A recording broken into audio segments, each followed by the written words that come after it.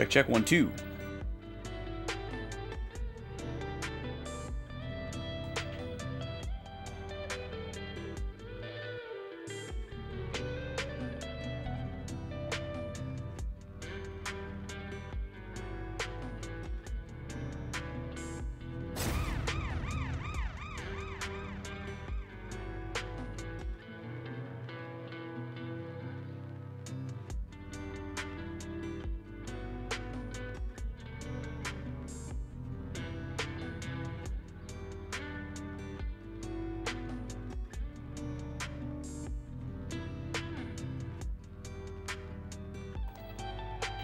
What's up, folks? How you doing, Alpha Shard? You're looking forward to this? I'm looking forward to this too. Oh, my phone is not muted. Here we go. It's better. Started hearing myself in the other room. That was weird. I'm eating a banana real quick. You're doing well. Good to hear. Guys, we hit a sub goal. That must have happened... I guess it probably happened on Tuesday. It might have even happened last week. But I was not paying attention. I apologize. We hit a sub goal. I wish there was a way I could tell the thing to, like, set off a special alert when that bar got filled up. But it just pops up on screen to show the current count, and that's it.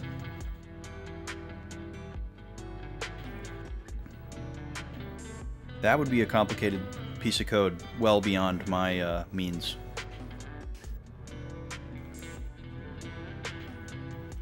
The Suikoden II tier request? What do you mean, Alpha Shard?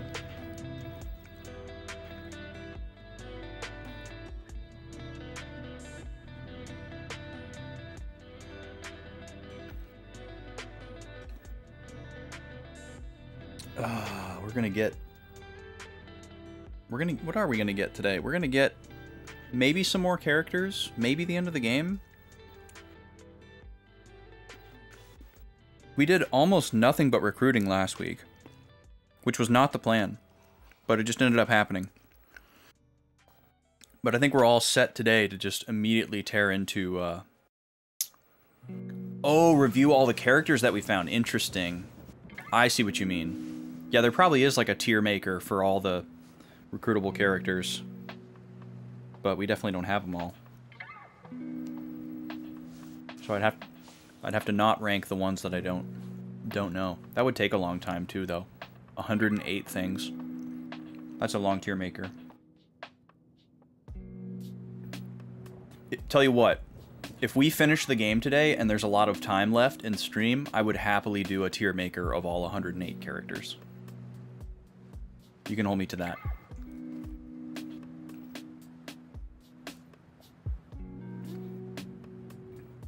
Or if that ends up being, like, next week, you know, if we end up just playing the game all night tonight and then next week we beat the game and there's a bunch of time left. Same offer stands. Sorry, I'm almost done with this banana.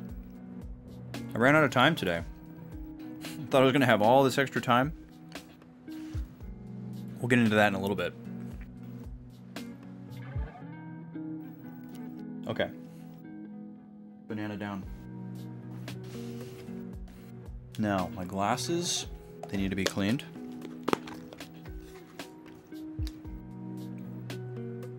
Nima's here, she's ready. She's had her snack. Puppy's got the most exciting meal they could possibly get today, which was regular food plus supplements that they get twice a week, plus monthly heartworm meds, which you would think would not be exciting at all, but we have them tricked so good. They think getting their heartworm meds is like the biggest treat in the world. They get so excited, they start drooling, waiting for us to tell them they can eat it. It's so funny.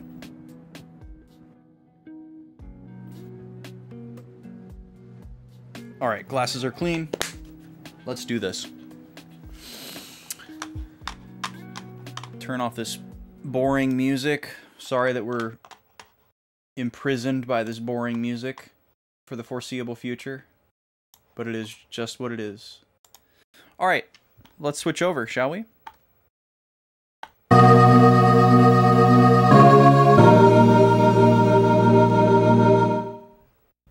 Greetings, salutations. We're on file 2 today.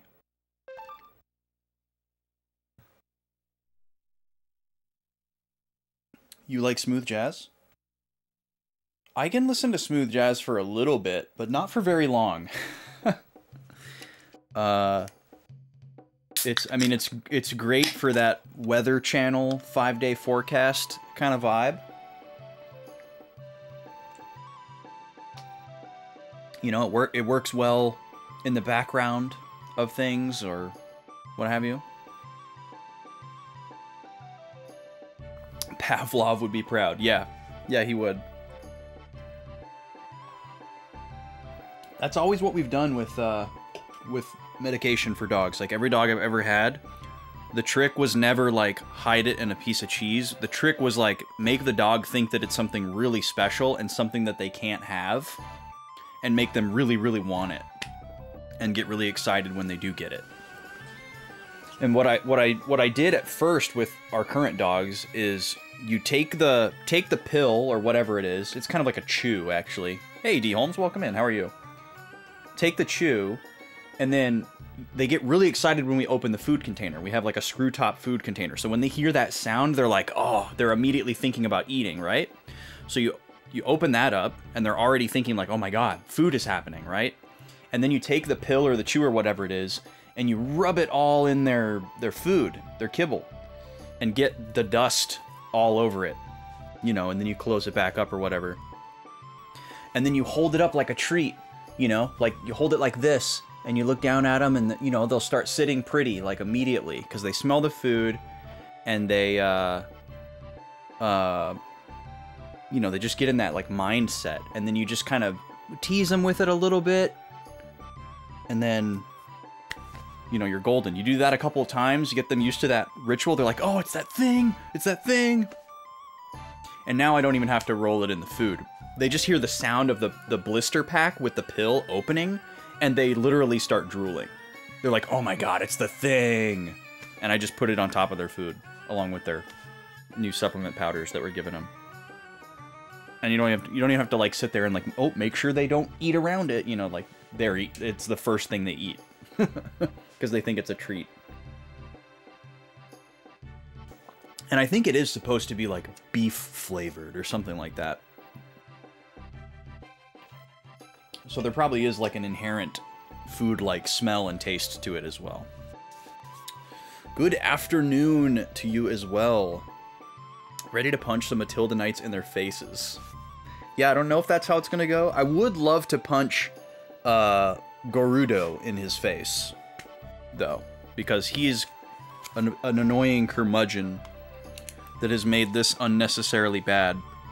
This game would already be over if he would have acquiesced. Yeah, we'll start a new section right here. Today is 2/9. It's my cousin's birthday today. Third most punchable character in the game. Interesting. Gotta know who number 1 and 2 are now. So the tier list contains non-recruits, so just like random NPCs, I guess. That makes sense. Well, I'm sure most of those we met. Luke and Jess. Okay, that's fair. Jess, I could definitely see. Luke doesn't bother me as much as he does y'all, but I totally see why he bothers y'all. Oh, that tea tastes so good.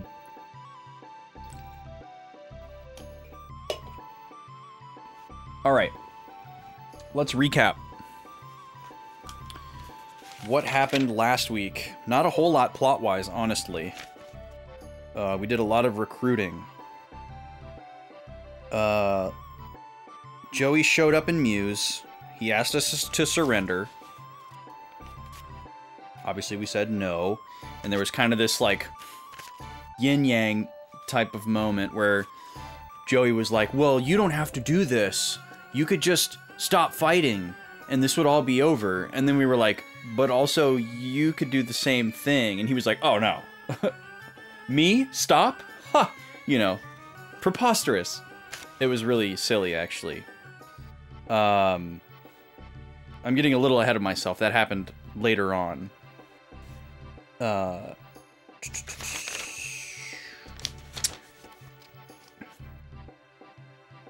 Yes, Joey had recruited Lucia and the Karayans. We don't know why they trust him so much, but we did the field battle. Joey, Colgan, and Seed abandoned Lucia and fled into Muse during the field battle, which was really strange and odd and dishonorable. And then we subjugated Lucia, chased her into Muse, found the place overrun with the Gold Wolves, and fought like 2 or 3 of them before we realized, oh, we don't have to do this. Oh, sorry, there's an automod grab. Let me grab that. I really wish my main thing that I use to monitor chat would show automods. Maybe there is a setting where it does.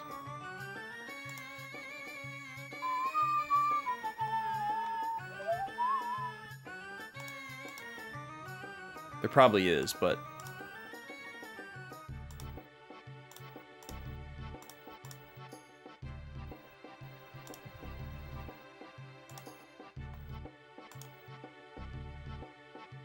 I don't know. I'll have to dig into it some other time.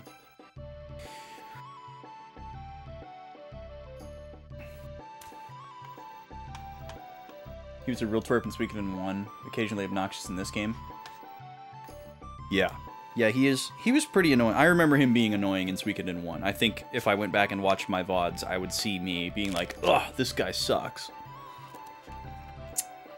Okay, the Golden Wolves that were all over Muse are remnants of the Beast Rune, which was handed down to the Blight Clan. That's what we saw Luca use to destroy Muse the first time and kill everybody.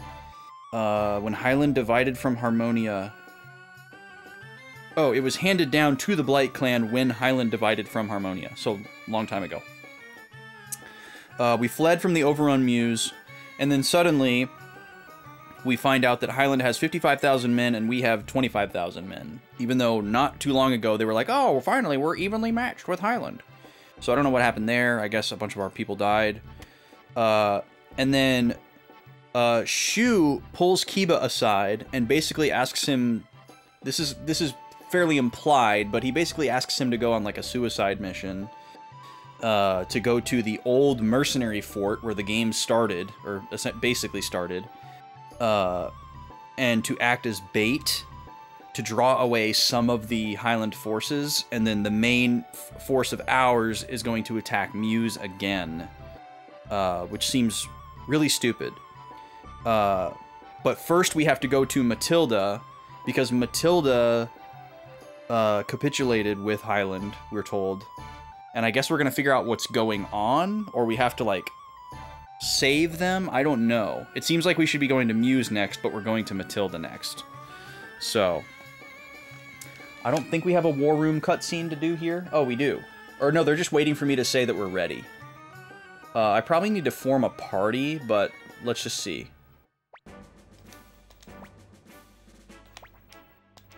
Let's go to claim our victory! Let's get him, yeah! If this just sends me into a mission with 2 party members. Okay, it's a field battle anyways, alright. No music this time. Matilda is just ahead. If the enemy is going to show up, this would be the place. And they teleport. Just as I thought. Leon Silverberg isn't here. So it was a decoy. Troops, encircle them and attack. If we can rout the Caffeine army here, we've as good as won. Haha, there they are.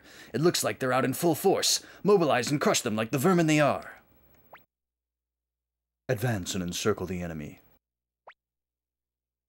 Advance, knights! Fight for us now and you'll be rewarded handsomely. Yeah, so is it based on the battle? Like, if I reload this battle over and over, will the music always fail because of the battle? Or is it just each time we do one of these battles, there's a random chance we get music and a random chance we don't? Does anybody know the nature of this glitch?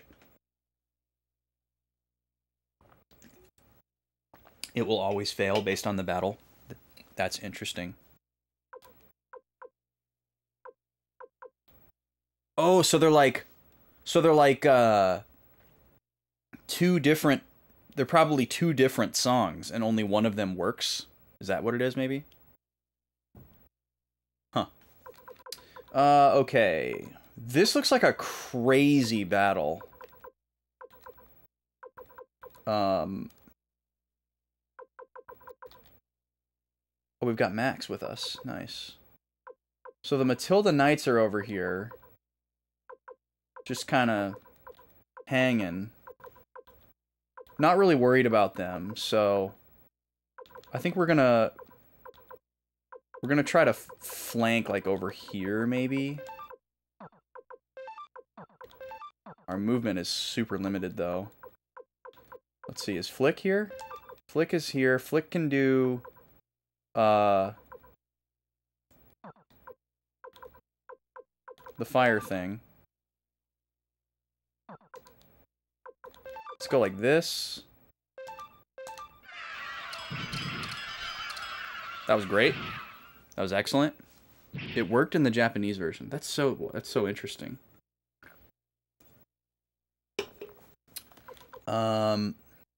And then Ridley, do you have a ranged attack? I don't think you do. Okay, let's go like this.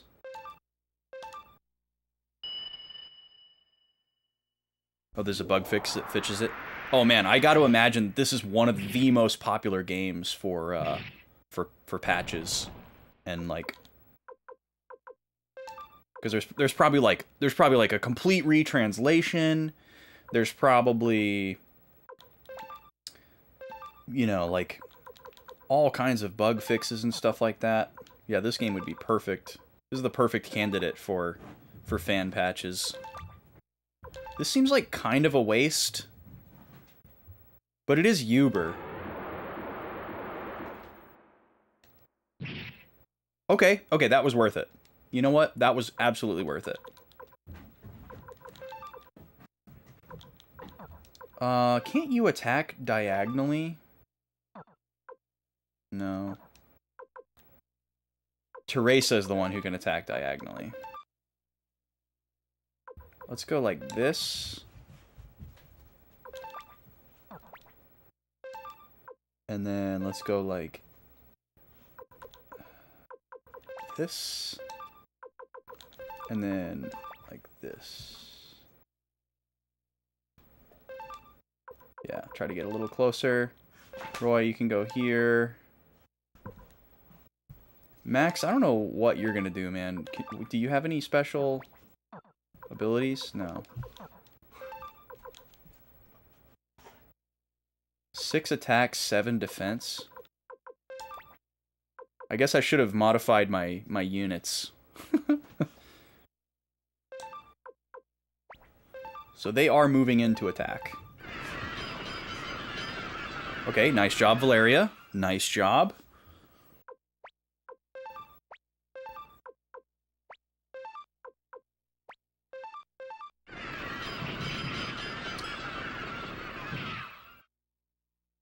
That was not good.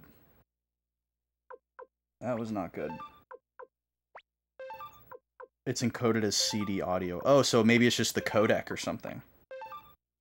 Or the file type.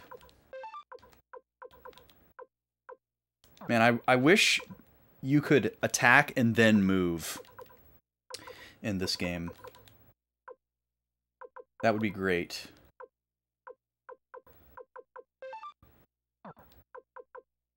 So here's what we're gonna do. Valeria's gonna move this way.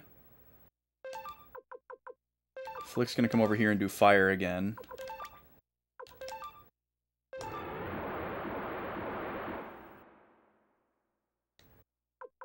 That's a shame. You need to get out of here.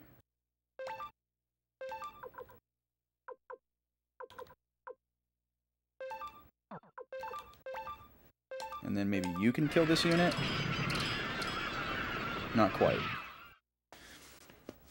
Yeah, it's a shame the way they did the Final Fantasy ports to PlayStation.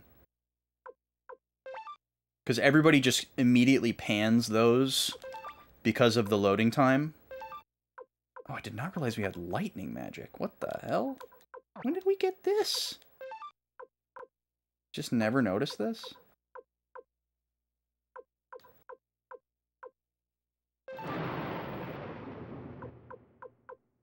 Nothing happened.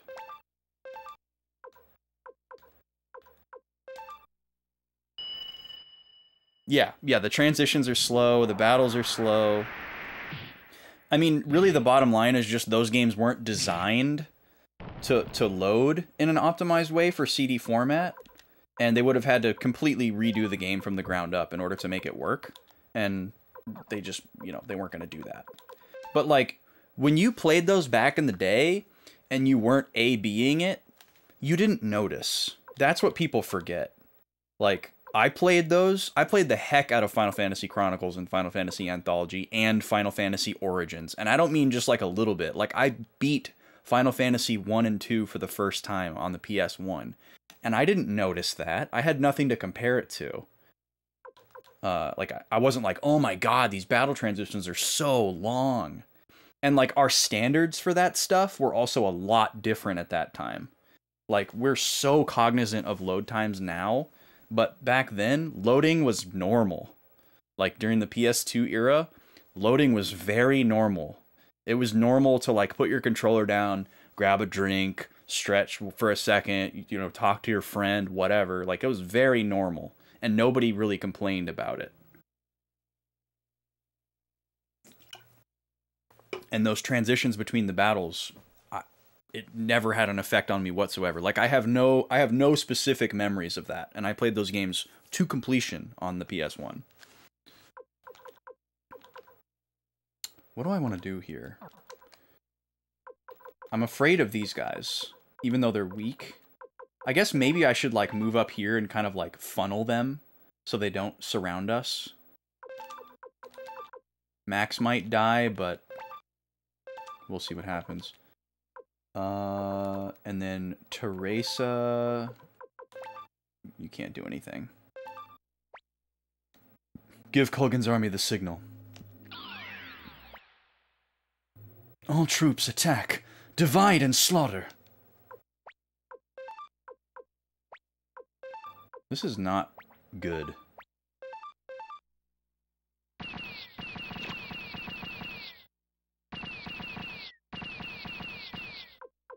Okay, that wasn't too bad.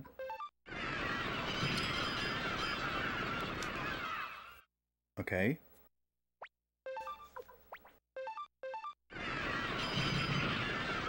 Yes! Make him regret it.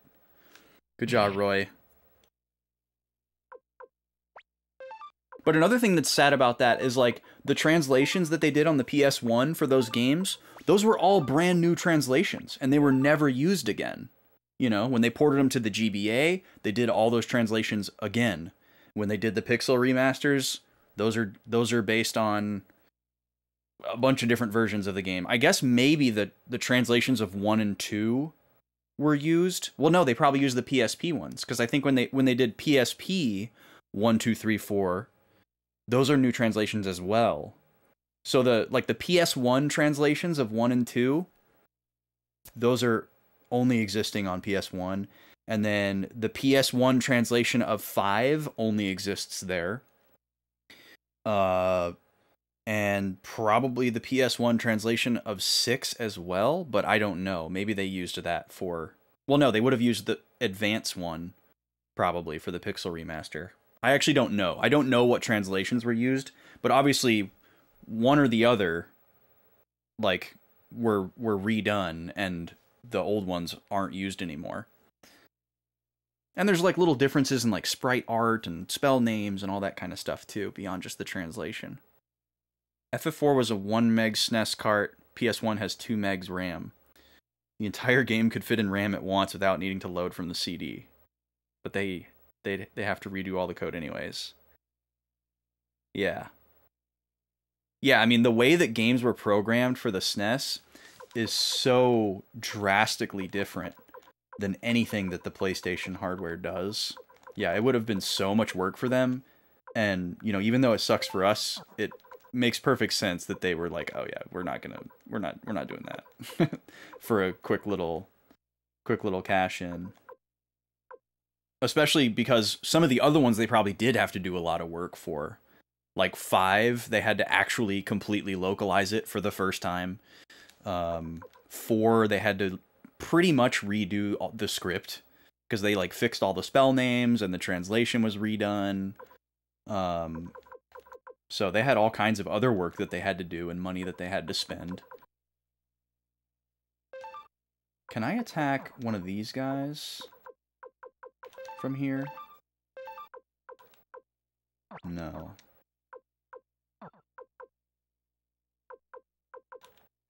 I don't want to spread out too much.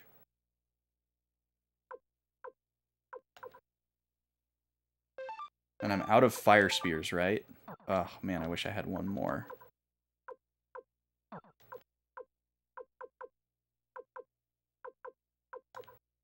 I think I should use Teresa to attack Uber here and hope for the best.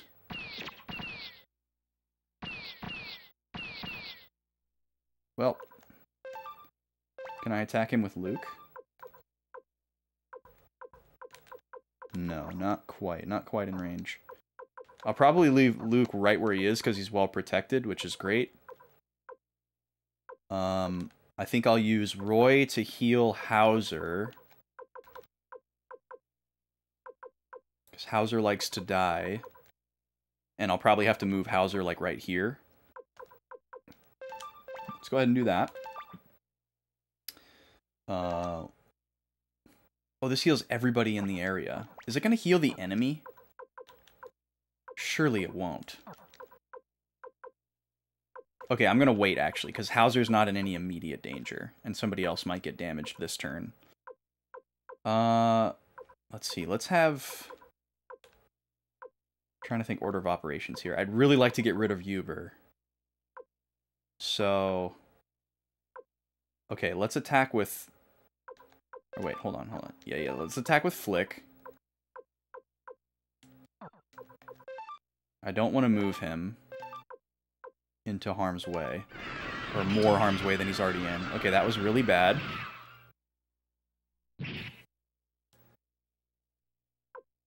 Now we'll try with Valeria. Dang.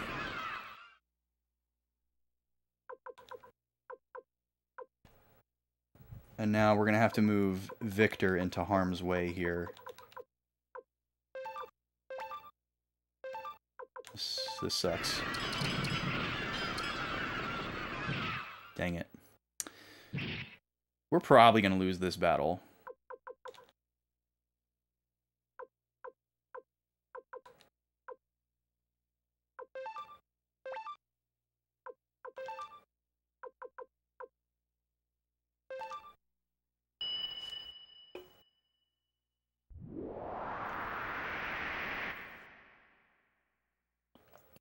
Sweet, nice job, Luke.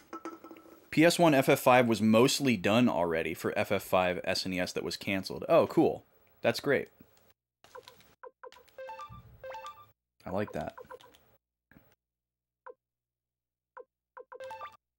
Okay, we only had one of those lightning magics. We gave it a shot. Didn't work. There we go! Thank you, Ridley. Okay, we needed that so bad.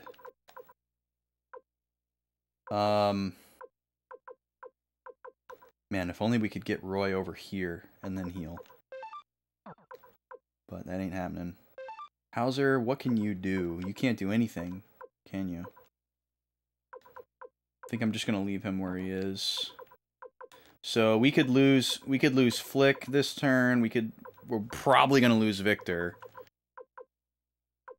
But worst case scenario is losing both of them. And then Max, what do we want you to do? Actually, maybe...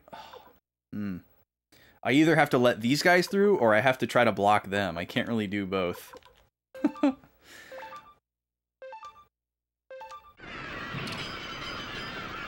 Well, so much for that. You wish that Square Enix would stop being confusing, saying how they'll focus on AAA, and then give us visions of mana. Yeah, I can see why people are frustrated with them. I stopped caring about what Square Enix is up to a long time ago. So I'm glad I'm not as plugged in to all that. Unless it's Business Division 3, unless it's Team Asano. Like, I care about that specific arm of Square Enix and what they're doing. But that's pretty much it. Okay, nice. We got a crit with Roy. That was huge. Are we gonna have Hauser do anything? I don't think so. I think we gotta keep him here to keep him out of harm's way. I could move him down here, but then he could just get surrounded and die.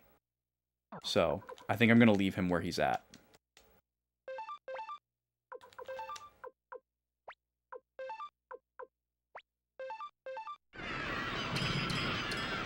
Okay. We'll take that. Yo, 9, how are you? Nice to see you. Hope you've been alright.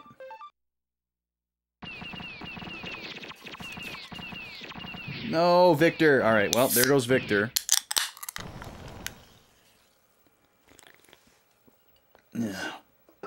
They got me.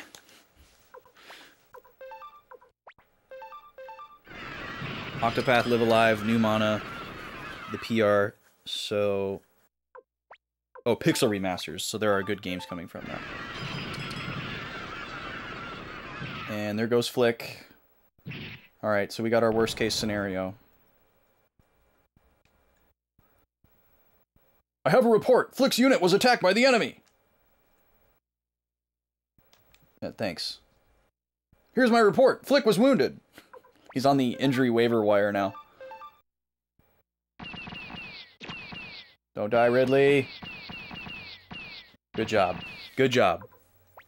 Yeah, I love everything that Team Asano has done. Except, well, there was, I think, did they do I Am Setsuna? Because I didn't care about that game at all. More enemies have appeared at this rate. And then what was that other Square Enix RPG that came out in like 2016, 2018? That one wasn't Square Enix. I think I'm getting it mixed up with something else. There was another one that was right around the same time that had kind of a similar vibe, where it was just like a mid JRPG. Rotom Saga. What's up, Gooby? Gooby, you've been streaming, dude. How you doing? You been practicing speedruns for some event? What's that about? I've been poking my head in every once in a while when I can. What was the other one? What was that other... There was another game that came out like right around the same time as I Am Setsuna that like classic JRPG fans were like getting a little bit feral for, and it was mid. I can't remember what it was. Something Sphere. That sounds right. No, not Odin Sphere. Odin Sphere is totally different. That's Vanillaware. And they did a remaster a few years back. That's not what it was. No, I think it was called Lost Sphere. I think that's what it was. And Sphere might have been... Wait, is that something else? But I think you're on the right track there, Alpha Shard. Life situation lets you stream more, and your energy is up to do it. Nice, glad to hear that, dude. It's time! Attack! Oh, we got some reinforcements. Why are they so far away? What? Reinforcements? We've been outmaneuvered. But we can still save our troops if we order Kogan to pull back before he's surrounded. Then we'll have all our forces retreat. And that's the signal. Retreat! Okay, so this was like a survive for a certain number of turns kind of battle. I love how those two little dudes showed up and scared him away. That's so funny. It looks like they're retreating. But whose army was that? Okay, Lost Sphere. That was the one. That was totally it. Barbara? What was that good, Mr. Shu? Or wait, was that good, Mr. Shu? Excellent. Wait, Barbara was the reinforcements? Barbara! And... You're working us too hard, Shu, to make us come all this way. I apologize, but you did perform admirably. Your task is done, so please return to the castle. So wait, you're telling me... you're telling me that these two ladies walked out of the woods and they were like, retreat! We've been outmaneuvered! I mean, that's pretty cool.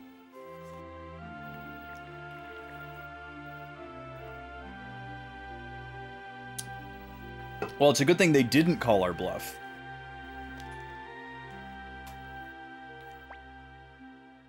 I was a little scared, but it was quite fun, too. Pah! There's nothing to be scared of with me around. Lord Roy, we should also return to Greenhill to rest up for the next round. Can we find out if Lord Kiba died? What about his, like, final mission there? Lord Roy, we've been waiting for you. I will now explain our strategy for taking Rockaxe Castle. Lords Ridley, Hauser, and Teresa will assemble their armies and deploy immediately. When the enemy appears, I want you to do your best to lure them away from Rockaxe Castle. Yes, sir. When the enemy takes the bait, Lord Roy will covertly lead a small army into Rockaxe Castle. How do you mean, covertly? During the last battle, some of the former Matilda Knights entered the castle posing as Gerudo's men. On our signal, they will open the gates to let you in. And then? Lord Roy will enter the castle, ascend to the top floor, and burn down the enemy flag and replace it with one of ours. What's the point of burning down one flag? The Highland Army has overextended themselves. They have taken the knightdom by force, but their control over them is weak. They'll think the castle has fallen, and the knights will give up. The tide of the battle will then turn in our direction.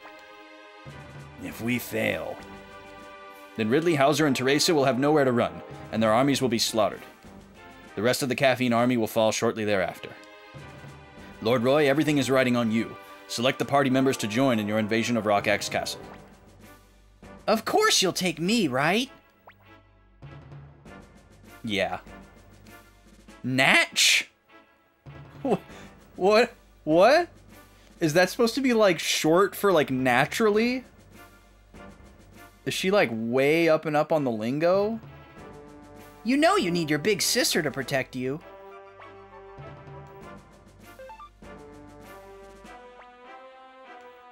And select the other members. It is? Wow, I'm surprised that they went with that. I mean, I'm into it, but would not have expected it. Okay. Let's see. Ailey.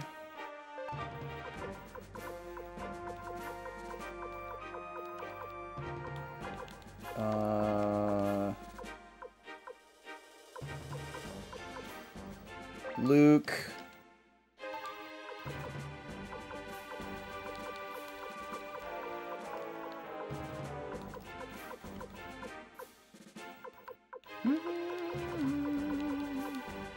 And then who is our last two here that we want to bring? We got a couple options based on who we've been using.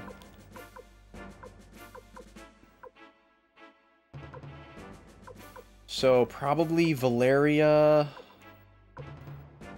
and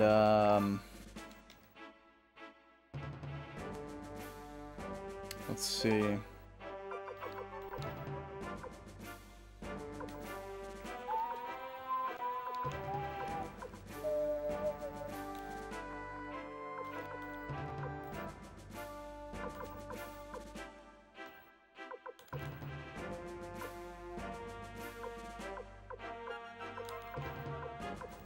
I like Camus and Miklatov a lot, but they're too far behind now in level.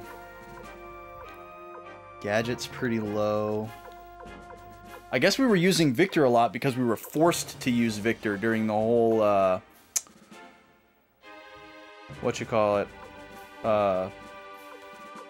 God, I can't even think of his name. Vampire guy. Arc.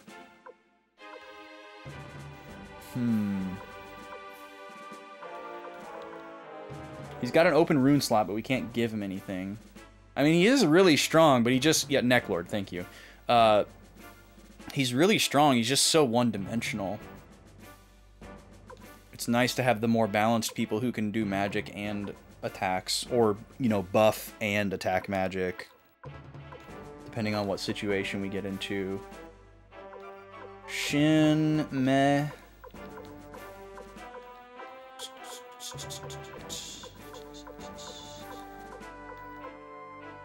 I mean, people catch up in level really fast, too. So we could bring one of these lower characters. And they'll catch up real fast. I guess we could bring Anita. That'd give us one more Unite.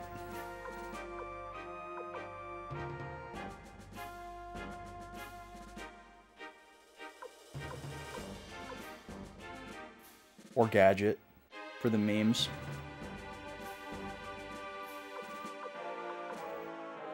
If there was a way to, like, draw aggro, Gadget would be the best character in the game.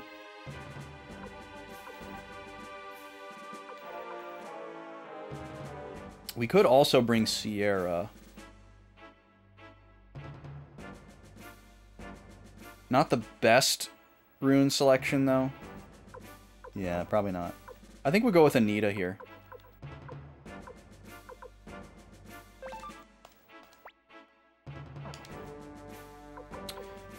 And then, let's see, we'll go like this. There we go.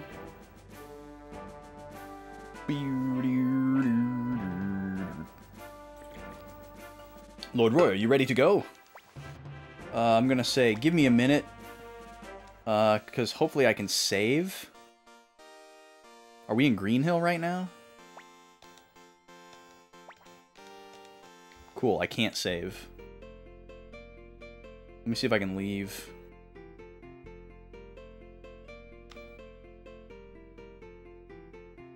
Oh, this isn't the end.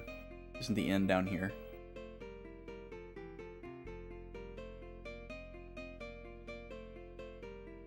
Oh no, it's an item shop. Oh, here it is. Here it is.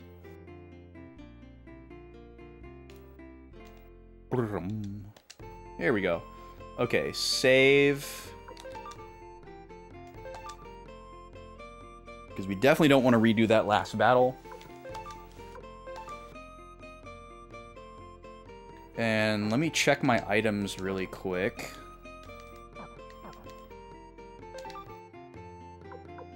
Let's see here. Make sure nobody's like naked or anything.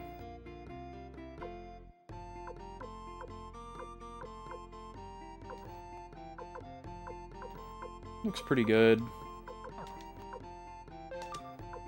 Everybody's got all their rune slots filled.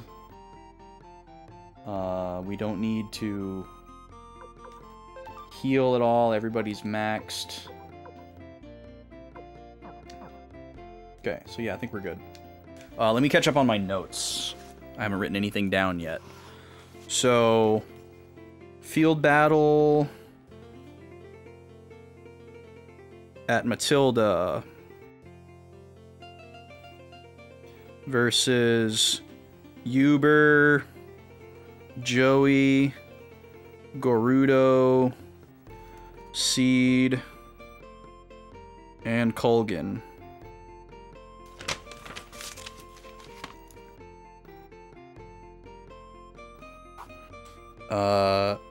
Had to survive a certain number of turns. Why does this sound like a Christmas song?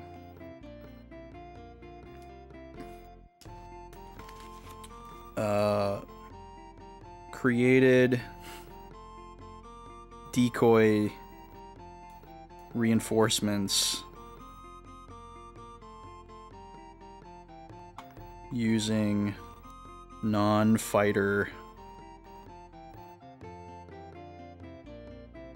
recruits. That was kind of silly. Next goal is Rock Axe Castle.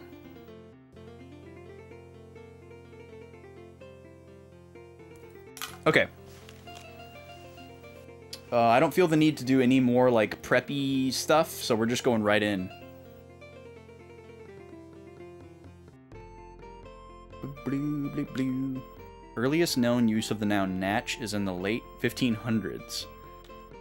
Oxford English Dictionary's earliest evidence for natch is from 1570 in the writing of Peter Leven's lexicographer. Now, did it have the same meaning?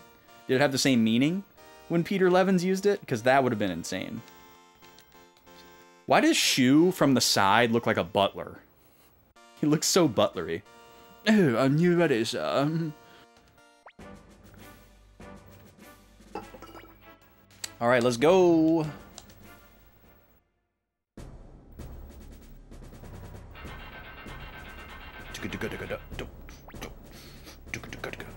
Persistent bastards. But if we can get them to overextend themselves now, we can take them easily next time. Okay, let's go. Hurry up, Matilda Knights. Oh, the fasties. So we drew them out with our main forces, and now we're going to try to sneak in. All right, give the signal. The signal is a whistle. And these guys are on the inside, and they have, like, defected to help us. Okay, you guys head in there and do your best to avoid detection. Yes, sir. Lord Roy, there isn't much time left. If the enemy returns before the flag is destroyed, the Caffeine Army's fate is sealed. We'll follow when it's safe, Lord Roy. We'll follow when it's safe, Lord Roy, but please find the flag as quickly as possible.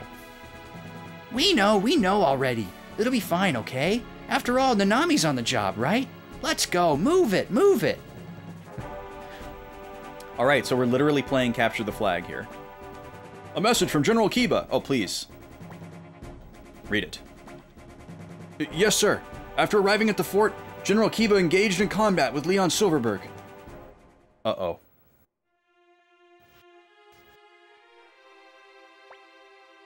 Stand your ground. Don't flinch. Every minute we hold out brings us closer to a victory for Lord Roy. A victory for the Caffeine Army.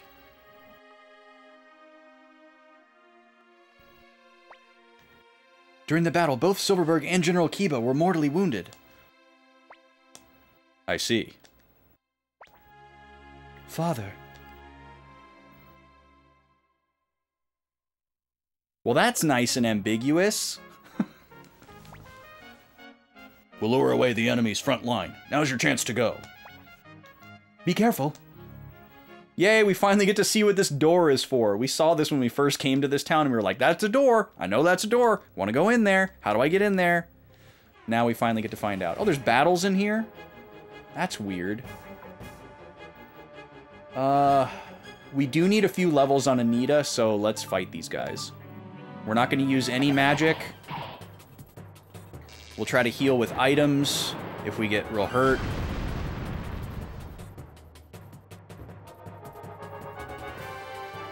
Chickens. Oh god, they are cockatrice, aren't they? They can turn us to stone. Great. Okay, this is not a good idea.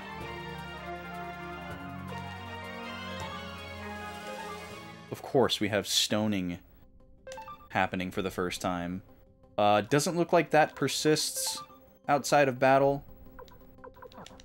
Well, that's not good to grind against. Natch is used to indicate that a particular fact or event is what you would expect and not at all surprising. Interesting. Which is the same meaning as, like, saying naturally. So is that just coincidental, or is it actually derived from naturally as, like, a cool shortening? That's so weird to think about. Oh, we can go left or right.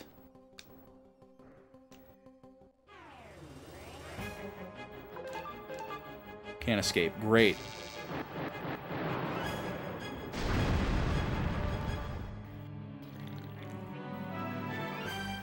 If they could inflict stone, but we could get rid of them in, like, one attack, you know, then it would balance out. But we didn't even kill one of them.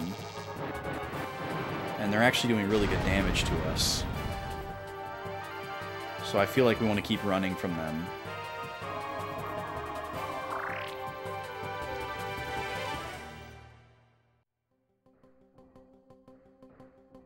I'm gonna go back this way. Might be a chest room. God, I'm good.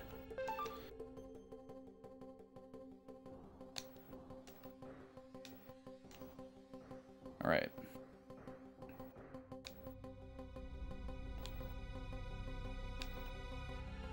Why is Gerudo keeping all these birds in the cellar? Yeah, I mean, if this is like your secret escape route, why would you want it to be littered with dangerous creatures? This is strange.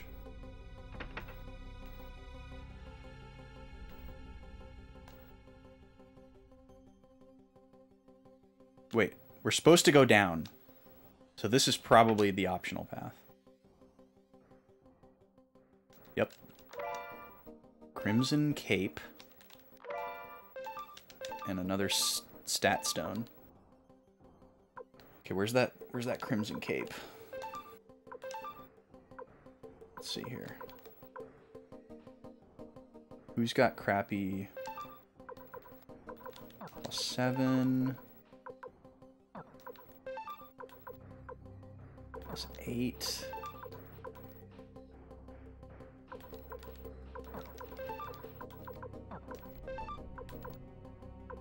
+9. Alright, we're gonna give it to Anita. She's lowest level.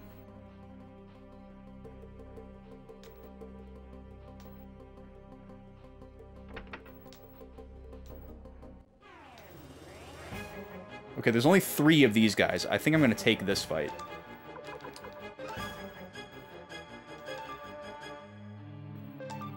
And then we're gonna go all out.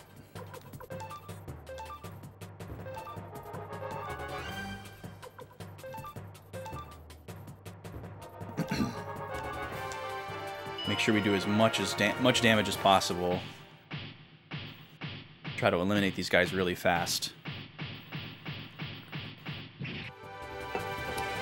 Okay, there's one.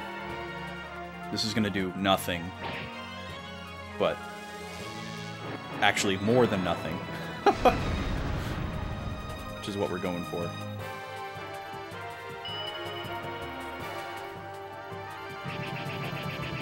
Is that a Gobi?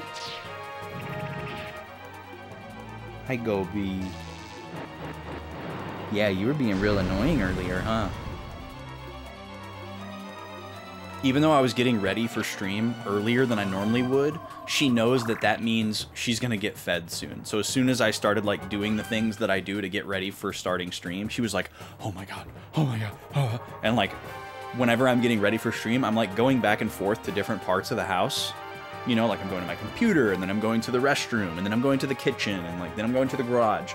And she's always following me to all those places, because she knows that as soon as I'm done with all those things, it's dinner time, and she's not gonna miss that moment that I'm like, okay, come on. And I get so annoyed, because she's like underfoot the whole time. Medieval day people already knew the English language was complicated, and they wanted to shorten it. That's really interesting to think about. Also, welcome in, Sen. How you doing? Hope you're having a good evening.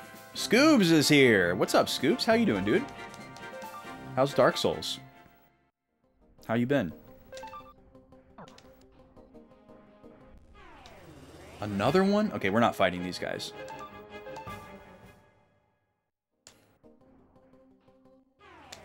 Another one. Oh my god, these guys look even worse. Hippogriffs. Okay, well maybe they don't turn people to stone. Let's see what we can do here. Instead of doing Unite, let's do 2 Falcon Runes. That's probably smarter. Yeah, because that's overall 4x damage versus 3x. That makes sense, right?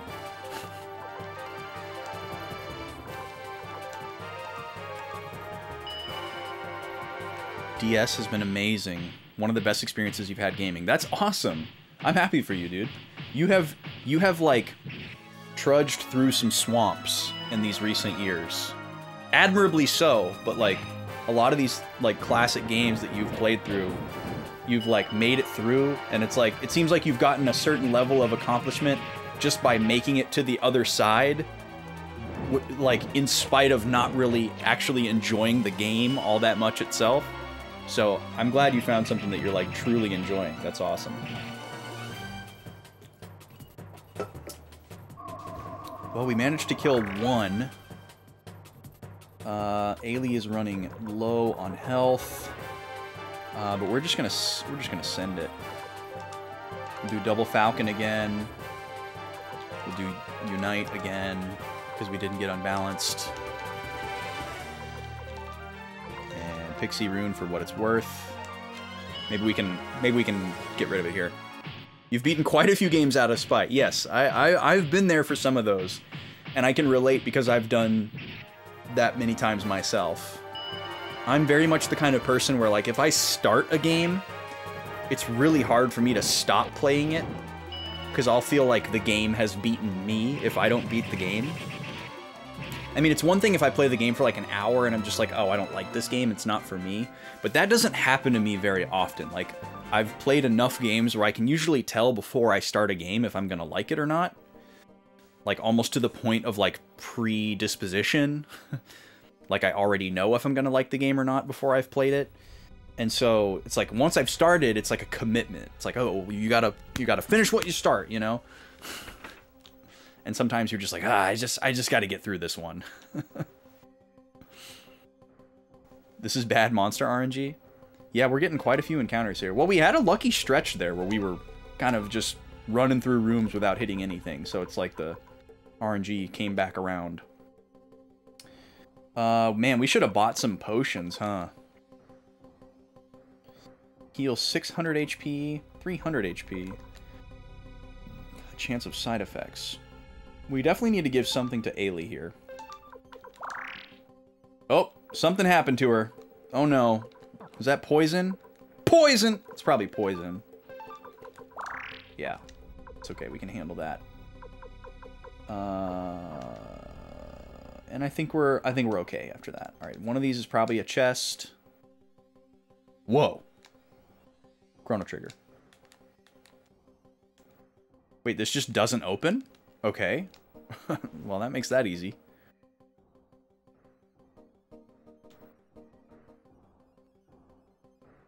You couldn't beat 7th Saga? I've heard 7th Saga is really hard. Like, absurdly hard. Uh-oh. M. Nights. M. Night Shyamalan? We can take these guys. These guys are weak.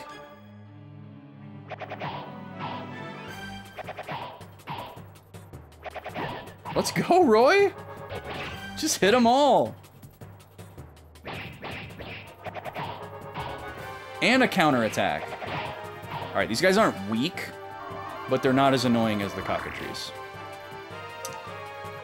Let's do Falcon, attack, Falcon, attack, Pixie, attack.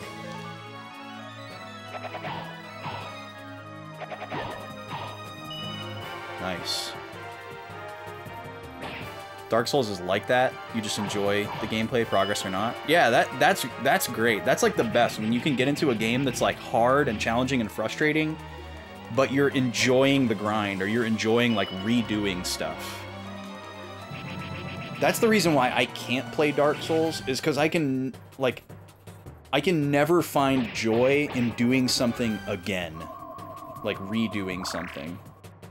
It just will never be enjoyable for me. Like I get through Mario games, and you have to redo a lot of stuff in Mario games, but I don't ever, like, derive very much joy from it. Like, the only joy is when you learn a little bit more to get a little bit farther, which I realize is the same thing as Dark Souls, but it's just, it's too arduous of a path for me.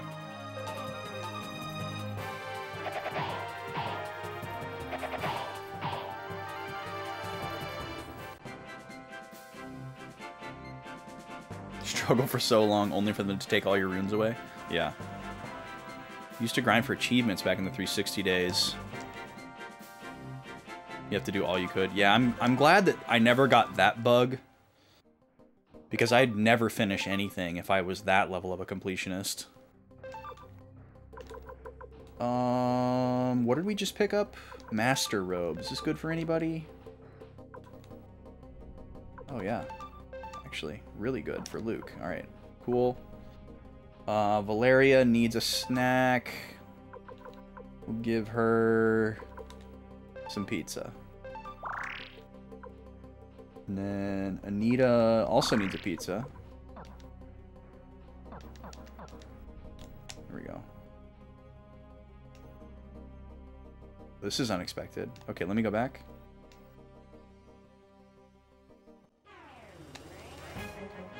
Okay, these guys we can definitely auto.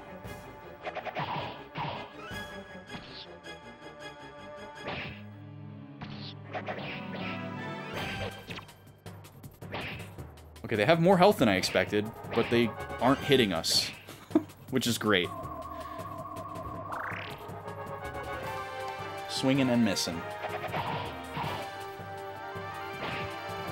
Yeah, the pixel art and the animations in this game is really, really top-notch, Scoobs.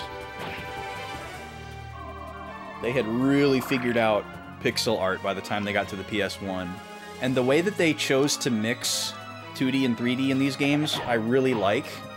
Like, instead of going like the Final Fantasy route and having like the hand-painted backgrounds, which is totally its own thing, and I love that to death. Like, these are more straight 2D, but like these battle environments are 3D, and every once in a while you run into an environment that's like 3D-ish. But for the most part, it's all 2D. So it has like a classic SNES look at a glance, but then when you like look closer at like how many frames of animation there are and all that stuff, it's like, oh, this never would have worked on the SNES. So it's a cool look. It wasn't like, it probably was perceived as low tech at the time, but it ages differently. I don't want to say it entirely ages better, because I think that's a little unfair, but it's probably true. But it definitely ages differently. Postmodern, interesting descriptor. I don't think I could agree or disagree with that assessment. Okay, it's locked. Perfect. So there keeps being this, like, kind of illusion of multiple paths here, but it's just one. We're running from that.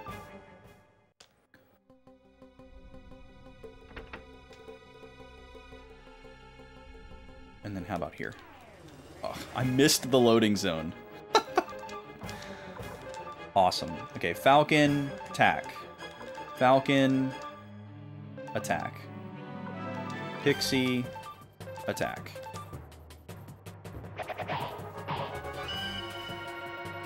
You can't play classic FF7 without mods anymore? Yeah, I think there's probably a lot of people that feel that way. I'm not one of them. I absolutely love the way that the PS1 Final Fantasies look, always and forever. I'm a purist. I don't ever want to play them modded. I think the only mods I would be interested in playing for those games would be like retranslation of like the text in the script. And that's it. But I wouldn't want any graphical changes. I just have so much like emotional attachment to like how those games look and feel. I don't want to change it. Okay, same gambit.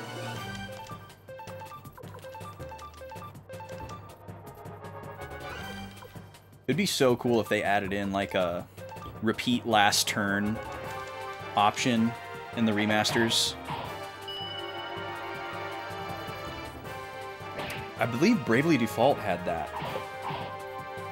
Where you could just say, hey, do the same thing that we did the last turn, or something like that. It's comical when Cloud turns into 3 pixels. Is that like on one of the screens where there's like perspective and you're like way at the other end or something like that? It's like a yellow pixel, a purple pixel, and a black pixel. Yeah, I think some of the mods look cool. I just like the original so much. And I like playing it on the console. Like, that's such a big part of the experience for me. Okay, what's down here?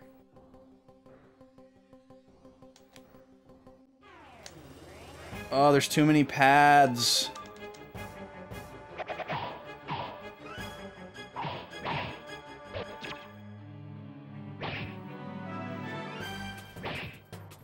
Jeez, that's a lot of damage.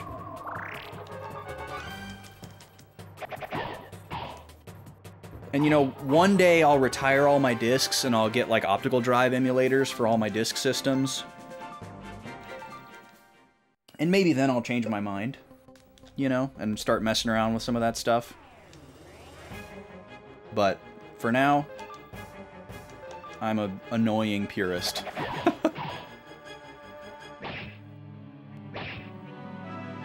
Yeah, and that's totally valid, Alpha Shard. That's totally valid. But, like, I like putting the disc into the system. I like watching the startup screen. Just the whole everything. I love it so much.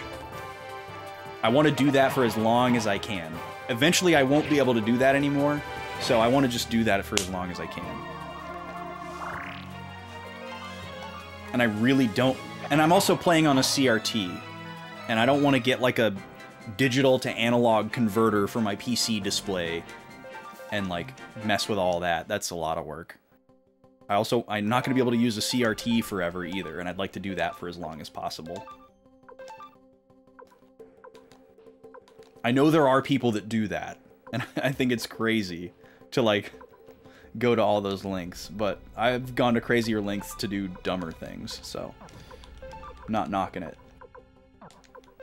But it is funny to imagine, like, modding your PC to output 4.3 to a CRT, and then routing your PlayStation 2 controller to the PC just so you can, like, play a modded version of OG FF7 on your CRT. But more power to him. More power to him.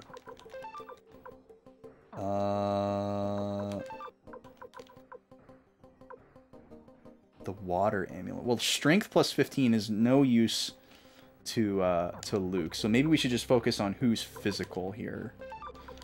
Let's see. 9. Yeah, we're gonna give this to Anita as well.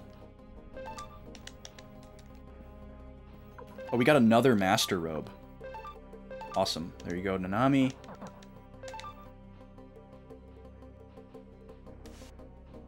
The old ET game. Oh my god. Yeah, legendary. Absolutely legendary.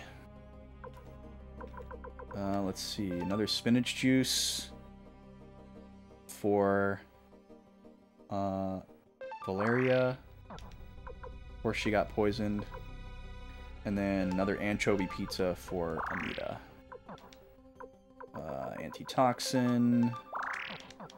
There we go. You can't completely replicate the exact CRT look on modern monitors. No, you can't. You absolutely can't. It's 100% true. Like, I use a RetroTink 5X, and you can get really close, and it looks like the 4K RetroTink is going to get even closer, but it'll still never be the same. Like, the scan lines, great, but they look terrible on stream. Don't use scan lines on your stream, people. Please don't. It doesn't look good. They're so hard to scale properly. And then on top of that, like, just the nature with which the light comes out of a CRT is just not replicated by a modern display. Like, you're only going to be able to get so close.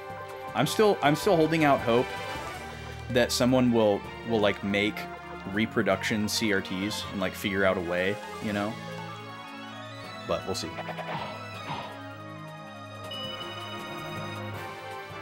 Yeah, I'm definitely going to use this CRT until it breaks. Until it dies. Because it's a great one. It looks phenomenal. It has all the best features that it could possibly have. It's a good size. There is one company. If you could drop a link in the Discord, Sen, I would love it. I don't know if you're in the Discord. But if you drop it in the chat, I'll lose it. Or I guess if you're not in the Discord, you could whisper it to me. What am I using? This is an Insignia from like 2004. So like one of the latest ones you could get. It has a component port. It's like not like a flat screen, but it's very minimal, like bubbling. There's a little bit of bleed area. It's not like one of those like widescreen CRTs. It's still like proper 4:3. It's got a good number of like inputs and everything like that on it. But yeah, the fact that it has component and that it's like a really, really late build is really awesome. And I think it's like 21 inches or something like that. It's not like the biggest CRT you could get, but it's a really good size for this room and this distance.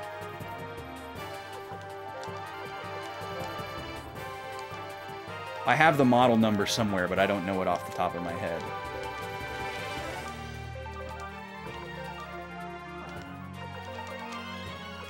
I guess I could walk over there and look at it during the ad break or something, which I do need to do.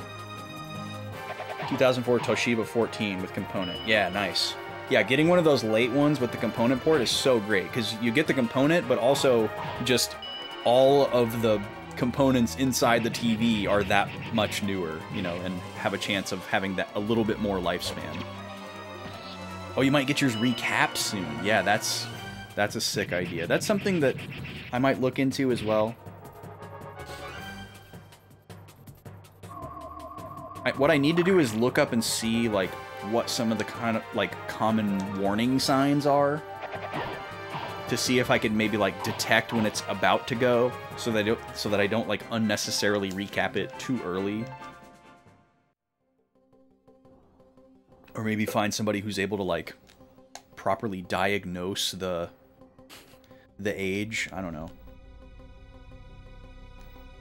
All right, I think we probably missed something, but at this point I don't care. We're just going.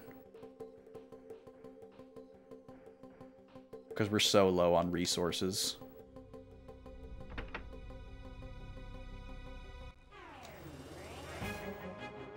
And I know I don't have to take all these fights, but I want the experience for the fights that aren't super scary. So we're gonna keep taking the small, doable mobs.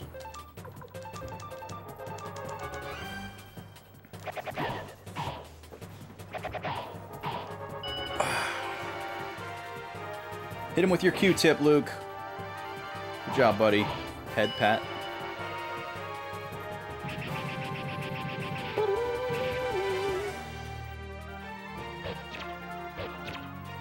Nice. He's gone.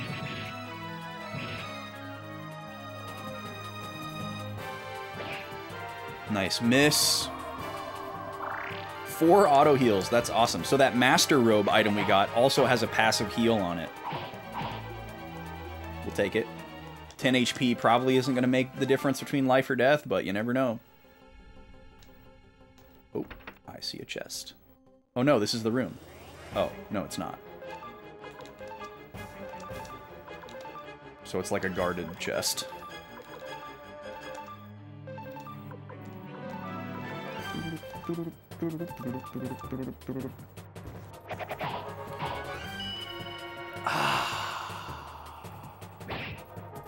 Oh, so I forgot to tell the story of the day. Now that everyone's trickled in. So I was planning to start stream at 4 today rather than 5 because I had off work today, which is really nice. I had to get some work done on my car, which always sucks. I've literally never had a good experience with a mechanic in my entire life. but it was, you know, very, very necessary. So I went to the place yesterday to just, like, figure out if what I thought was wrong was the thing that was wrong. But they weren't, if that was the thing that was wrong, they weren't going to have enough time to do the work because of how late in the day that I had to go with my work schedule. So that was like the plan when I made the appointment. And then after I made the appointment, I realized, oh, I have off work on Friday, so I could have just made an appointment for Friday and got the work done. So by the time I got there yesterday, I was like, hey, I can come in tomorrow and get the work done. So the guy does the diagnostic. It turns out that the exact thing that we thought was wrong was the thing that was wrong. They checked a couple of other adjacent things. Nothing else was wrong. So that was good news. So then the plan was for me to go in there today at 11, get the work done, you know, and then come back home and have like the rest of my day. Because I had like a list of things that I wanted to get done today before stream, and I was hoping to start earlier just for fun, because I'd like to, because, you know, gaming. So I get up and I go there at 11, and it ends up taking forever. My God. You know, like, I was expecting that it would take like an hour, like 90 minutes to do this job, which seemed very reasonable. But it seemed like these guys were just kind of taking it easy, kind of goofing off a little bit, you know? Like, I can see into the bay where they're working, like, while I'm sitting around doing nothing and waiting. And, like, a lot of times I'd look out there and nobody was near my car. My car was just there, and they're, like, standing over in this spot, or maybe they're standing over in that spot. Or, like, you know, there's a guy, like, eating some chips. Here's a guy just kind of, like, looking at his phone. And, like, the bay is, like, full of cars. There's, like, 6 cars. I'm there with one other guy who's waiting. But it's like, y'all know we can see you, right? So, I don't know. Like, you know, I slack off at work, too. Don't get me wrong. But, like, I don't know. It kind of left a bad taste in my mouth. And then, like, finally I was getting kind of, like, fed up. And so I was trying to, like, passive-aggressively, like, put out the vibe that I was feeling really impatient. So I was just kind of, like, walking around outside and, like, looking in the bay. And then, like, walking around in the lobby and, like, looking in the windows. Just trying to kind of, like, put the vibe out there, like, hey, I'd like an update, please, you know? Without being, like, a complete dick. And there was, like, shortly after that, they, like, brought my car down, like, off of the lift that it was on, and then the guy, like, pulled it out of the garage, and I was like, okay, cool, we're done. They're gonna come in, we're gonna check out, I'm gonna leave. You know, I'm gonna pay my exorbitant fee, and I'm gonna walk out the door. And the guy pulls the car out, and then that guy and my car just, like, disappear. And so I'm, like, looking around. My car hasn't been moved to any of the parking spots in the front. And I don't see the guy who left with my car. And so then I'm just like, what the heck? And so I'm like timekeeping. Like, okay, how long is it going to be from when they appear to have finished my car and then they actually, like, come up here and, like, ring me out and give me my key back? And it was like 15 minutes. And I guess I found out later, apparently the guy was, like, driving my car to, like, check the alignment. But I was just, like, kind of losing it at that point, because I'd been there for, like, 3 hours, and I didn't have, like, anything to do except just, like, sit on my phone, you know? And I'm just, like, sitting in this quiet room by myself. So that was where most of my day went. And then I came home and I had, like, one really important thing that I needed to do today at my computer, which was bouncing all the stems for our new album and sending them to the mixing engineer. And it takes a really, really long time to like make sure that the file organization is just right and that nothing's missing, and making sure all the faders are at unity and like all this stuff, you know, like you don't want to do it too quickly because you'll end up having to redo something. Because we're talking about like hundreds of stems, and you got to make sure everything's got the right name on it, goes in the right folder, you know, all that kind of stuff. And I did the first half of it last night, but I got really tired, and I was like, oh, I'll do the rest of this tomorrow because I'm going to have all this time because I have the day off. Well, y'all just heard how that went. So I had to make sure that I got that done. I prioritized that, and by the time I got that done, it was like time to go live. And I was like, okay, well, we're just going to start a little bit late because I still have like other things to do to like kind of like relax and get ready for stream, because I didn't want to like, usually like on a normal day I'm like rushing into the stream, and I was like, you know what, I don't want to do that today. Like, I have the opportunity to not do that today, so I'm going to take that opportunity. So we had a leisurely start.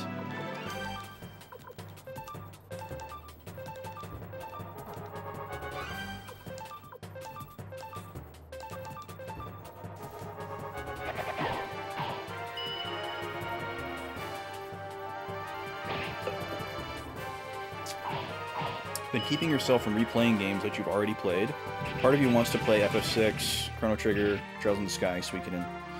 You're going to replay the remasters when it comes out. I think part of the reason replaying is fun, comfort of knowing what's going to happen. You can just sort of vibe with the game. Oh, yeah. Yeah, replaying a favorite game is like a completely different feeling and like emotional response that you can't get from playing a game for the first time. Especially if you're streaming, too. Like, there's a certain level of like stress and anxiety that comes along with streaming a game for the first time. Like, especially if you're like the type of person that doesn't want to look stuff up and you want to like figure stuff out, because you got to worry about people like spoiling stuff or backseating, and you got to worry about like, oh, well, if I get stuck doing something for too long, or people like really disinterested, or if I'm like playing a part of the game where I like really need to pay attention and it needs like all this concentration from me, am I like ignoring chat? You know, there's like all these things that go into it. But if you're playing a game you've already played before, pretty much all of that goes away. Because, yeah, you can just kind of like vibe with everybody because you know what's going on, you know where you're going next. And it's GG. So yeah, that plays into the urge that I'm constantly fighting to like replay games. Like, obviously you want that like nostalgia kick and that coziness of like the familiar. You know, that's a big part of it, but also like just in the context of streaming, it's like, oh, it'd be so nice to just kind of like casually play this game and I don't have to think about, you know, people backseating in chat or spoiling anything. And I always know what, like, or maybe you don't always know what's going to happen next because it's been a while since you played it, but, like, you know, if you forget something, you might not feel bad about looking it up because you know you've done it before, and you just get a quick little refresher, or maybe you just let chat help you, you know, whatever. Totally different. Yeah, I've been fighting the urge to just, like, stream Final Fantasy games for like 2 years. I want to do it so bad. I've been wanting to do like an FF7 playthrough and an FF9 playthrough for a really, really long time. Like down bad. I want to do like perfect file, lore run, 100% type playthroughs.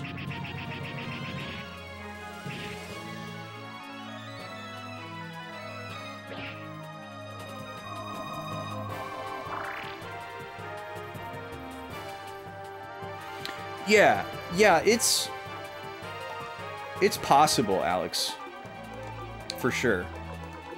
It definitely has a different vibe. Like, I don't mind fun facts on a game that I've already played. But even like straight up backseating, like,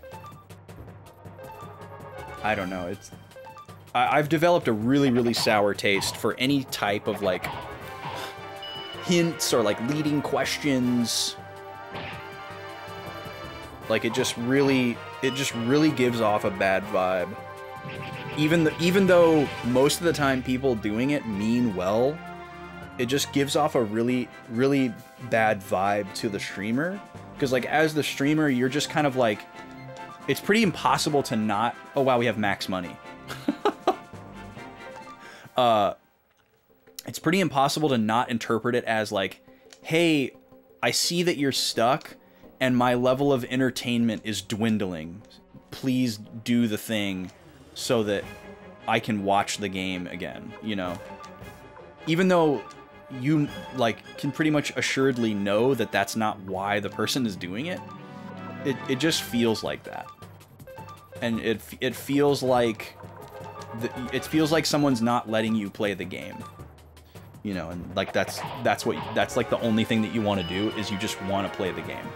Yeah, and, like, people want to help. They want to be helpful.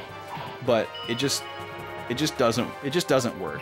There are some streamers that don't care, and they're just like, oh, cool, thanks. But pretty much everybody that I watch and have encountered is not a fan,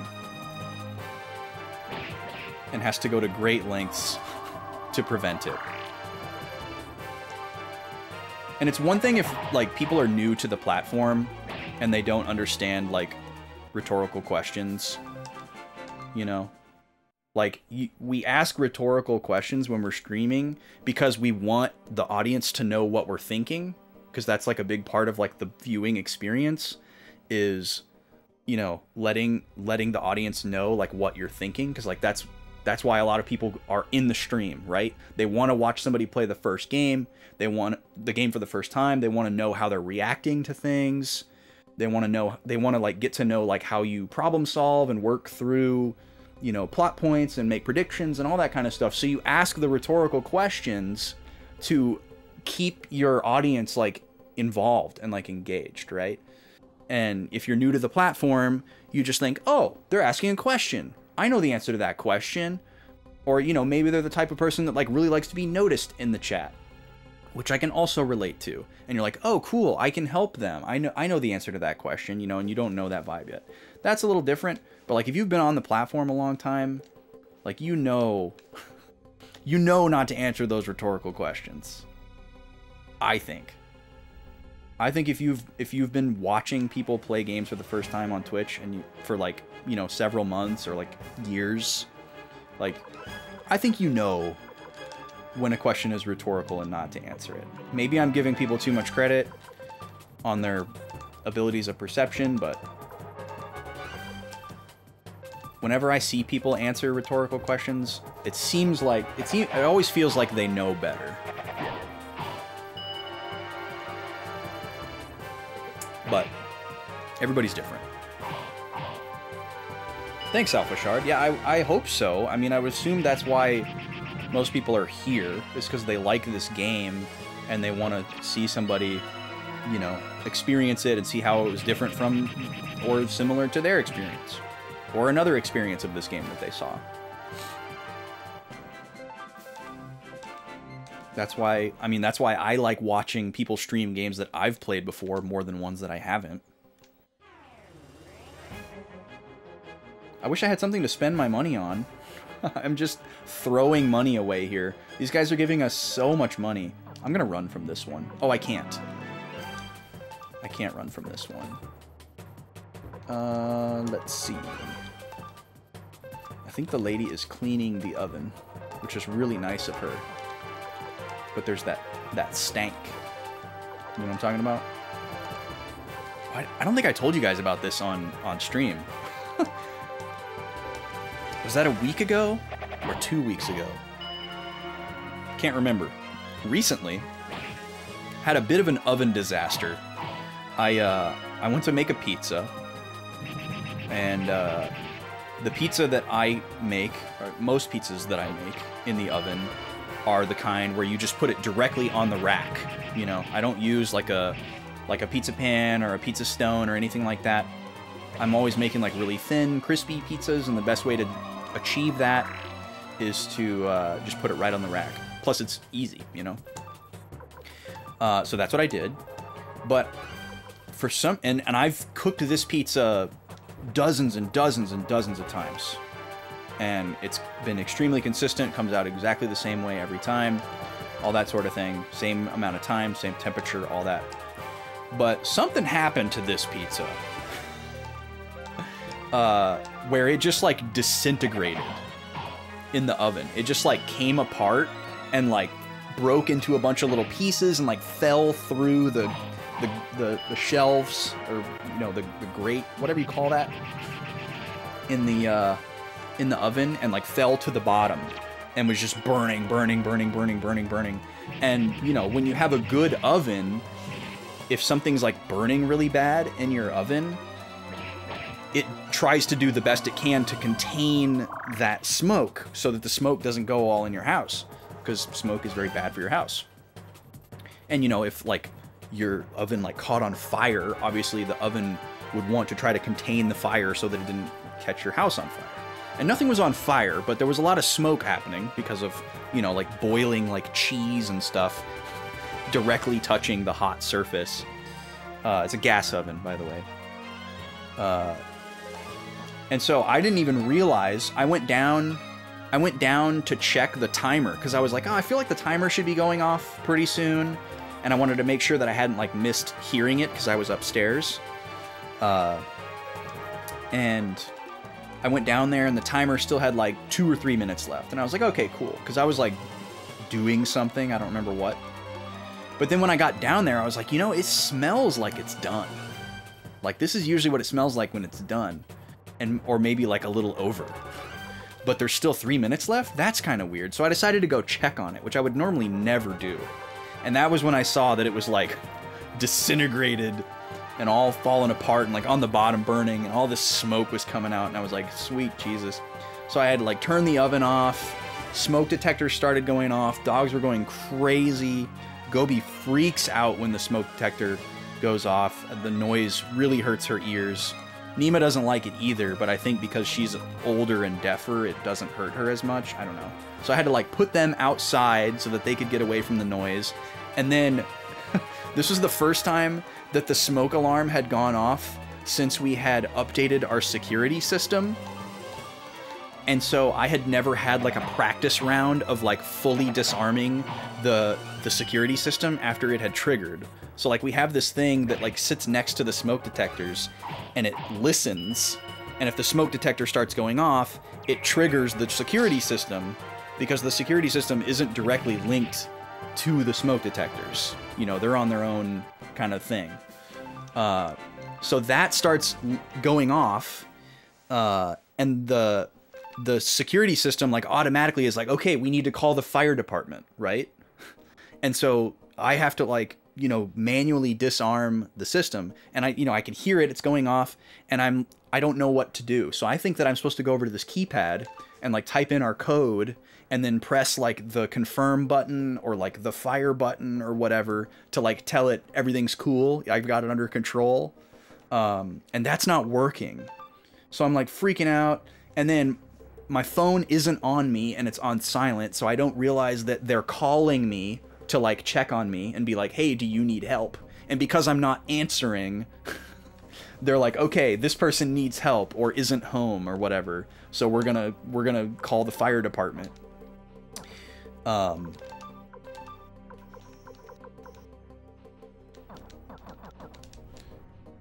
So that was happening. Sorry, I had to use my brain for a second there. Okay, we're running from this one. Oh, couldn't escape. Come on, man. At least we're dodging like crazy. Please. Oh, couldn't escape? Really?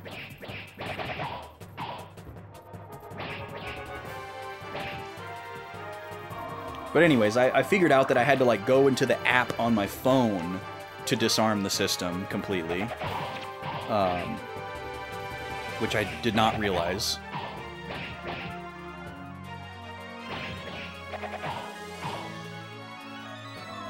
Oh my god. Get me out of here. Thank you. And then I had to, you know, start the whole process of cleaning the oven. Once I finally got all the smoke detectors to shut up and the security system to stop, then I had to, like, go into the oven and remove the destroyed pizza. And the worst part was I was, like, starving. You know, I was, like, looking forward to eating this food, and instead I'm met with, like, a task, you know, and my food is ruined. So that sucked. God, it poisons you every time. That's so annoying. These are our last 2 antitoxins. Hopefully we don't need any more of those.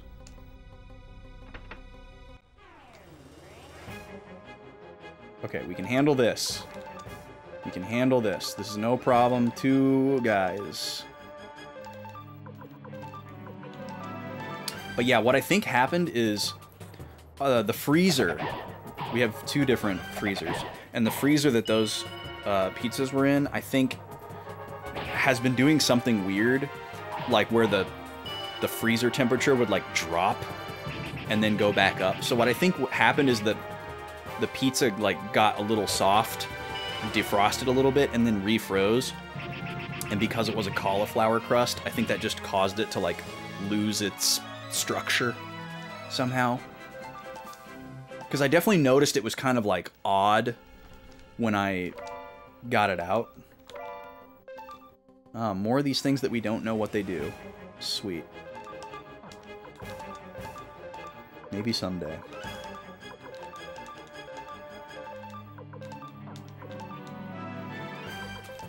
It's honestly impressive that we have done this many fights without using any healing spells. We're really scraping by here.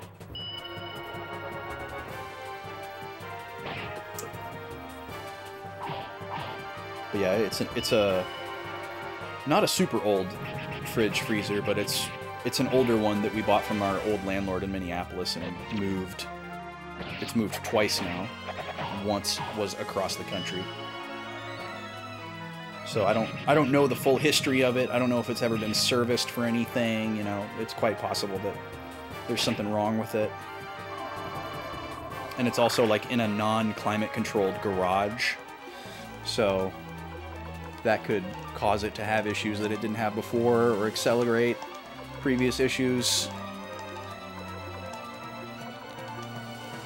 Who knows? Commander.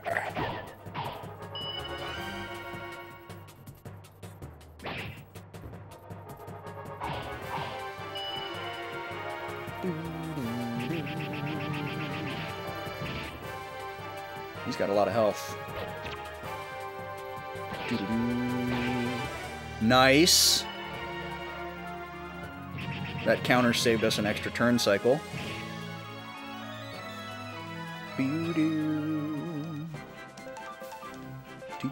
We're wasting so much money. It's crazy how much money we're losing now that we have max. Oh, finally a save point. Okay. So, yes, we're going to save.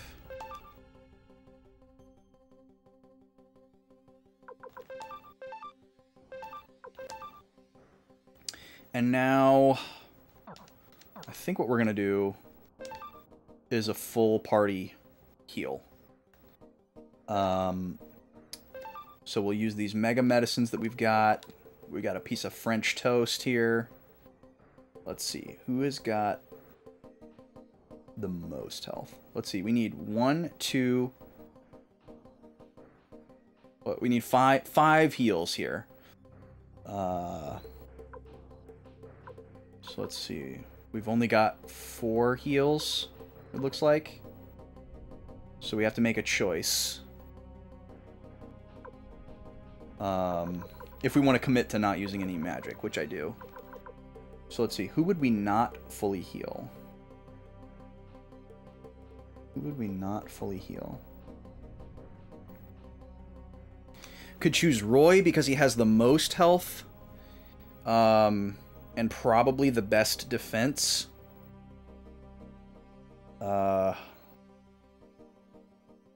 Or we could choose Luke, because he's least likely to get targeted, and he's regaining 10 every turn. Or maybe we choose Nanami, because Nanami is closest to her max, and she's also gaining HP every turn. And is also in the back row, so less likely to be targeted. I think that's what we're going to do. So, French Toast. Gotta make sure we use this on somebody who's missing less than 250. So, anyone but Ailey. Well, just in case my math is wrong, we'll use that on Roy. Okay, and then Mega Medicine, you, and you. Okay, cool. There we go. And then I'm going to do a separate save here, just in case we wipe and find out that we'd rather have those items in battle or something. Very unlikely, but... Okay, here we go. Really? You're going to hit me with a rando on the same tile? Okay, good. We got a free run there. Alright, what do we got? Oh, it's another forced encounter. Great. Maybe we can get lucky and these guys will miss a bunch and we'll still have full health after the battle. But see, this is a good reason to have those 2 saves. We might end up finding out that there's a longer way to go before we get to, like, whatever boss we're headed for here. And we could reload the low health save and heal at the last possible moment before the boss fight.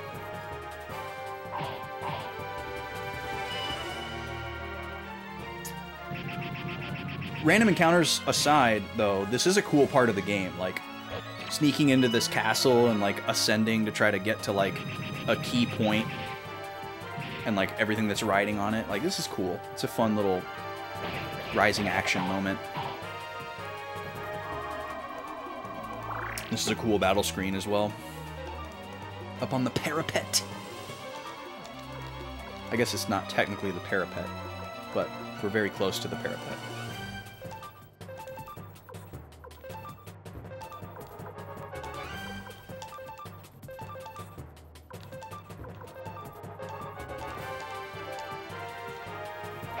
Oh, did I tell you guys I read a Star Wars book? I read my first Star Wars book. I read the original Star Wars book, which was really cool, actually.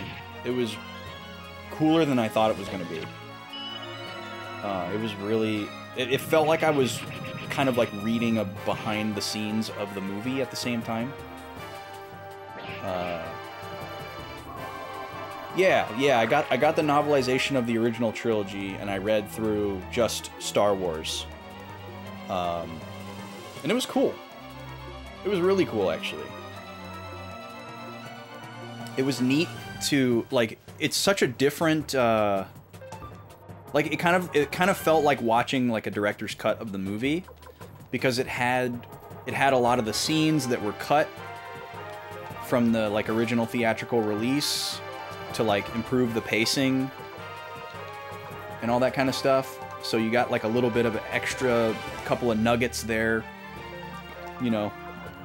And I guess if I hadn't like been familiar enough to know that those were originally in the movie or intended to be in the movie and then taken out, I might have thought it was like weird creative license or something. But because I had that context, it made it really cool. Like, oh, this is the scene, you know, where they go to Anchorhead and hang out with their friends. Like, I know about this, you know, and you get to, like, read through it. Like, all that stuff was really cool. And you can just see, like, you could see a lot of the, like, influence stuff. I don't know how else to describe it, but, like, okay, finally we reached our story point here. But yeah, to close that story out, it was good, and I'm gearing up to start reading another one. And I'm torn on whether or not I want to read Empire Strikes Back next, or if I want to read the... I'm actually leaning towards reading Splinter of the Mind's Eye, because I actually liked the guy's writing style in the first book, and Splinter of the Mind's Eye is the same guy, and I'm just super intrigued of the thought of, like, they wrote a book to be the sequel to the original movie, if the movie flopped and they couldn't make a second movie. Like, that's so interesting. So I'm really, really curious what that story might be. Oh, you haven't heard of this book? Yeah, check it out, D. Holmes. It's called Splinter of the Mind's Eye. And correct me if I'm wrong here. I may be remembering this wrong, but I remember reading that, you know, George Lucas asked this guy, Alan Dean Foster, to write the novelization of the original Star Wars script. And then they, like, aliased it as having been written by George Lucas instead of Alan Dean Foster. But George Lucas did not write the original Star Wars book. And then this was before the movie came out. So the book came out before the movie, which is also wild. But then George Lucas asked Alan Dean Foster to write a sequel to the original Star Wars book. And I don't know what direction he was given for this book, but it was meant to be a sequel to Star Wars if the movie flopped and they didn't make a second movie. So I'm just super intrigued by that.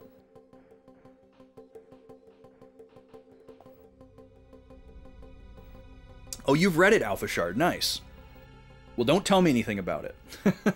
Because I'm either going to read that next or Empire Strikes Back. I think I'm going to read Splinter first, because that just sounds so interesting.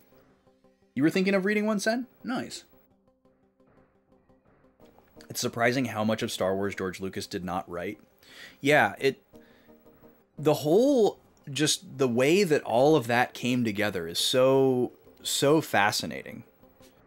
Like, if you watch, there's a really good series on, I think it's on Disney Plus. There's a documentary about specifically Industrial Light and Magic, the people who made all of the effects for the original trilogy, and a bunch of other classic movies. And, like, you know, a lot of those people came up with, like, what certain ships and creatures would look like. You know, and then there's, like, the Jim Henson's Creature Shop aspect of it. You know, they made puppets of Yoda and all these other characters that were puppets, and, like, they kind of created what those characters looked like, you know, and George Lucas just kind of gave them, like, a basic idea, you know. And then there's Ralph McQuarrie, the awesome artist who drew a lot of the, like, concept art for the characters, you know, like, he is the person who, like, basically designed Darth Vader and, like, all these other, like, iconic characters, you know, like all these, like, visual elements. And when you watch the documentary, it's actually nice because it portrays Lucas in a very collaborative, humble way. Like, he knew that he had a really good idea, but he also knew that he wasn't, like, a great writer. And he knew that he couldn't do all these other things. So he was trying to, like, surround himself with all these, like, really, really talented people to kind of, like, carry his idea to fruition, because he knew that, like, the more of it that he did directly, the worse it would be. And I thought that was, like, really cool. And it kind of, like, raised my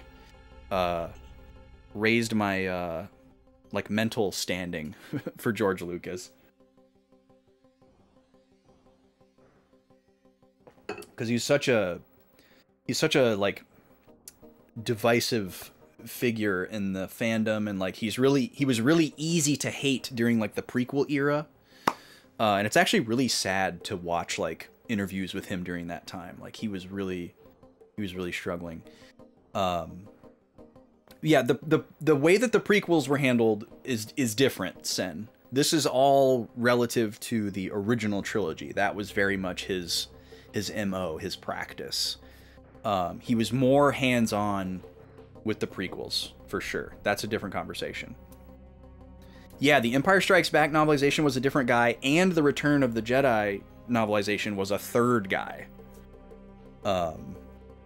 So, you know, I have the, like, slight anxiety of, like, oh, will I like this person's writing style as much as I liked the first guy's? Because when I jumped into reading the first one, I was like, okay, like, this is probably just going to be... I'm going to run an ad while we're talking about this stuff, because I need to run one while we're not gaming. But yeah, like, I I wasn't expecting to like love the first guy's writing style, because I was expecting it to, oh, is this going to be like bestseller style? You know, it's going to be very non-descriptive, very like kind of like hurry up style of writing. Like they went over here and then they did this and then this guy came and then he did this and then they went over here and then it did this, you know. But it wasn't like that at all. It was actually really well done. That's what I didn't enjoy about like the Jurassic Park book. I read Jurassic Park, I think last year. Well, yeah, it's a new year, but it might have been 2022 actually. I don't remember. But that was a really good book, but I don't really care for Michael Crichton's writing style. It's just very like hurry up, not super descriptive. It reads like a bestseller, you know. It's like really getting on with it all the time. And I like the books that like take it slower and just describe everything. Like I have to feel like I'm there. When books don't describe like what things look like and sound like and feel like, I have trouble like orienting myself and like visualizing, you know. Like if you're just telling me like what people are saying, and I'm like, I'll be like, well, wait, where are we? Or like they'll randomly mention where they are and you thought they were somewhere else, and it's like, wait, how did we get there? When did we leave the other place? You know, and then I'm like going back. I hate that. Keep me in the loop. Thinking of reading the original Mobile Suit Gundam 0079. Whoa. That would be interesting. I would actually really like to watch the original run of Mobile Suit Gundam. There's so much Gundam anime that it's hard to find like the correct like release order chronology. But I really like the art style from that era. Yeah, I'm sure the manga's better than the show, but like I love the shows just to look at the art style and like the sound design and like everything like that. Like it's so good. Yeah, the prequel's hate was really damaging to the franchise for sure. Like I was super guilty of it. Like I totally was on the bandwagon, like pretty much like the minute that Revenge of the Sith ended, I was like, okay, I hate these movies. It's cool to hate these movies. And I'm still really not a big fan of episodes 2 and 3. I think they're the worst Star Wars movies that we got. But yeah, like directing that hate towards like specific actors and characters was really bad. Okay, we are back from the ad. Sorry that I ran that during a scintillating conversation, but I had to take the opportunity. I have not read the Timothy Zahn books, but I do have some of them on my my wish list for when I get there. Yeah, I've been recommended I think it's the Thrawn trilogy and like one other one that he did. So yeah, I'll get there eventually. I'm actually watching Clone Wars right now. It's a great show to just kind of like throw on while I'm like at work or whatever. I haven't been watching it super consistently, but it is actually pretty well done. It's funny listening to James Arnold Taylor do Ewan McGregor. He actually does a pretty good job. There's a trilogy movie compilation for the TV show. Oh, interesting. And you think that that's a better representation of the story, Sen? You wish they made the sequel movies from that trilogy. Wait, for Star Wars? You wish they made the Star Wars sequel movies from the prequel trilogy? Is that what you mean? I don't understand what that would mean if so. You're not a big fan of any of the prequels, but you don't feel any need to go crap on media and people in public because you don't like it? Yeah, I mean, that's totally fair, D. Holmes. Yeah. Oh, Timothy Zahn's books. I see. You wish the sequel movies were based on that trilogy of books. That makes sense. Yeah, the sequel trilogy... There's a lot of pros and cons for me. I'm not going to get into it because I've talked about it a lot, and we need to move the game along. But, yeah. Sequel trilogy is tough. I often think about, well, like, it's cause and effect, right? We got the sequel trilogy that we got because of how we, the fan base, responded to the prequel trilogy. That's what we have to live with. We got the sequel trilogy that we got because of how we responded to the prequel trilogy, right? George Lucas left Star Wars and handed off Star Wars because of how we responded to the prequel trilogy. And that's why he was not involved at all with the sequel trilogy. His sequel trilogy, he wanted to base it off of these celestial interdimensional beings called the Wills, who were like the reason that the Force existed, and they lived in kind of this like microscopic quantum realm. That's what he wanted the sequel trilogy to be about, which who knows how that would have gone. But yeah, he made up those characters from the very beginning. Star Wars originally had a subtitle that had the Wills in it, so he was thinking that from the very beginning. Yeah, the director problem is a huge problem too, Alpha Shard. That was really petty and stupid the way that all went down. That just made it even worse. I mean, I'm glad we didn't get... I don't know. I said I wasn't going to get into it, but you guys are getting me. You guys are getting me. But I actually thought that Rian Johnson's movie, The Last Jedi, was the best of the three, which is not what most people think. Don't let them get away! My sword is tingling. Roy, Nanami, leave this to me. You two go and get the flag. Okay, good. Let's go. Come on, Roy. Be careful, everyone. Be careful now.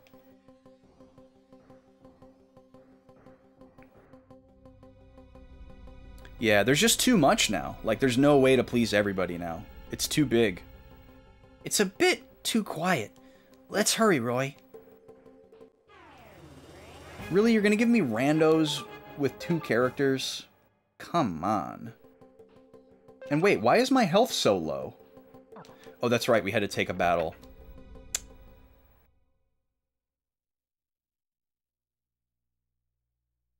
Let's hurry, and now we're like taking a leisurely stroll. We made it, but it wasn't easy. Well, let's get this over with. What are you looking for, Roy? Joey! Roy, Nanami, I don't know what you're doing here, but I won't let you pass. Joey, no! Don't do this! Oh, dang it. I mashed through the conversation options. Roy, what are you saying? Stop it. You don't mean that. Why must you and Joey fight? I don't think it mattered, but I didn't even get to see what it said. Because it's fate. That's got to be the answer. Roy, there are many people who are counting on you. To the Caffeine Army, you represent hope itself. But I too have people who need me. People who believe in me. No way. That's not true. I don't believe in destiny. And Genkaku didn't either. It's all just a load of crap. It seems we must fight is the one I picked? Okay, thank you. If that's the reason the Caffeine Army must fight Highland. If that's the reason why Roy and Joey have to fight. This land, our home. It's not big enough for both Highland and the city-state. Did he really just do the this town ain't big enough for the two of us? That fact is what led to all this fighting, all this sadness. I began to realize that the day of the state meeting in Joustin. I saw the state, established so its members could coexist in peace, was itself a maelstrom of discord, jealousy, and antagonism. I will establish one mighty nation in this land, one with nothing to do with Highland or the state. What? A single powerful nation, born of force and wielding force. That's the one and only way of freeing this land from war. Okay, so literally, Joey is a fascist. Let me take some notes real quick. We infiltrate Rock Axe thanks to Knights of Matilda that have secretly defected. Climb to top to burn flag and raise our own to demoralize the enemy. But Joey is waiting for us. Now this is kind of weird because we saw Joey leave Rockaxe Castle to go face our diversion, and then we infiltrated the castle. So how did he get up here before us? And if he knew we were coming up here, I guess it's possible that he like realized it was a trick, like after he'd been out there, and then he like rushed back somehow. But it's good to beat a king. Hey Kiki, welcome in. Is Edelgard Fire Emblem or Final Fantasy XIV? It's Fire Emblem, right? 3 houses, okay. It's good. That's so funny, Alpha Shard. Oh yeah, that wasn't a rhetorical question. Only questions about the video game are to be assumed rhetorical. Thank you for asking, though. Oh, and I wanted to write this down too. Joey wants to create a singular world nation.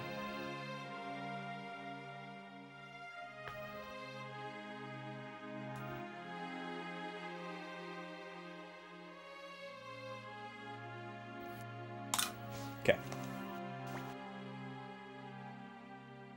So we have the option to just say nothing or to tell him that that's why we fight. Hey, what's up, Shido? You don't believe Joey went to the fort that was just Leon? Well, not the previous battle diversion, but when we got here to Rockaxe, Seed and Colgan and Joey came out of the gate and they're like, "All right, let's get him." And we saw them like rush out of the field or out into the field, and then we were like, "Okay, quick, let's get in while they're distracted." And Joey was with them, if I remember correctly. So somehow he went out there while we ran in, and then somehow got back here and got up here before us without running into us along the way.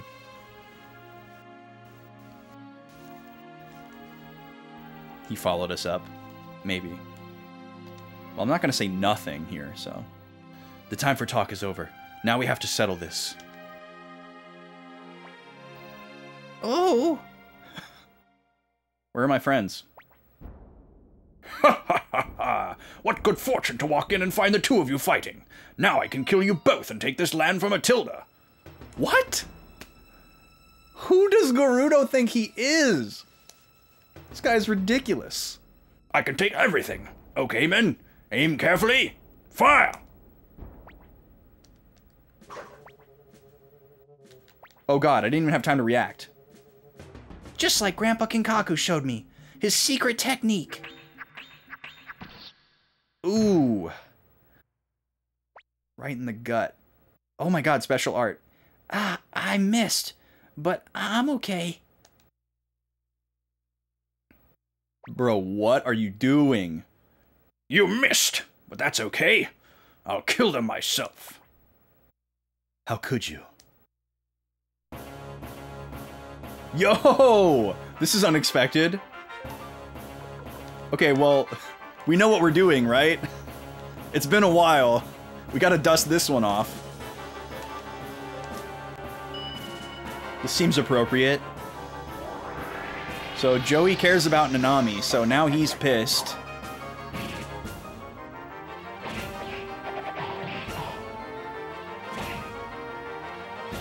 This is an odd turn for Gerudo, I gotta say.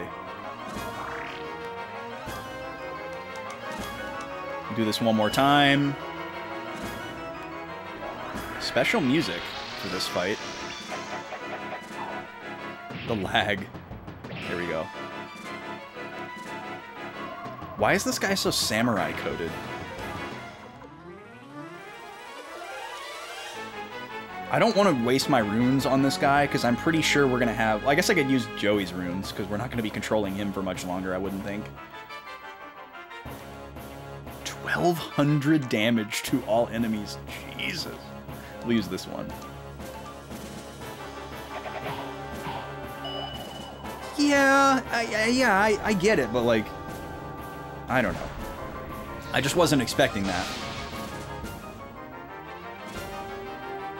Like, Camus and Miklatov are very, like, modern, militant kind of vibe. So I wasn't expecting... Well, and, like, the way that Gerudo has, like, kind of acted hasn't necessarily given me that vibe. Nanami's supposed to whistle while Joey and Roy realize that the town really is big enough.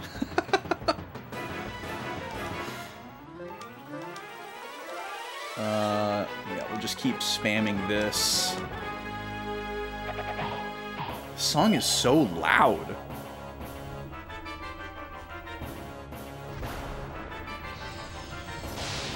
But I guess Gerudo is a very samurai-sounding name as well. But yeah, he's doing like the quick draw thing. It's cool. I just wasn't expecting it.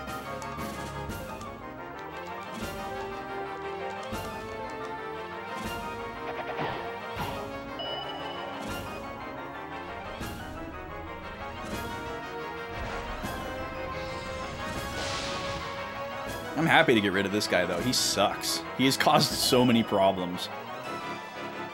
We wouldn't be in this situation right now if he was not a jerk. Alright, Joey, do you have any healing items? Oh, he's poisoned.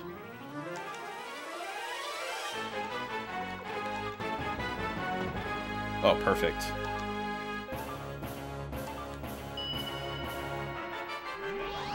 You've learned a little bit of EI in your martial art. I don't know what that is, but I'm assuming it's related to samurai if you're bringing it up.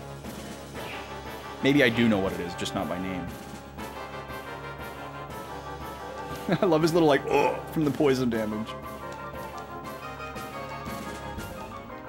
Alright, one more of these.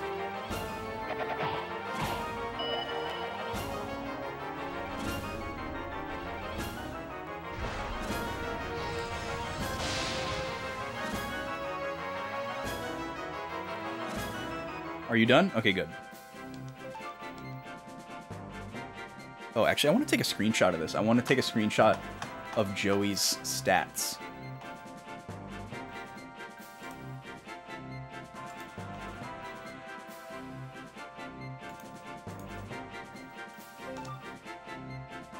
So much money wasted. 125,000 just down the drain. We got some armor, though. EI Jutsu is when you attack by pulling the sword from its sheath. Oh, okay. There you go. That's exactly what we were seeing and talking about. Yeah, get out of here, dude. Okay, good. He's dead. Love that. Nanami, are you okay? I'm so happy to finally see the gentle face of the old Joey again. I'm okay. I'll be okay. So don't fight.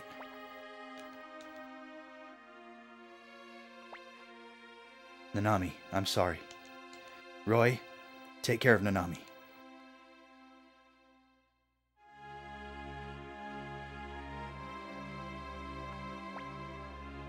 Roy. I'll be okay. Please just call me Big Sister once. Oh, you gotta, yeah. Thank you. I feel better. Hey, Roy, you and me and Genkaku, we're not related, but we really were a family, weren't we? I'm glad I got to be Genkaku's child. And I'm glad I got to be your big sister.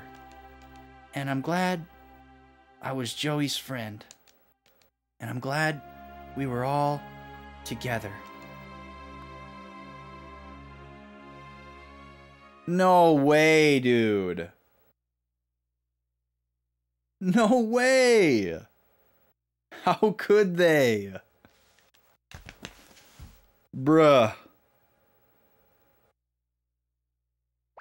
Come on, man. From an arrow to the tummy? She's tougher than that. Did it hit her in the heart or something? I'm mad. I'm mad. Okay, so Gorudo shows up and decides to try and kill Roy and Joey and take everything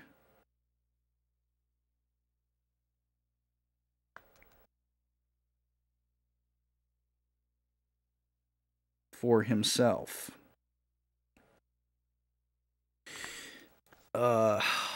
Nanami blocks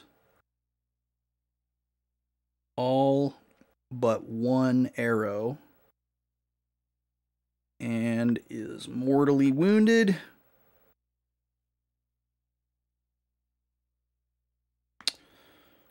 Joey and Roy kill Gorudo.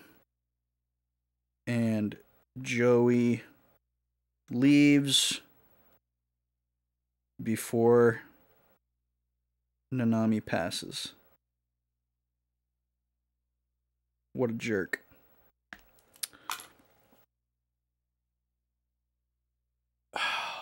Lord Roy, what happened?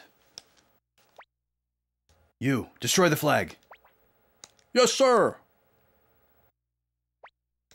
You, get a doctor, hurry. Yeah, maybe she just passed out. Lord Roy. That would make sense for her to pass out. Ooh, cutscene. Okay, so we're burning the flag of the Knights of Matilda. Or no, that's the Highland flag. And then we're flying our own flag. And we're hoping that that's going to spook everybody. Look at that! Our castle! Look, Rogax has fallen. Knights of Matilda, shake the yoke of the Highland oppression and reclaim your knight's honor.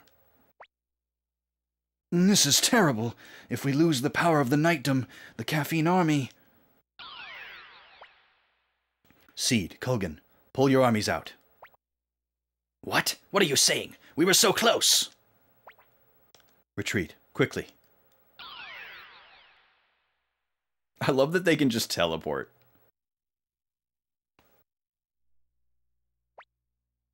Dr. Huon! Wow, he made a long journey.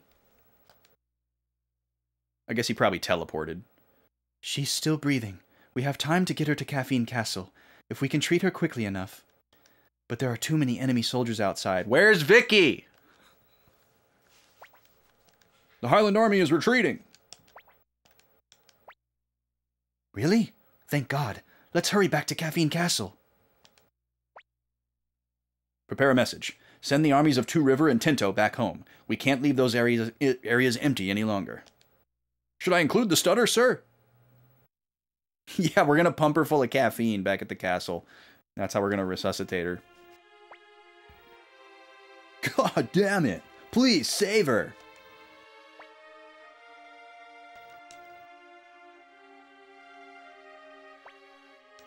It'll be okay. She's not going to die. Ailey? I'm sorry, Roy. I didn't mean... Oh, so this is like a talk to everybody moment? Roy, don't worry. She's very tough. Roy.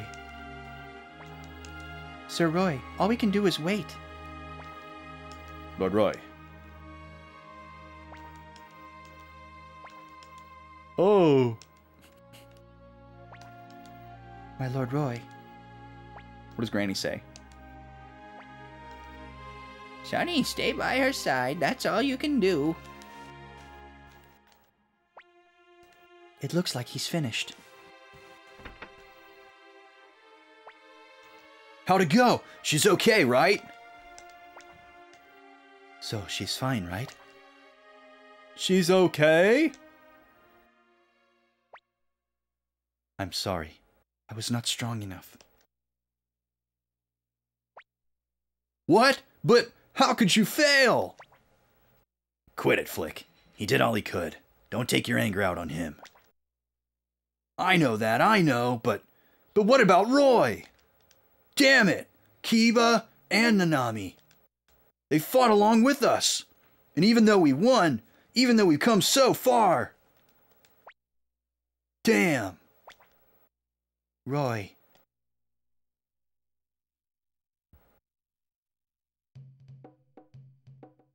Damn. Hi, Ailey. I thought you'd be here. I'm sorry. There's nothing I can say. Nothing I can do to help you. Well, it's nice that you still wanted to be here anyways. This music doesn't feel right at this moment. Oh, I need to take the elevator. We're way up here. Yeah, where's our Phoenix Downs? Where's our resurrection rune when we need it? Shouldn't she have 1 HP once we got out of the battle? Yeah, Tonal Whiplash. That's a good name. I don't know if that's a pre-coined term, but I've never heard it before.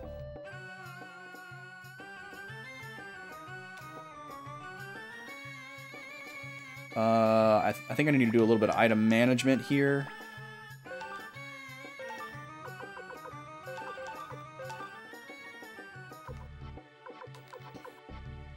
Whew, that's some good armor. I guess we lose, like, everything that was equipped to her, too. Classic RPG fashion. And then I'm gonna go to one of the shops here. Because we need to spend some of this money before we lose any more. So I'm just gonna stock up on, like, some healing items or something. Oh, this is trading or something? No, it's not trading. What is that? Oh, this'll burn through some money real fast.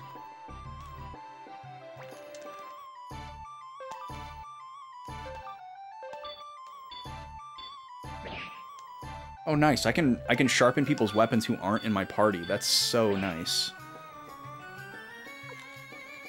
Let's see. Who else have we been using a lot? Valeria, we can get her up.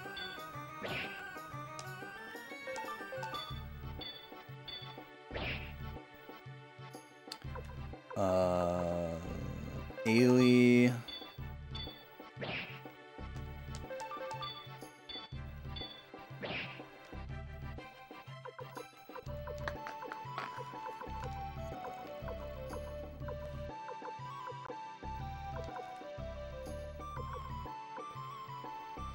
Oh, Khan's already level 12. Interesting. Anita.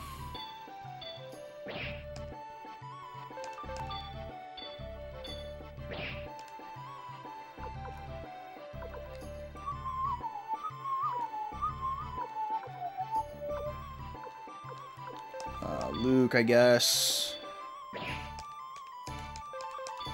Even though this is probably a pretty low value upgrade. Anybody else?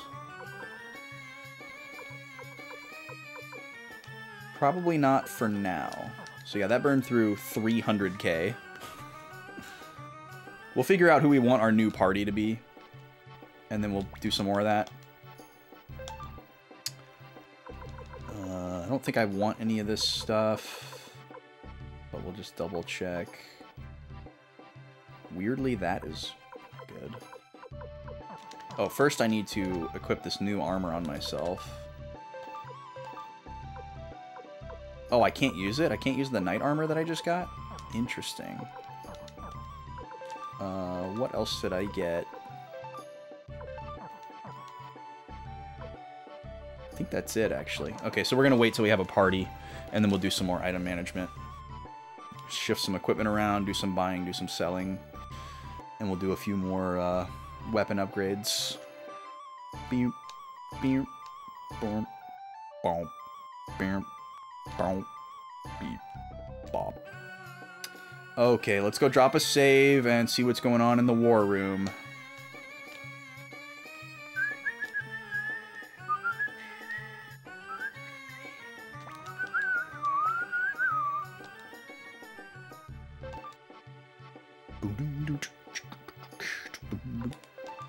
$70 hours, y'all.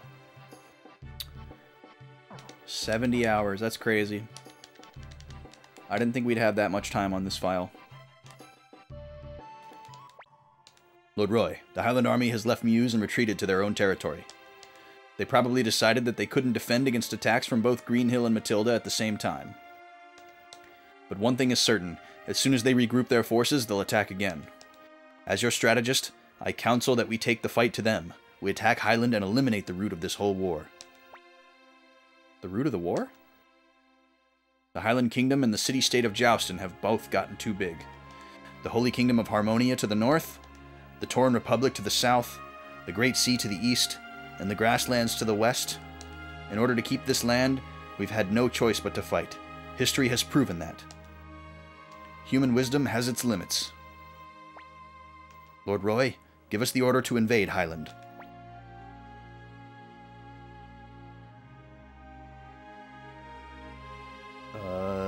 This doesn't feel like the typical, like, I don't want to move the plot forward yet. This feels more like a moral dilemma.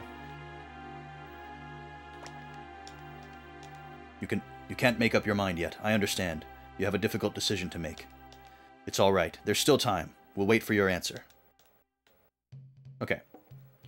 I do want to talk to Apple, who I almost call B every time. Because, I mean, look, that's B. That's B. I want to look at these units now, because these battles have gotten more frequent, and they've gotten more and more dicey. So the last time Max was in the battle, but Humphrey and Templeton weren't there. What's up with that? You know, like sometimes these people haven't been there.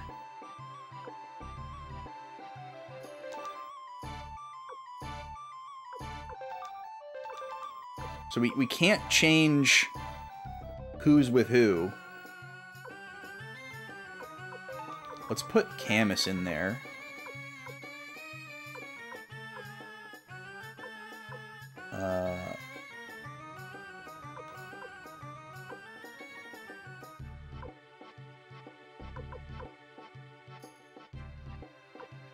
And then, like, why is Doctor Who on here? Oh, he has heal, so that's kind of cool. It'd be super cool if you could, like, fully customize these.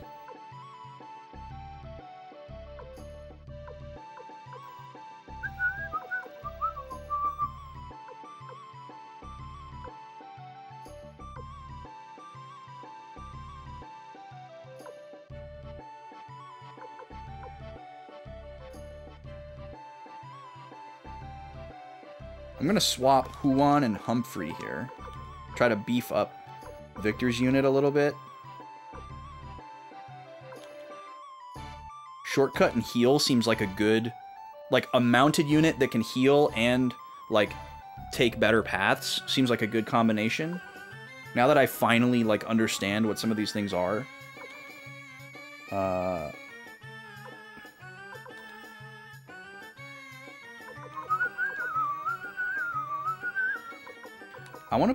I wish I could put Hauser with Ridley. It seems like...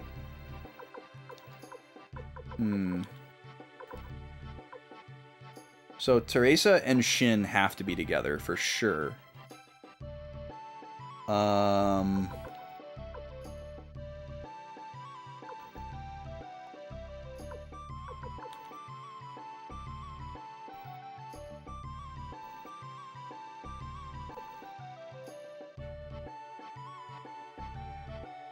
The critical ability has come in really handy.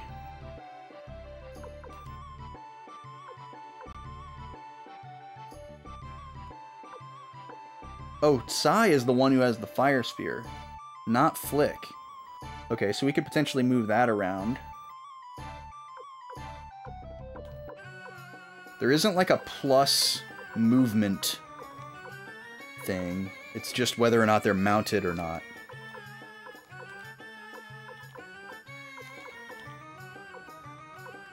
So we definitely want Fire Spear to stay with somebody who is cavalry.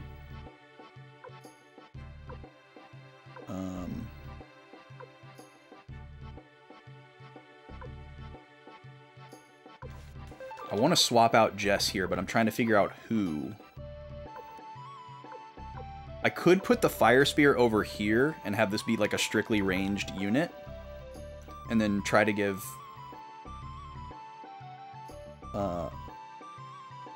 why does it say Flick Unit Archer? Flick is an archery unit? I didn't remember that being a thing. Let's see.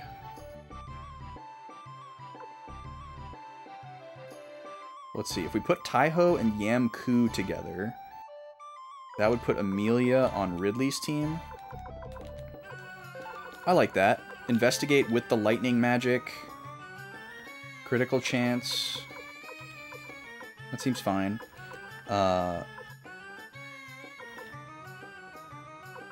Makes Hauser's unit very straightforward. And then we could swap Jess with... Sai, maybe? Yeah. So a little bit more attack over here. An evade chance, which is good because Flick has died a lot. And I guess we just leave this unit as it is.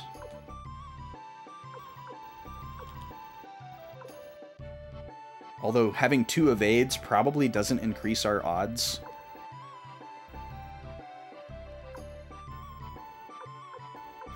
So maybe that's better used elsewhere. But what would we swap with? I don't know. I'm good with this for now.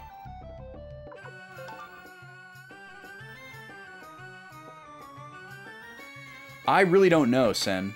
We've had people die in those field fights, but they don't, like, permanently die.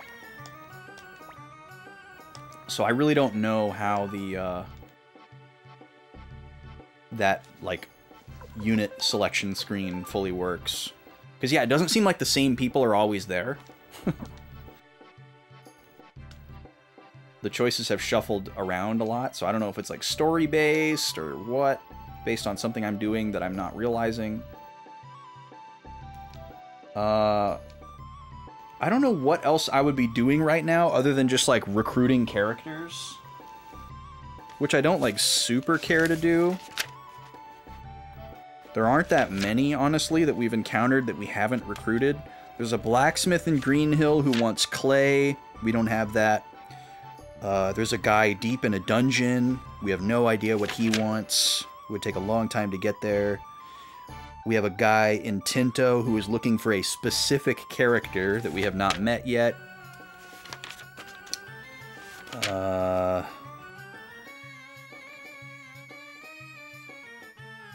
There's a guy in Couscous we've never even seen before. Another person who randomly appears in 2 different locations that we'd have to go looking for. A guy in Coronet, we don't know what he wants. A girl at the Banner Village.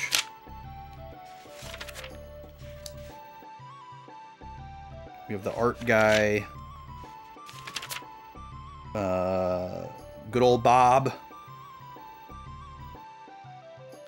Another guy in Coronet. We don't know what he wants. Good old Richmond, Stallion, and LeBrant.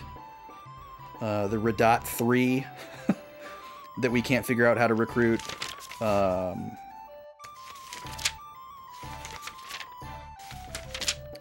think that's everybody. Yeah. Yeah, I don't feel like super compelled to go after any of them. So I think I'm just going to press on. People can actually die, that's why you're asking. Yeah, I guess maybe like the less important characters, maybe they have permadeath. I haven't been like super paying attention to it though, so...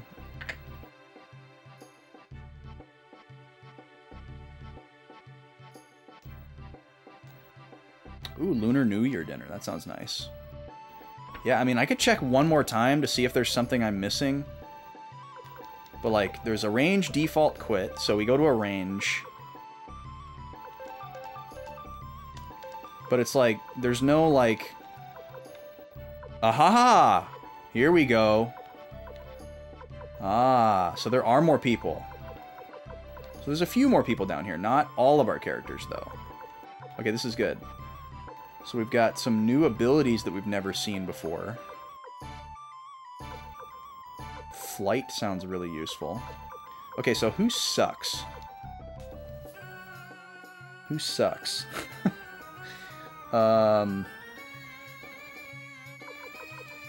Okay, so let's move Jean over here and put all our magic together. Seems like a good idea. Tuta's not doing anything for us. We're going to move Tuta into remove. There we go. Jess, we don't care about you. If we don't have to use you, we're not going to. Who else do we, like, really not want to use? Freed brings nothing to the table.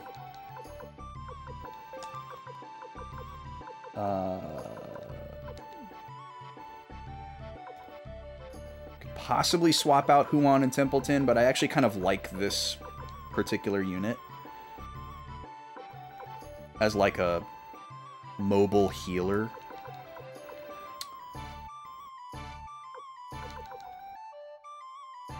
Year of the Dragon. Heck yeah, dude.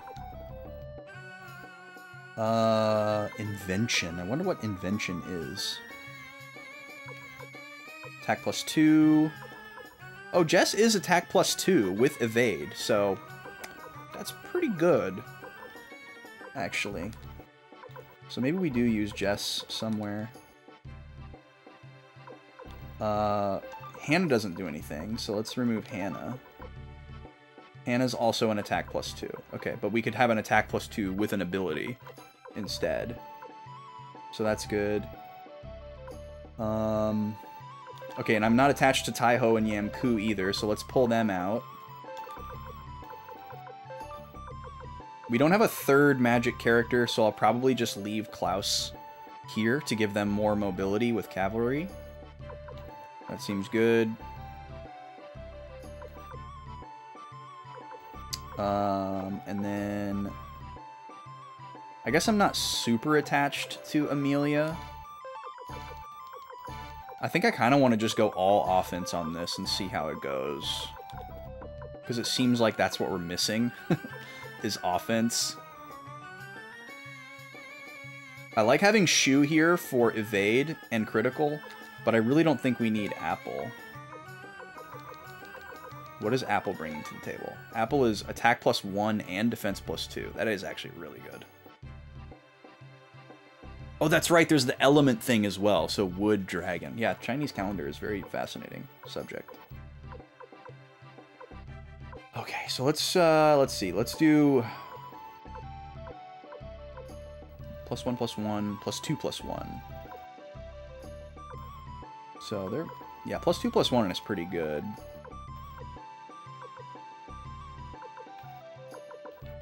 Okay, so let's take a look here. Let's take a look. 10-7, 7-7, 9-7, 8-7. So they're all 7 defense. Except for us, which we're 9. So it doesn't really matter who we put the +1 defense on to start. But we've got a bunch of attack +2s. Yeah, look, Freed sucks. Defense +1, no ability. Get out of here, dude.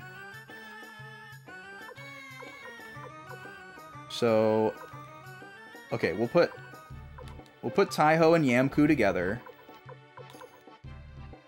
We'll put them back with Hauser. That was fine. And then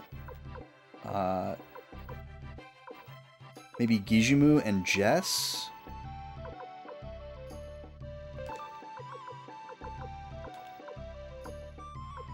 But then we've got no defense.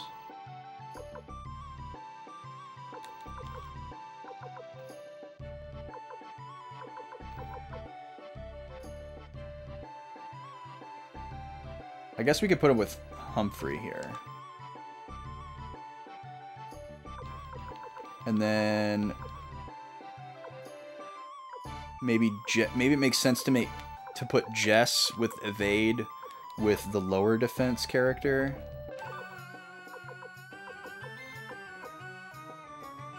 So we'll put Jess here, and then I'm really curious about what Flight is. So maybe we'll put that with them as well. It seems canon to put Chaco with Ridley. I kind of like that. Okay, who's left here? So Lo Wen, Muscle Mommy is gonna go with either Flick or Roy.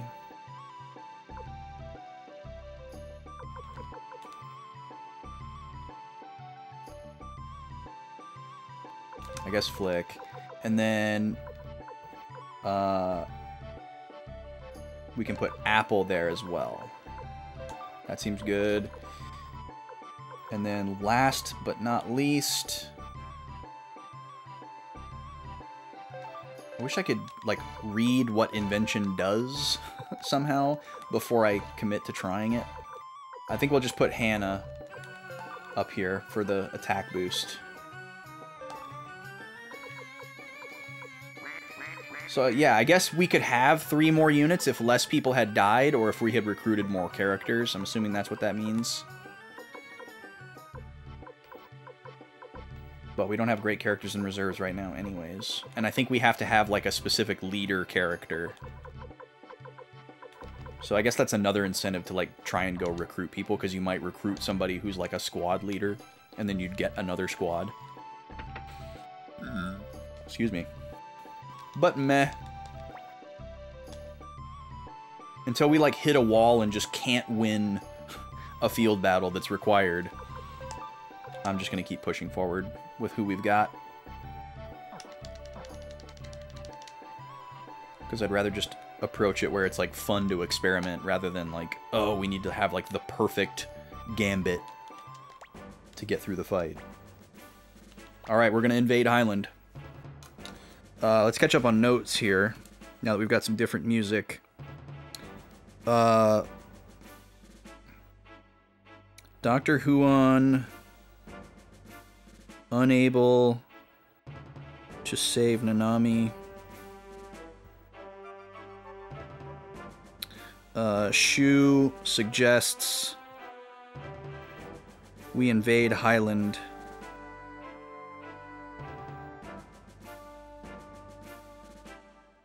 While they are on the ropes.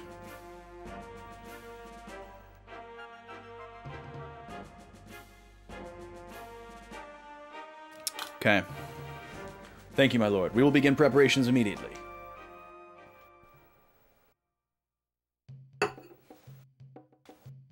Okay, he just leaves. Now what? Oh, okay. Oh. Oh no, is it the curse? Freed just walking by. Is the curse finally catching up to us? Whatever Necklord did to us? My man just face planted on the floor. Oh, this doesn't look good at all. Listen up, soldiers of Highland. We defeated the Knightdom, but we haven't won yet. Okay, so he's lying. Yeah, look at their schloopy arms. We're still stronger than them. The outcome of the war is not yet decided. In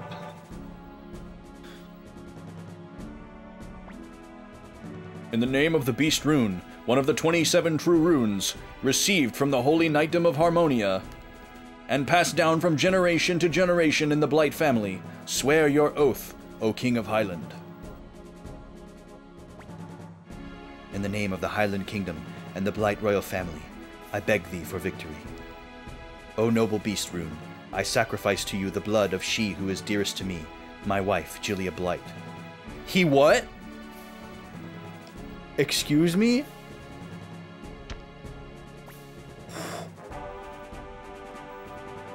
He stabbed her in the gut. How did she not react? Is she, like, already dead?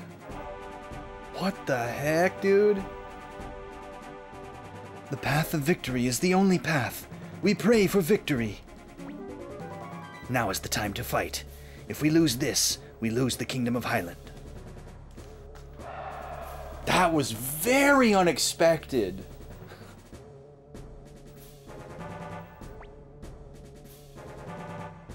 Oh, okay. Clean up the doll for me. It's a fake. I hope this isn't a mistranslation, but this makes it make more sense. So, Joey performs a ritualistic sacrifice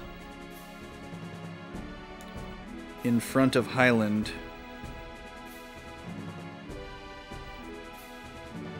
to kill Julia Blight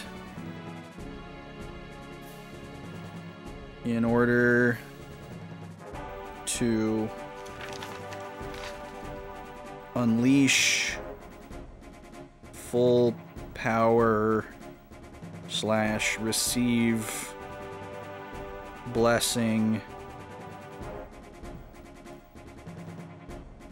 from Beast Rune. But Julia is a fake? Question mark.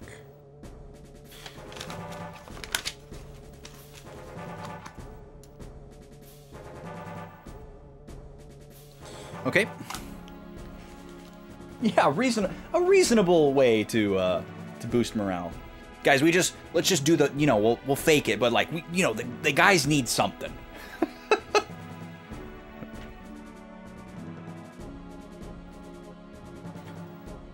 Yeah, and like, why would they fake the sacrifice if the fake sacrifice isn't going to actually bring them the benefit that the real sacrifice would?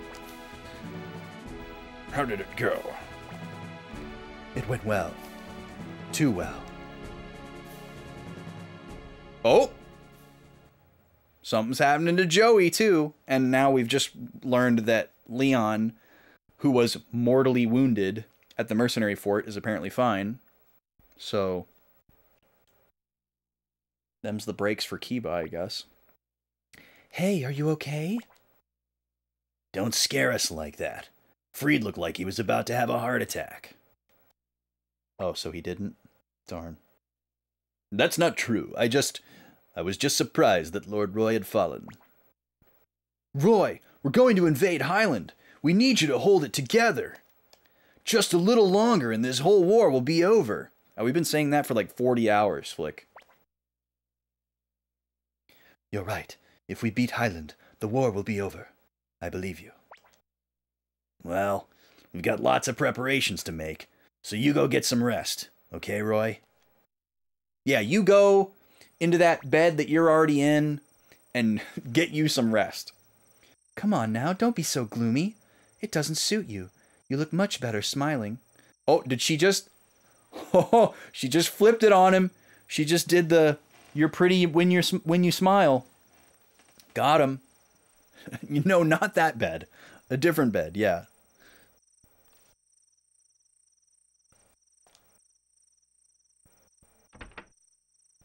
I love that she hit him with the smile more, sweetie. Oh, we're back to normal. All right, we're good. There, now we're in the other bed. We're gonna go and get us some nice sleep in this other bed here.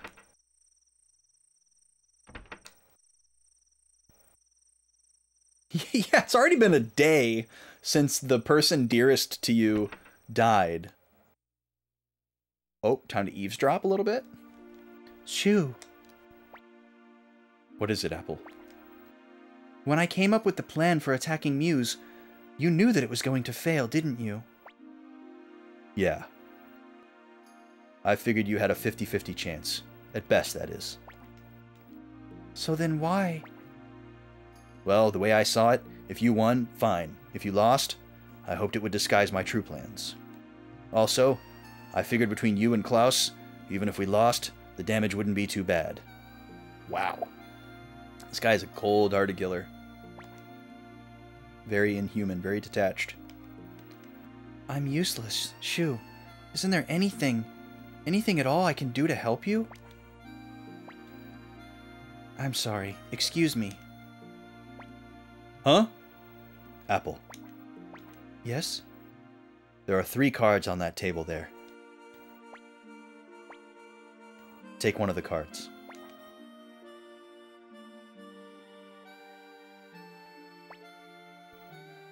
What does it say? Who names their child Apple? I believe Gwyneth Paltrow and Chris Martin named their child Apple. Or was it Julia Roberts? There was a celebrity in like the late aughts that named their kid Apple, and everybody was freaking out about it.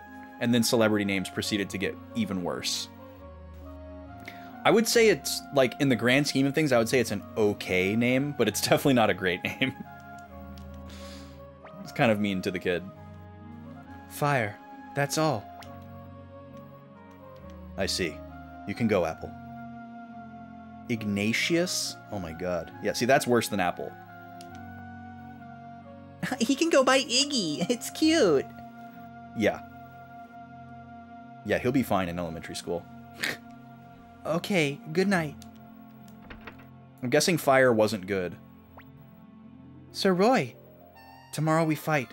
You should get some rest.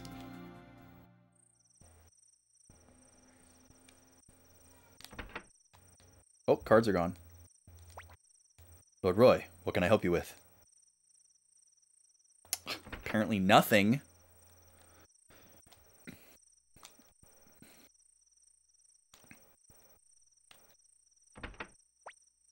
Hello there, my lord. Thank you for stopping by. Would you like some tea? Actually, yes, I would.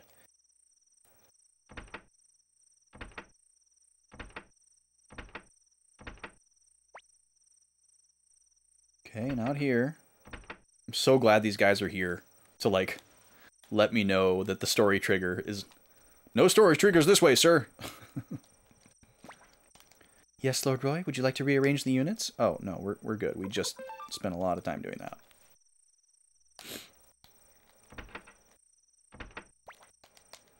How are you feeling, my lord? Okay. You'd rather be Apple than North? I think North is a pretty solid name for a guy.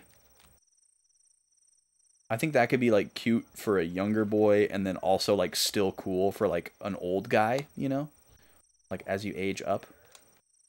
I feel like there's a surprisingly small number of people who think about that. Like when they name their child, they like think of a name that they think is like super cute for like a little kid, but then is kind of like a weird name for like a grown person. It's like you do realize that they're going to be like a grown person someday, right? You need to give them a name that has like transformative qualities that like still works, you know? Like if you name them something like really cutesy, as soon as they're like a teenager, they still have that like cutesy name and they're going to resent it, you know? That's weird. I was sure Gadget came this way.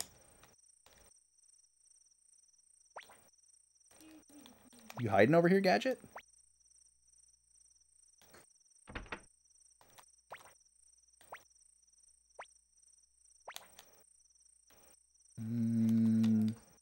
Doesn't seem like it.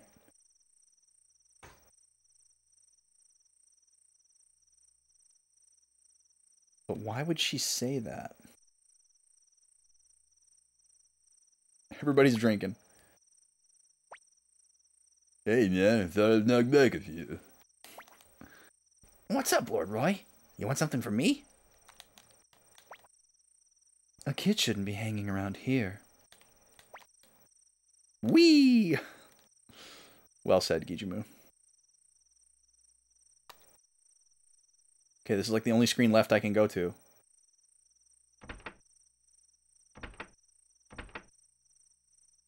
Why would I be able to come in here if there's nobody in here? Oh, can I have the barrel filled with Mega Medicine? This is odd. Too late, I already named my kid Tootsie Wootsie. Yeah, obviously if your middle name or your last name is West, then, you know, it's very cruel to name your kid North.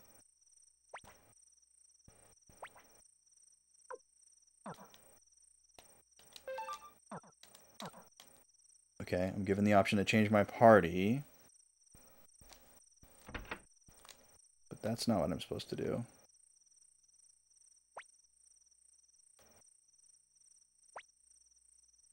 I can manage my items. She's sure that she saw Gadget come this way. What would be the point of her saying that?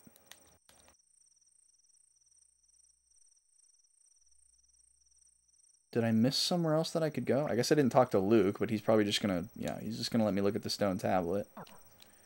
I'm assuming Vicky's not gonna let me teleport, so maybe I can talk to her? She's sleeping. Standing up. There's nowhere else I can go. Maybe there's somebody on the roof. You think Apple's journey is very interesting? Yeah. Yeah, I think she's a good character. Oh, okay. I just go back to bed. Apple sort of worked in Suikoden 1, where she seemed like a little kid. Oh, you mean as a name? It's kind of weird how in this game she's supposed to be some sort of tactician when Suikoden 1 she was a school child. Yeah. Well, she was a student of Matthew, so I guess that's how it's supposed to make sense. But yeah, it's not perfect.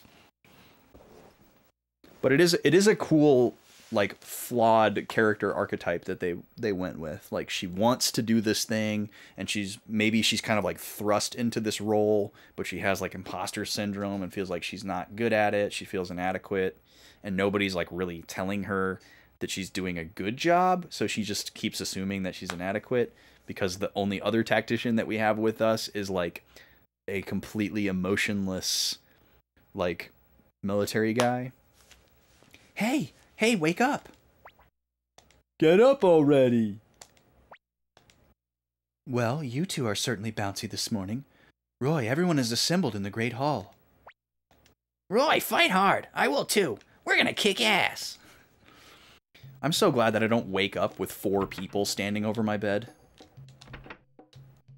Like, there's a lot of awful ways to wake up, but that's really high up on the list. It's just like a bunch of people standing over you. Like, even if they're people that you know, it's just like, why are you in here? Get out of here. Leave me alone.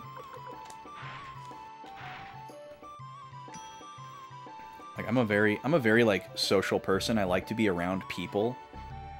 But when I sleep, like, until I'm, like, up and about, like, from the moment that I'm ready to, like, wind down and, like, start getting into the bed, all the way up until I've, like, fully woken up and, like, feel like I'm ready to, like, present myself, I want to be completely and utterly alone for that period of time.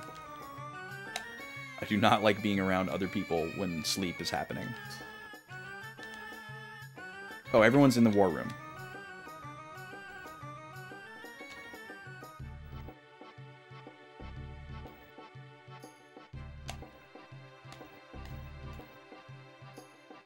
I have never slept well my entire life, so I always hate being woken up.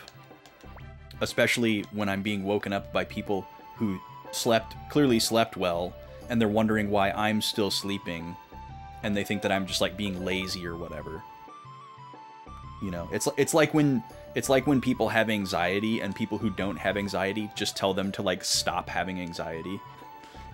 I imagine that they probably feel pretty similarly that I do when, like, people who know how to sleep properly are, like, giving me a hard time because I, like, don't want to get up. You know, I imagine it's a very similar feeling. Especially since Roy seems to have someone else in his bedroom at all times. Yeah, it's like... I mean, obviously, it's a running joke in the game, and it's kind of funny. Half the time, it's the girl who has a crush on him. Some of the time, it's the child. Yeah.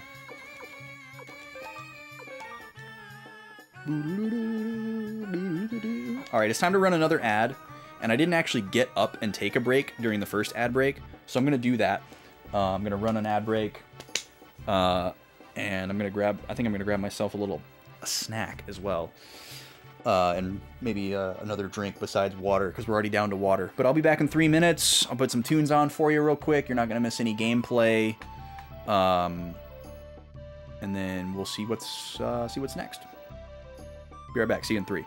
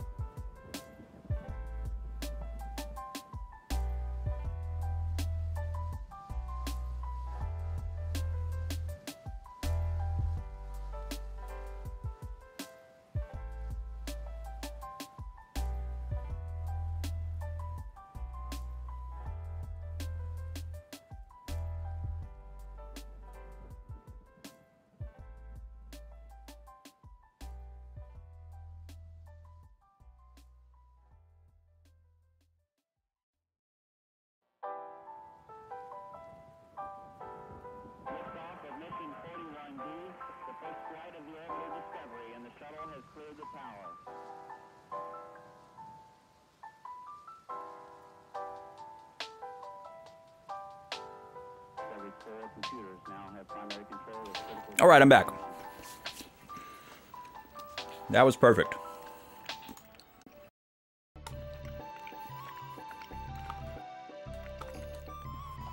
Had just enough time to do everything that I wanted to do and walked right into the room as the timer was ticking down like the last couple seconds of the ad. Nailed it. What can I say? All right. Let's see where we're going. Ooh, everybody's here. Lord Roy, the troops are ready. Our goal is Highland's capital city of Le Renoir. Renui?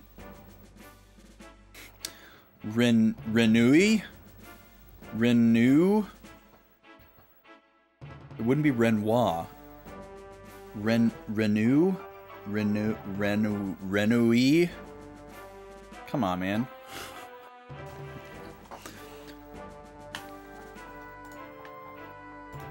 Let me see if,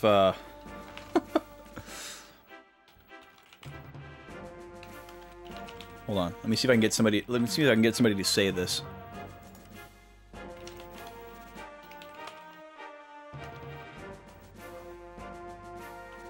Renouille.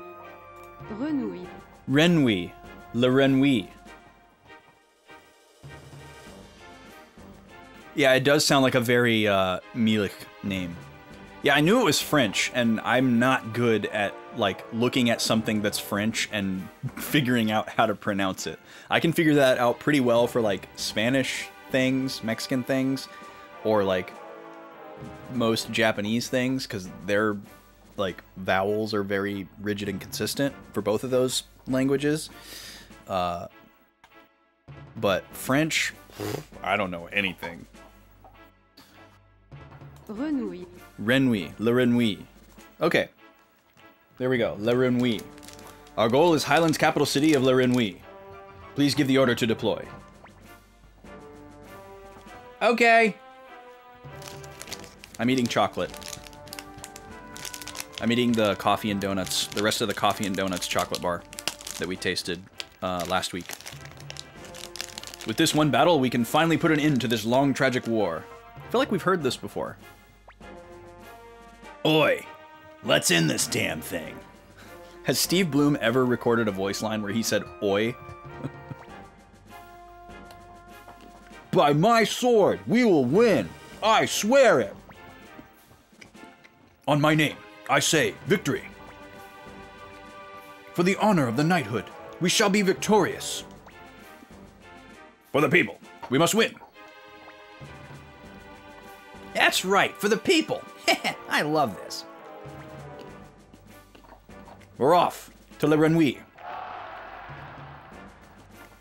The katakana's not pronounced like that? Oh, what's the katakana say, D. Holmes?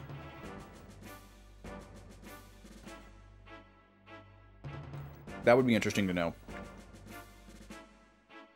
Because I like to lean on that. I do recognize that obviously things can be localized to be completely different names, and that can be fine. Dudu noye. Dudu noye. Dudu noye. Yeah, that's totally different. A message from Lord Flick. He's found the Highland Army. General Leon Silverberg leads with Seed and Colgan below him. Leon Silverberg, eh? Let's finish this here. Lord Roy, you lead a unit to the right. General Hauser, you lead a unit to the left. Stay hidden until I give the signal. What about you, Shu? You'll be... Apple, you go with Lord Roy. I'll be fine by myself.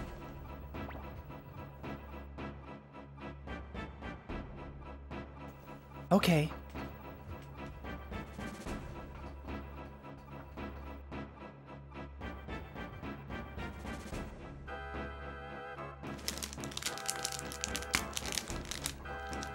Well, it's definitely easier for me to say La Renouille than Dudunoye. So... Okay, Victor. Just as we planned. Bah. I always get the dirty jobs. That's such a Steve Bloom line. There's nobody else I can ask.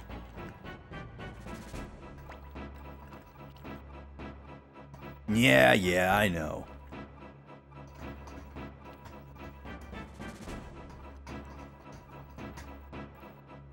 Shu has always got some, like, extracurricular activities going on.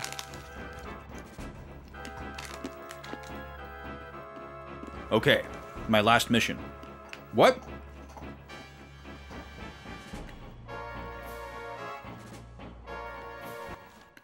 I mean, he doesn't care about anybody else's lives. So I guess it makes sense for him to not care about his own either. At least that's consistent. What's this? Where the hell did they go? According to reports, Roy circled to the right and Hauser to the left flank. Sure. What could you be thinking? Nothing to worry about. We'll smash whichever unit Roy is in, and that'll be done with once and for all. No, I know Shu better than that. If we go after Roy, Hauser will attack our flank, and if we go after Hauser, Roy will attack. That's his plan. So then, We go directly after Shu's unit. He's giving orders to both units. We'll eliminate him, and we divide their forces in two. And what if Shu's unit is a decoy? He's not man enough to willingly put his own life in danger. Oh, okay, so he's trying to play into Leon's presuppositions.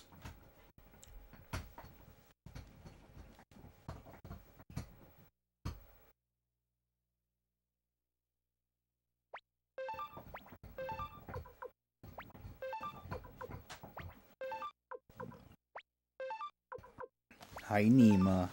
Yeah, I see you, Pup. How are you? What are you thinking about? I'm not controlling any of this, by the way. Just in case that wasn't obvious. Nima. Nima's just staring at me. Oh, and kisses from my wrist? Thank you. Thank you, puppy. Shu has an attack and defense of 0. Awesome. I'll be fine on my own, he says.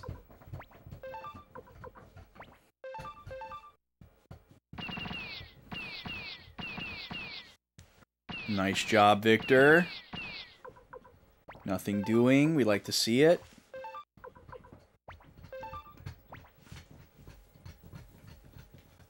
Yeah, it is funny when that happens, Alpha Shard, isn't it? Yeah, the Kate Sith situation is kind of interesting. There's been a lot of chatter about that because of Rebirth coming out soon, and Kate Sith is going to be in it.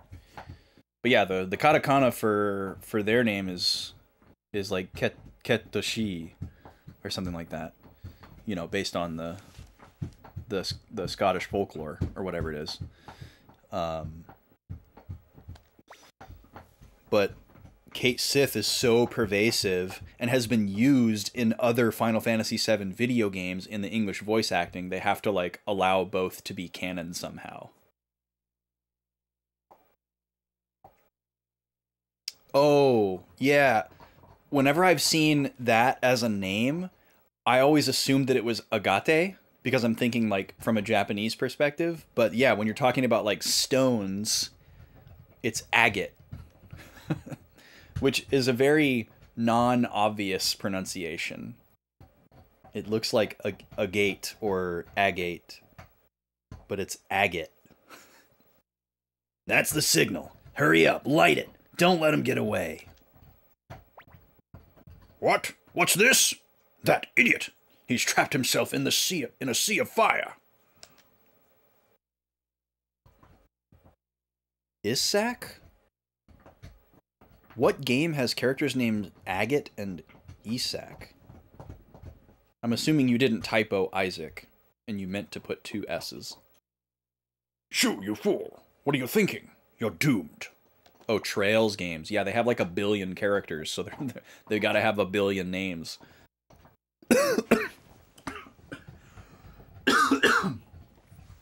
Don't mind me. Just choking on my own spit here.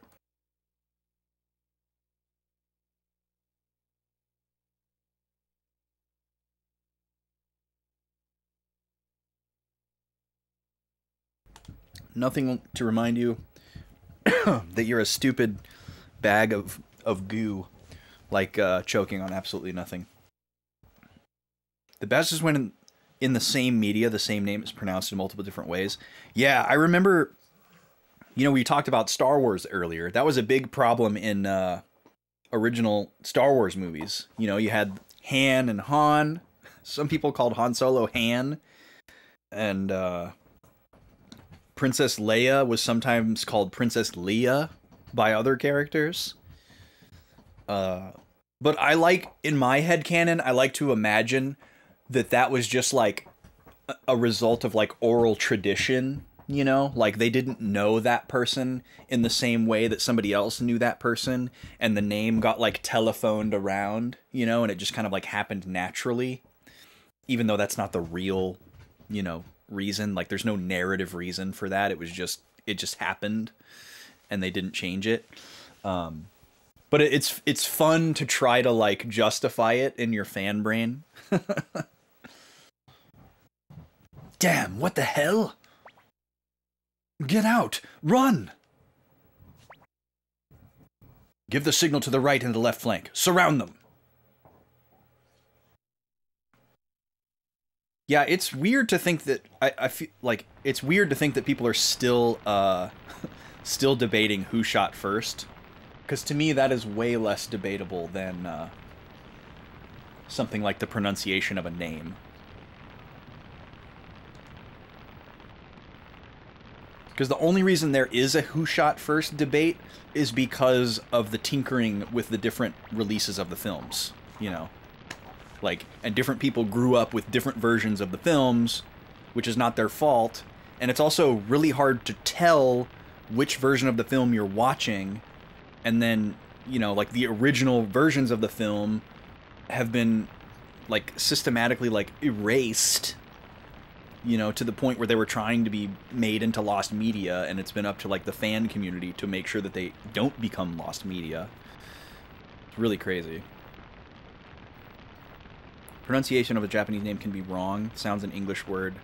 Agate that differ from the Japanese pronunciation don't exist in Japanese. Can't be written in katakana. Yeah, exactly. Yeah, they instead of agate, they would have to say, like, agito or something like that. But that's why we love Japanese, is because it just, like, makes sense in so many ways that English doesn't.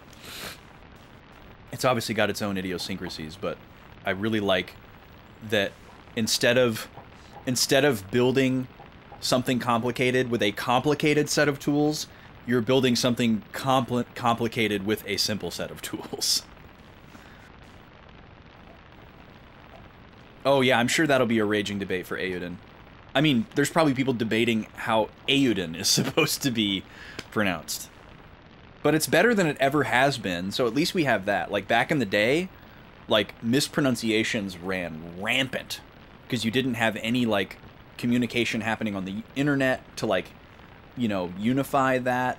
You didn't have these, like, developer-to-consumer, you know, presentations where things were being said aloud. You didn't have the voice actings in the game.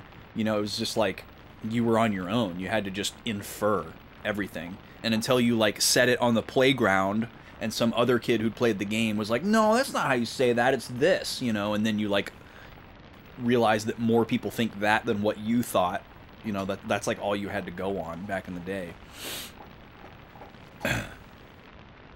Well, if it isn't Little Shu, how many years has it been since I gave your ears a good pinning back? That's a really specific phrase. I forget. To me, it's ancient history. You little brat. But anyway, you forgot the rule number 1 in the book. Don't put yourself in danger. I had to throw away the book. You read it too many times. Ho ho! What's that supposed to mean? This is so anime right now. Well, sometimes even a futile gesture can be worth something. That's what my friend Apple taught me. Yes! Let's go, Apple! I'm not impressed. Listen to me, punk. History doesn't flow. It moves in leaps and fits. That's an interesting take. Sometimes it must be pushed along by men like us. If a bit of suffering is the price we must pay, then pay it I will.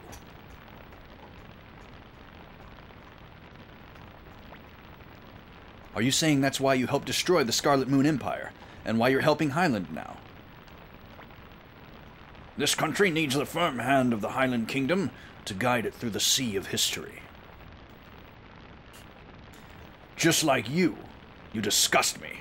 You had talent, but you used it wastefully. To me, you're the very definition of garbage. Unlike you, I don't think I'm some kind of god to use people like pawns. That's debatable, Shu, but if you say so.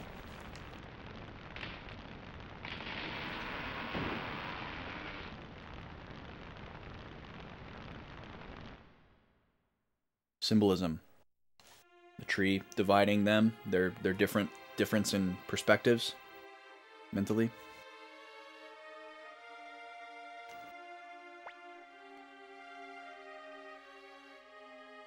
Oh, no, it can't be. Shu, no.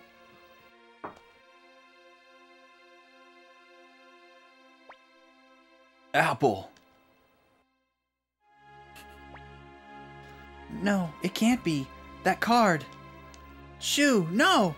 Shu. It's crazy that she cares about him. Apple, wait! It's too late! But Shu. Apple, don't make Shu's sacrifice be in vain. Refers to self in third person. Yes.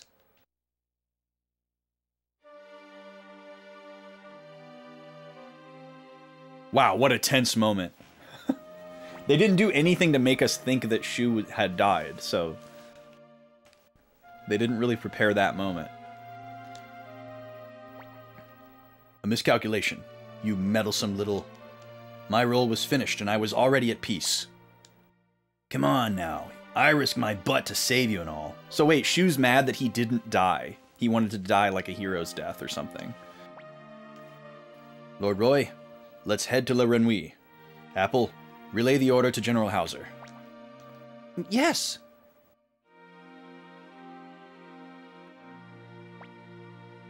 Apple, you're in charge. I'm tired. I need to get some rest. He just lays down, like, on the ground. Super delirious. Smoke inhalation. Roy, after we take a break here, let's head for La Renouille. All we have to do now is ride into La Renouille. But don't forget nothing. Victor, that means I am gonna forget something. Shut up. Are you ready yet? Shouldn't we head for La Renouille soon? Not yet. I want to talk to everybody. Don't be so nervous, kid.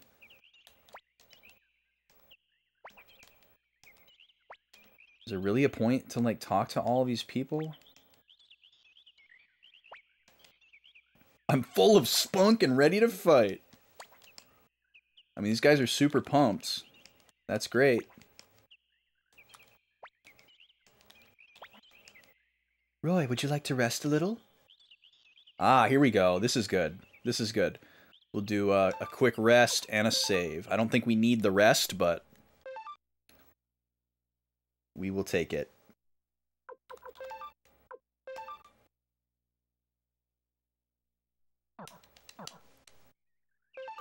Good morning. 1 day later. All right, here we go. Let's go. Yes, sir. We'll leave immediately. It's time to end this thing.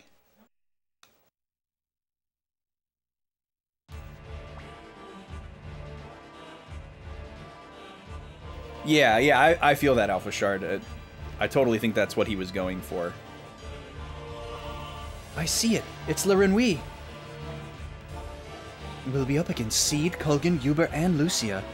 Also, Hal Cunningham leading the Second Army, the Royal Guards. Cunningham. He's a legend. I don't like to pick on old men, but if he gets in our way, we'll have to take him out. You think we're going to let you rabble continue to foul our good land of Highland? There will be no draw here. Victory or defeat. One or the other. Listen to me. Do nothing which will bring shame to the leader of the Koraya, Lady Lucia. This is the last battle, my king. Han? Is this supposed to be Hal Cunningham? The bright shield root. That's him. Gunkaku's son. Lord Roy, Take your unit into the city. The final battle will take place inside. Okay, so I'm guessing she literally means that Roy's unit has to touch the city in order for us to finish this battle.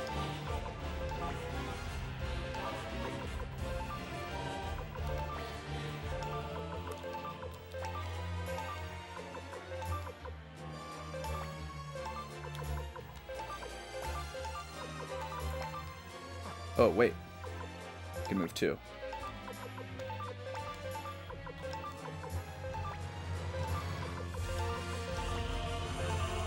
Okay. Are they all just gonna sit around and wait for us to show up? Yep. They sure are. Let me see where I want to start heading towards. Okay, so these are all the super strong guys.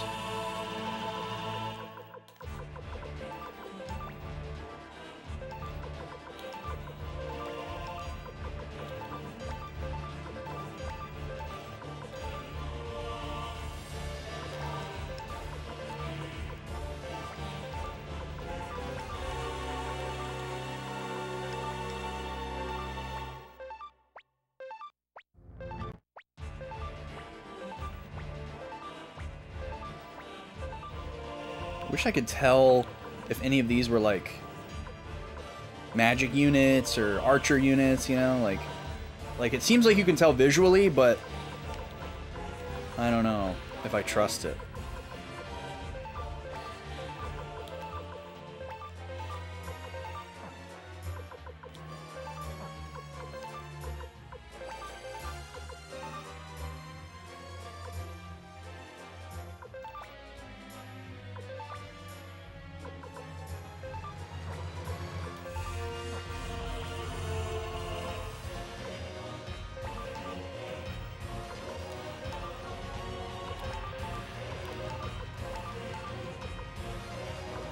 I don't want the units that can move farther to get too far ahead.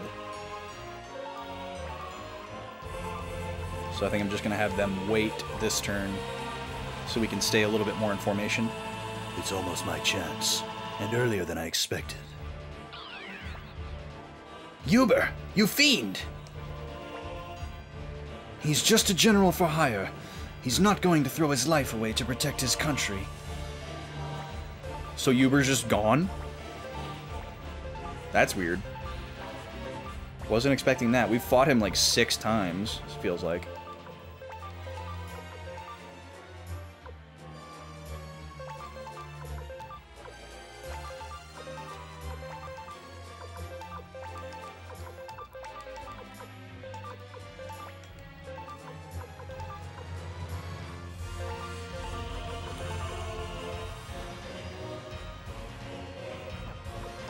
Wait a second. Move +2, okay with cavalry ability. Okay, so flight just means I can move farther. So that'd actually be a good one to pair with Roy's unit. So that you can get him up to the front lines sooner.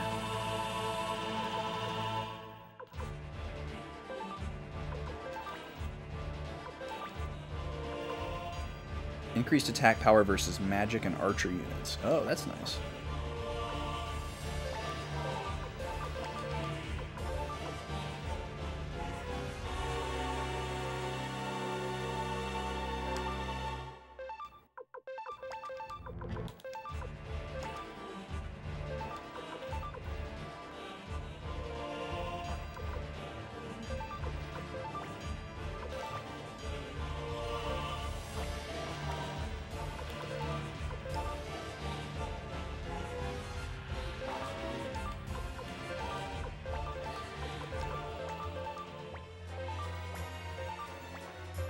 I'm always expecting them to, like, get procced at a certain point. Like, once we cross a certain invisible threshold, they start coming out to meet us, but that didn't happen the last time we had a mission like this, so that may not happen at all.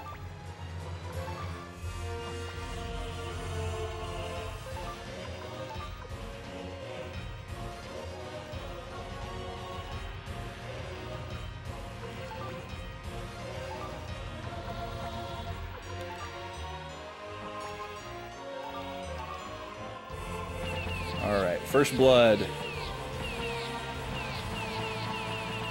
Nothing. Great.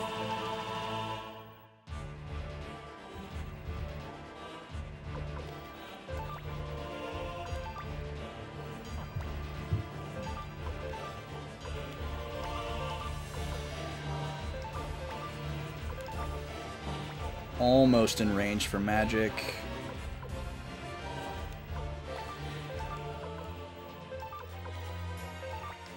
Alright, these are good placements though.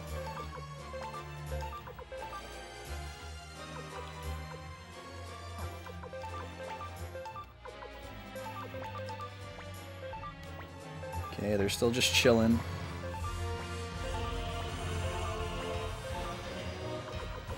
Okay, now things are gonna start happening. Yo, Luca, how are you? Good evening to you.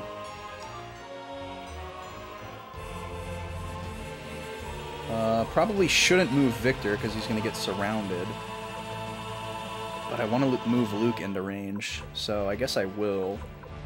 Let's see here. Who has the fire spear?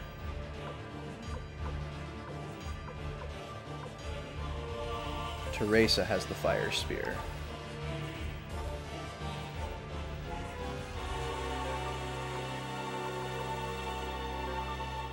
So it's going to be a little bit before we can use that. Okay, so Victor's going to move up. We want to get Luke in range.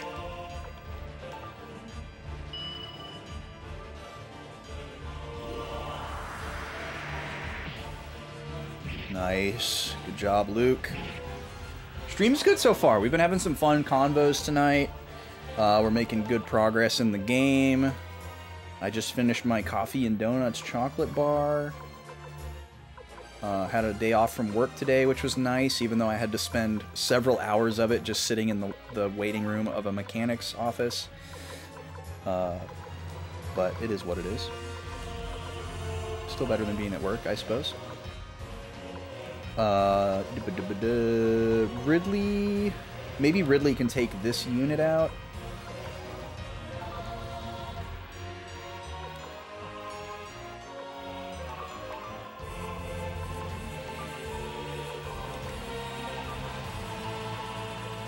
But we can also attack this unit.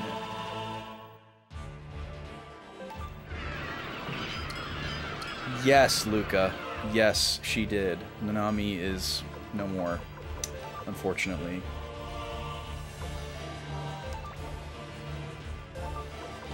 That came on very suddenly and was very unexpected. And really sucked. Okay, you only have 3 defense. Like, come on. Thank you.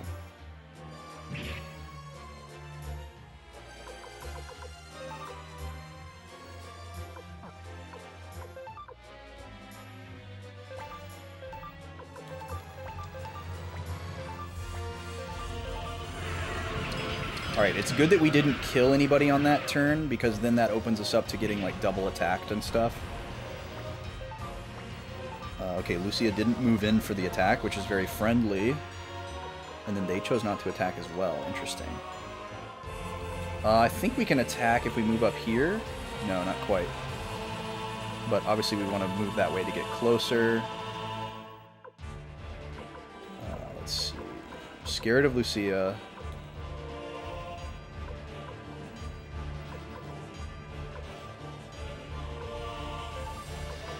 Hauser is going to move here.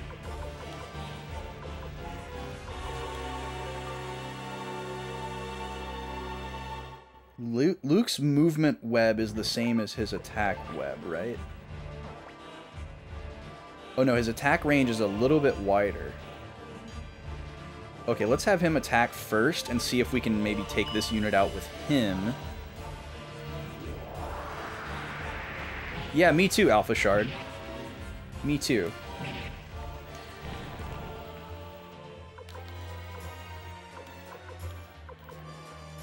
Okay, now we can move in with a couple of these characters. Okay, Flick can attack diagonally, so I think I might move him here. Well, no. Dang, I wish I could move Victor diagonally. So that doesn't really help me. Well, it might be good because Seed probably can't attack diagonally.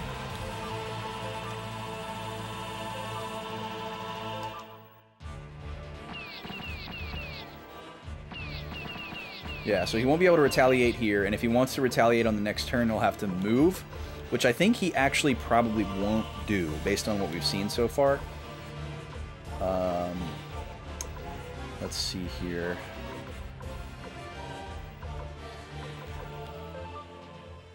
I don't want Max to leapfrog out to the... Max is a healer type here, so... We're going to keep him in the back, but close. Victor, I guess, is just going to move up 1. Luke is already done. Roy needs to move. So Max, you're just going to stay where you are. And then, let's see, what do we want to do here? I feel like moving Ridley up here and attacking the regular unit, and then leaving Valeria put might be the best move for this turn. Because then we have to withstand 2 attacks from Lucia instead of just potentially 1 next turn, or more likely 0. So, we're going to go with that. Well, that sucked. Okay, and then we're going to stay here. Yeah. I think everybody's just going to stay where they are. Even that guy's not going to attack. Okay, wow. Okay, so cool. We got exactly what we wanted here.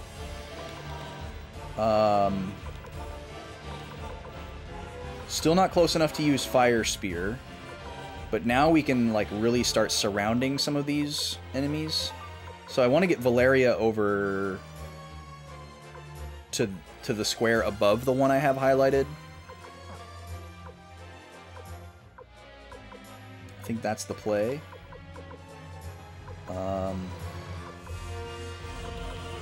Let's see. How do we want to do this?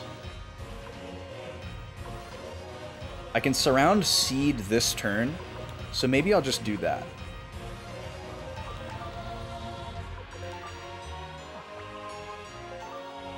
Let's go after Seed here. This is going to get ugly. Yep, that was not good for us.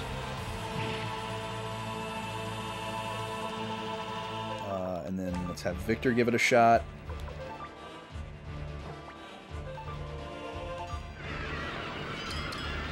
Nothing. A miss. Let's see. Max is going to come up here. Or actually, maybe this is even better now that it's protected.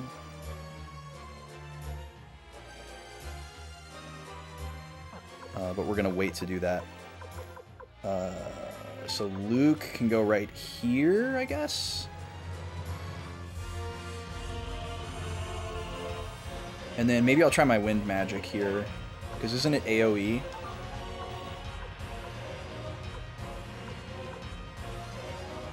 I don't know. I don't think so.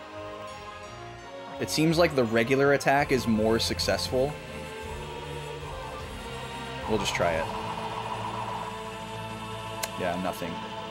It never works. Okay, we should be able to do an archery attack from here. Ah, no, we can't. What about right here? Nope. Alright, well, we'll just get closer.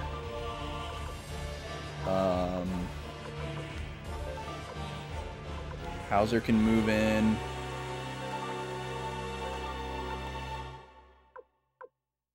Do we go after Lucia or not? I don't know. I don't know.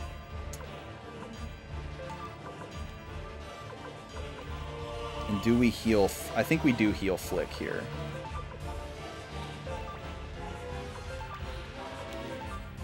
Since we can heal 3 times with Max.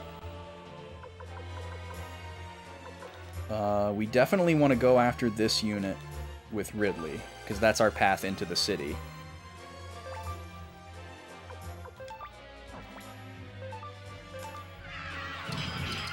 Yes. Okay, that's one.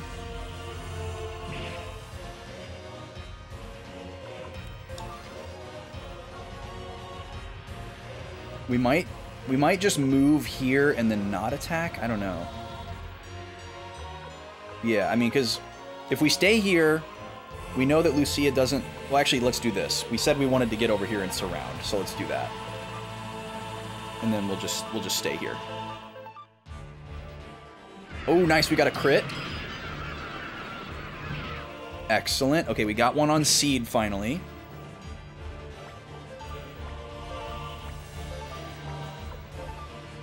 Yep, nobody's doing anything. Perfect. They're just holding the line. Okay, now we can really start unloading here. So we're going to shift. Valeria is going to go here, and we're going to go after Lucia.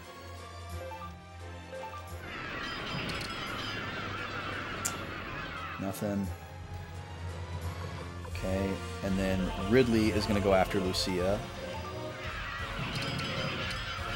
Okay, that's one. Beautiful. Beautiful. And now... Hauser. See if you can get rid of this guy. Yep, got him. Excellent. And now Victor can attack Lucia. Nothing.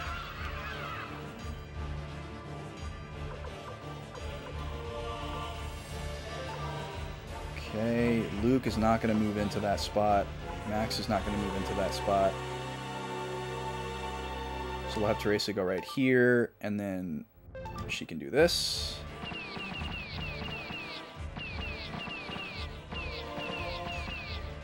Yikes. Terrible shot!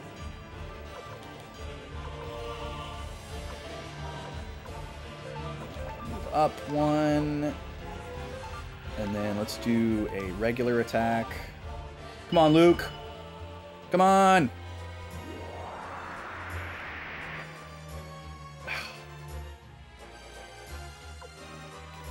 And then nobody on our team needs healing. So Max, why don't you just... We're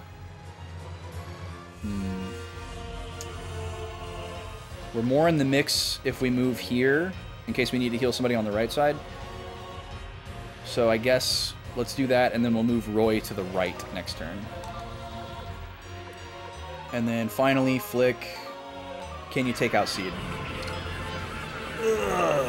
Nope. It's another one over on Flick. So Flick could die this turn.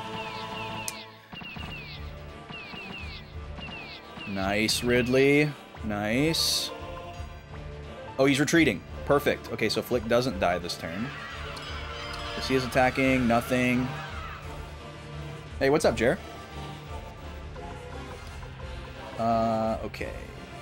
So I think the right move here is to advance on Colgan. And then we can surround Lucia here. So let's go for that. Okay, nothing there. But now we can do this. There we go. Good job, Ridley. Alright, we got Lucia out. For the future of the Koraya. And now we can have Victor attack Colgan. Oh, nice. We got another crit. Oh, but nothing happened. False alarm. And then if we move Hauser up here, I think we actually go for Seed, since he's already got 1 damage counter and less defense. Well, that didn't work. Finally, Le Renouille. We did it! We did it! Oh, it's just any unit. Okay, it wasn't actually Roy's unit. We just had to put 1 person in the gate. Alright. That works. Well, we did a very good job in that battle.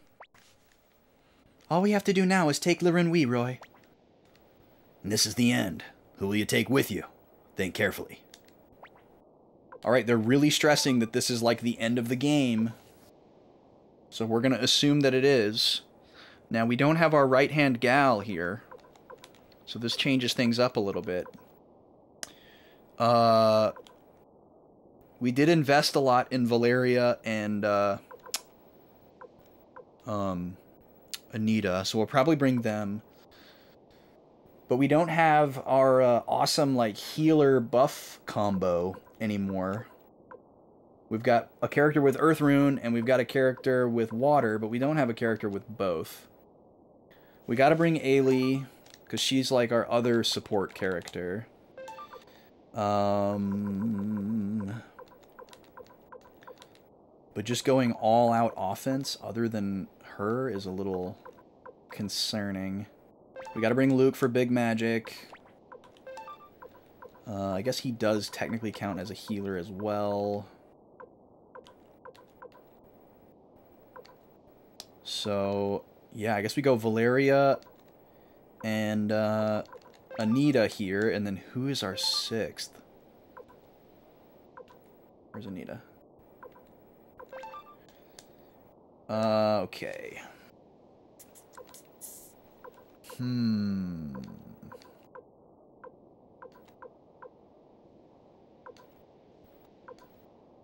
What is Waking? We never checked him out. Too late now. Lo Wen has Water. This could be interesting. This could be very interesting. Her stats are really good. She's at a good enough level. And, you know, muscle mommy. So maybe we go with Lo Wen. I'd rather have her than Victor. Is she short range? Long range. Perfect. So that's not even a concern. I mean, we can have another short range character because Luke goes in the back row anyways. But, just thinking about it. Is there anybody else that we would want other than that?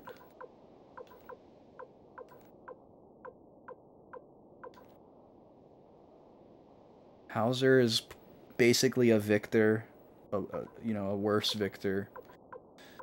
Camus and Miklatov we only like as a set, and they're under-leveled. Sierra has great stats, but not the type of magic that we want.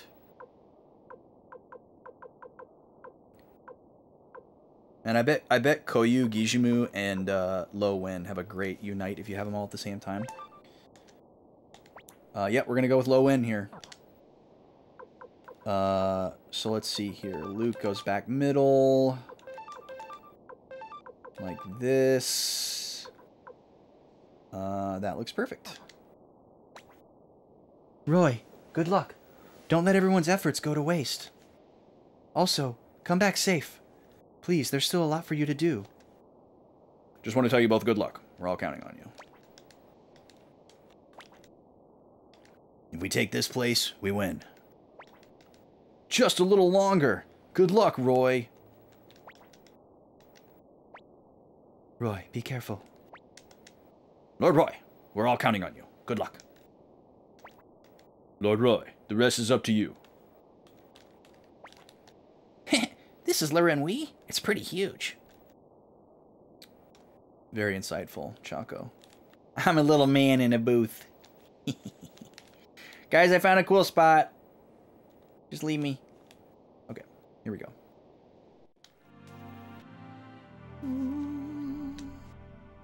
Oh, it's Lucia. Roy, we lost our army, but we haven't lost our spirit. You cannot pass here. For all the warriors who died, for the Koraya, and for the king. Why is she so loyal to Highland? I don't understand. Okay. Let's see here. Falcon Rune. I know there's going to be more than just this fight, so I don't want to go crazy with, like, buff runes. We'll try a few turns of just muscling it Is she gonna have AoE magic? I mean, we could spare one of these as a precaution. Right? We could spare one. Such a valuable spell. We're not going to care about Shining Light in this fight. Or probably any fight over this. Yeah, let's do one Canopy Defense. We might end up not needing it, but it's one spell charge if so. And then Ailey's got great single target magic. Let's hang on to that. Try to save that. Because there could be no heals from here on out. We have no idea. Luke, same thing. We're going to play the long game here. Lo Wen, what can you do? You've got all the healing spells, which is fantastic. We love you for that.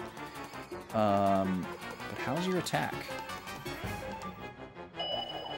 Alright. Let's see what Lucia's got in the chamber here.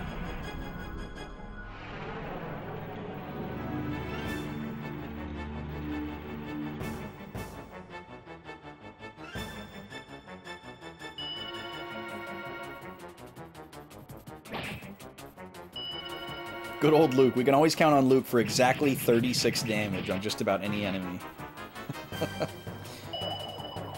Oh, okay, well we were smart to use the magic repulsion.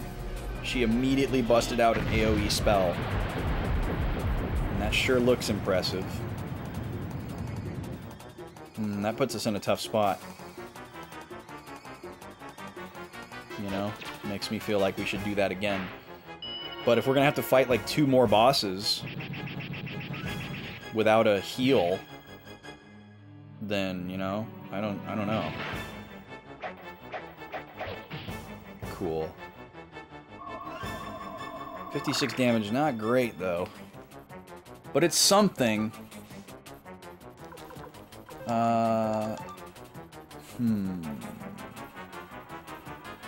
I don't know if I can watch without Nanami hopping up and down in the back row. I know. We miss her. She's so great.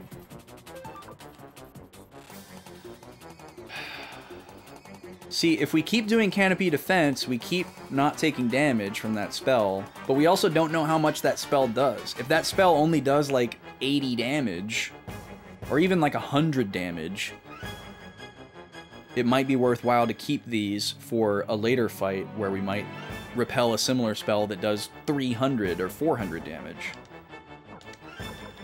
There's so many unknowns. I'm gonna proceed with a regular attack with Roy, and we'll see what happens. We were not given a save point after that last field fight, so we're already like heavily invested in not losing and avoiding too much experimentation. What items do you have? Oh, she has some crab cakes. That's actually useful. That helps her as a healer too.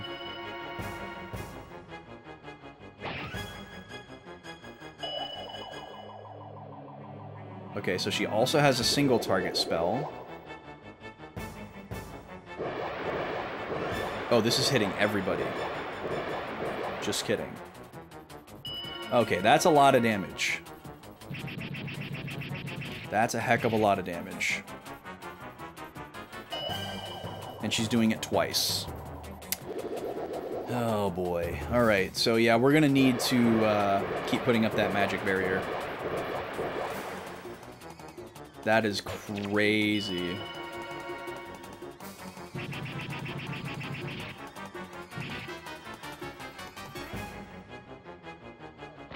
And a regular attack. Jesus.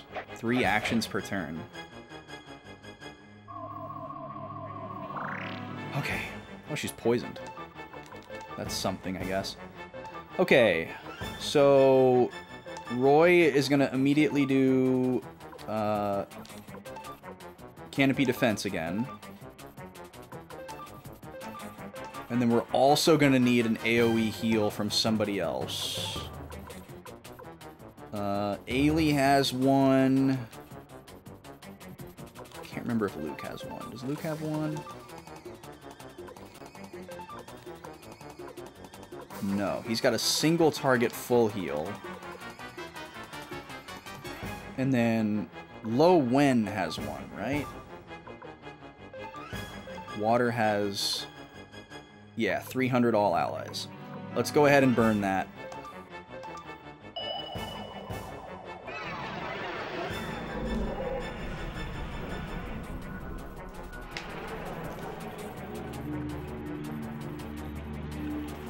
Leave and heal and come back.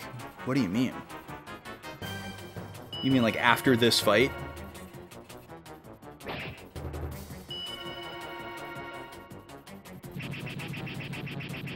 Suppose that's possible.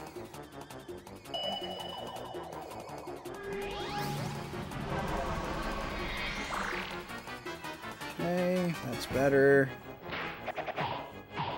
Beautiful. Physical attacks missing on both sides of the field.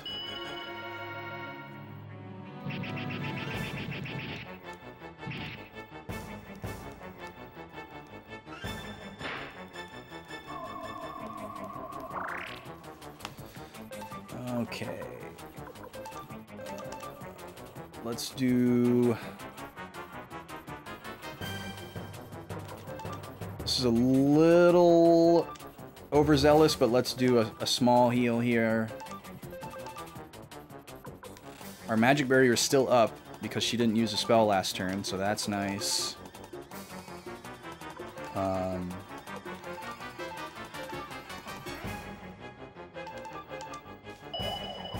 Yeah, that poison damage. Negating her, like, passive heal. High level tech there.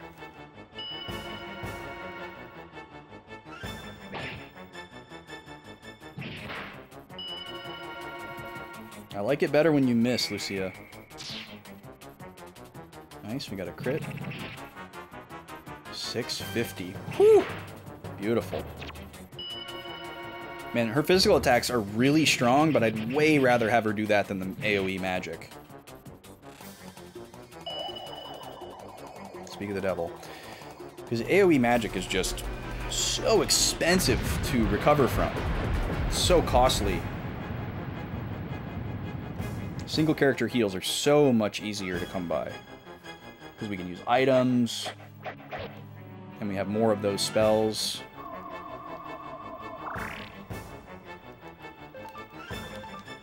Alright, keep it going here. I guess we keep going with the canopy defense here.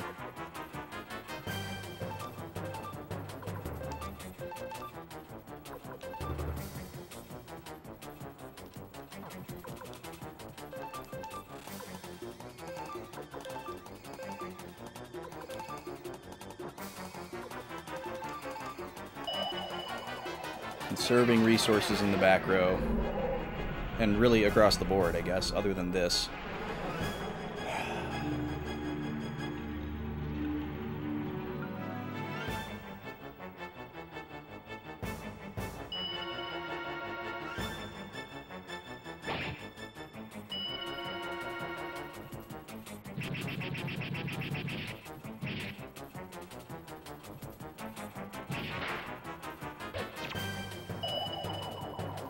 Pooh!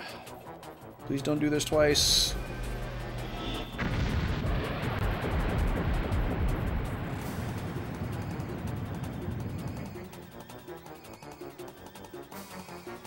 Or we're in big trouble.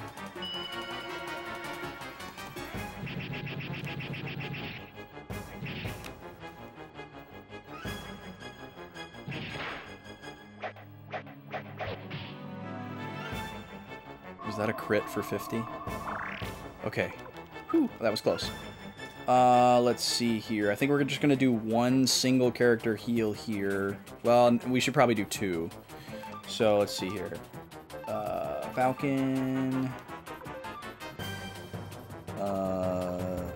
Canopy. Falcon.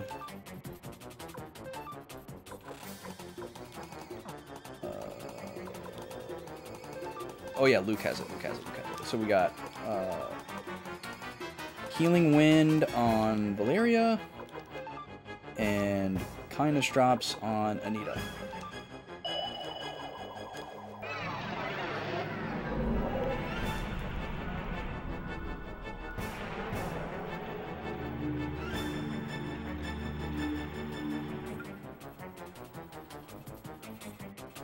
Okay. And you get a heal.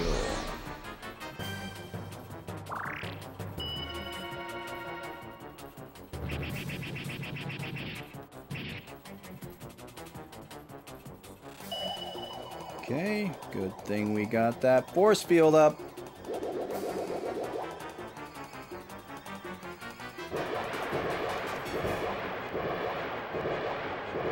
Yep, you saw where I was going with that, Alpha Shard. The second one hasn't happened yet, but I was going to say it again. There we go, and you get a heal. Look under your seat. It's a heal.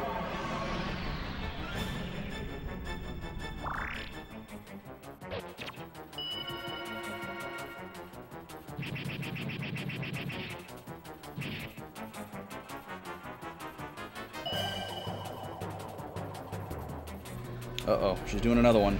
2 in 1 turn.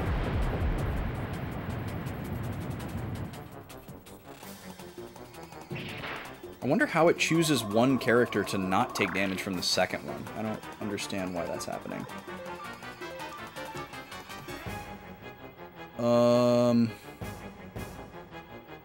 Let's see. I think we can do an AoE heal with Lo Wen.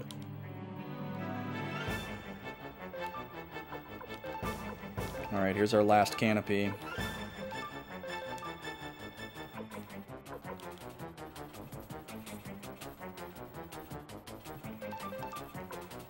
If we get desperate, I'll have to start going for the magic from the back row. Because we got all kinds of reserves in the back row.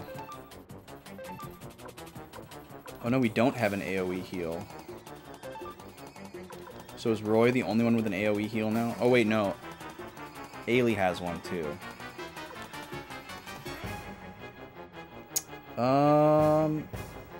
Well, I guess let's just do a full heal on Valeria, and everybody else should be out of kill range. Unless she does 2 magic spells. Then Anita's probably dead.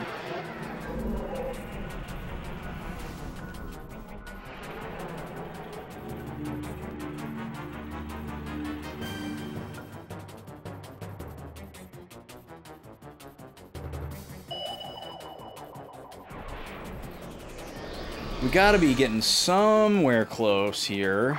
I feel like we gotta be past halfway on this one. We've done so... Oh, come on. We've done so much damage. Just randomly crit me out of nowhere for 400. That sucks.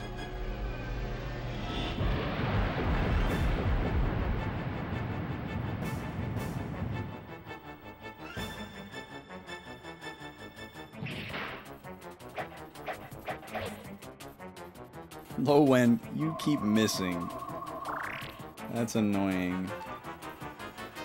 Okay, Falcon. We're gonna do one of these. We can't do the magic barrier anymore, so... and then we're gonna bring somebody back to life. And then... we can't heal them in the same turn, because this game sucks like that. So...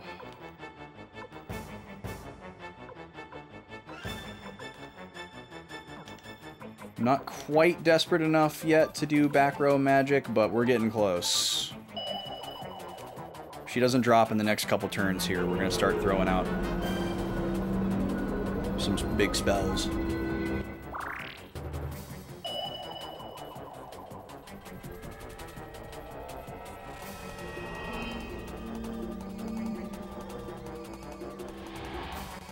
Hopefully she doesn't get killed instantly. It's It's really hard to revive people in games like this, where you can't revive and heal in the same turn with queued actions. I guess you could if you had an AoE heal that you knew was going to go off after, but we don't have any decent AoE heals other than Roy, and he pretty much always goes first. Okay, beautiful misses. We love those, but not those. Okay, we can do two full heals here and be good. So that, that. Shifting takes your turn. Well, we'll have Anita shift because she can't do anything in the back row. Because we gotta prioritize healing here. So, full heal for you. Attack. And a full heal for you. And then you shift.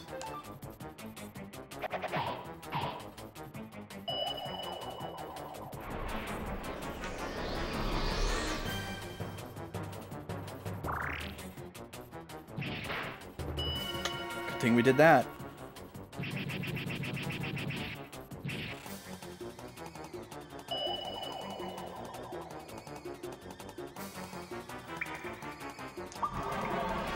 Okay, Anita's back. We were successful. Oh my god. Another crit. Amazingly, Valeria survived. That was very lucky. You're very lucky. So we're gonna do another 2 full heals here. The next time she does that AoE magic, basically, we're gonna get pushed into desperation mode.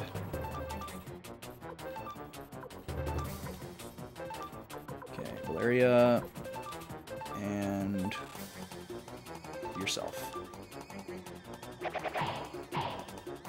Woo! That was huge! Roy! My guy! Massive crit! Dang! Okay, that was great. Alright, we're out of there. Why? Why can't we win? Why can we have no justice? Set her straight, Teresa. It's been a long time, Lucia. You, the little princess from Green Hill. What are you doing here? Have you come to laugh at me?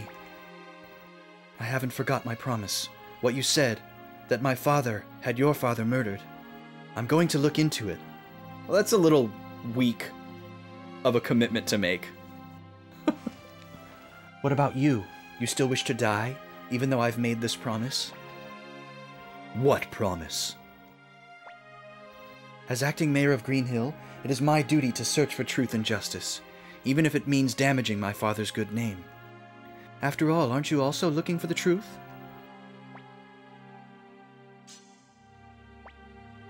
You! It's okay, Shin. Why don't you try to run? Because I know you. You wouldn't hurt an unarmed opponent. I don't know how you know that, Teresa. She was ready to murder us in our sleep. Teresa, do you really trust people so much? I trust you, that's all. Why did she trust her so much? Where's this coming from?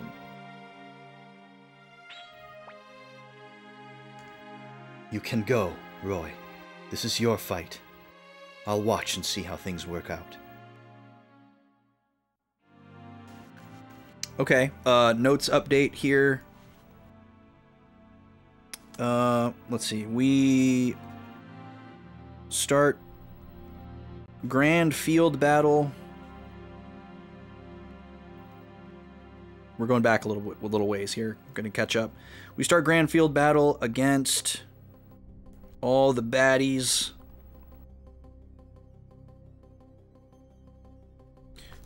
Shu's plan to outsmart Leon works, but Shu is robbed of his hero's death.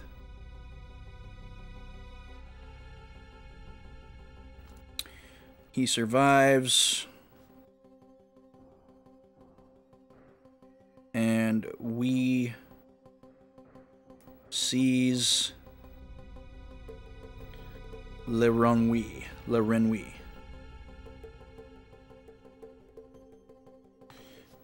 Inside, we defeat Lucia.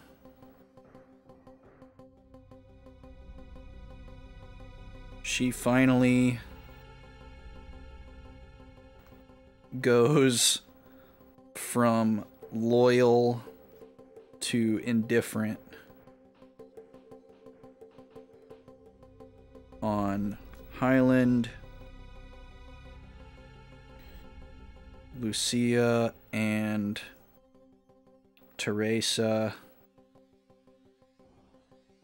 deepen their bond. I love how her deep, lasting, pervasive commitment to Lucia is, I'll look into it. It just seems so cavalier in like modern terms. Like, oh yeah, I'll look into it. It's like a very dismissive way. Like, it's like something that somebody would say like in like a retail customer type of situation, or like a superior subordinate like work type of situation. Like, oh yeah, we'll look into that for you. You know, that's like something that you would say to like shut them up. You know, like they keep bringing up this one thing. I'm like, oh yeah, we've been meaning to look into that. We're gonna look into that. And you know that it's like an empty promise that means nothing. So it's weird. It's weird that she's saying that. Oh, you better believe it, Sen. I have lived and breathed that environment for basically my entire professional life. So I know all the tricks of the trade. I know all the slime.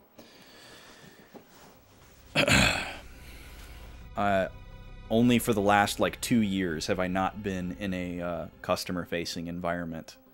But the rest of my entire working life, I have been in a customer-facing environment. And it has taken its toll for sure. But I still am in a corporate environment, and it's kind of the same in a lot of ways. It's just more of the devil you know than the devil that you don't, if that makes sense. Okay, we're caught up on notes. I need to run an ad, so I'm going to run a 3-minute pre-roll killer here, and then we'll get right back to the game. I'm going to see if we can backtrack and heal, and if not, I'm very scared. So I'll be right back.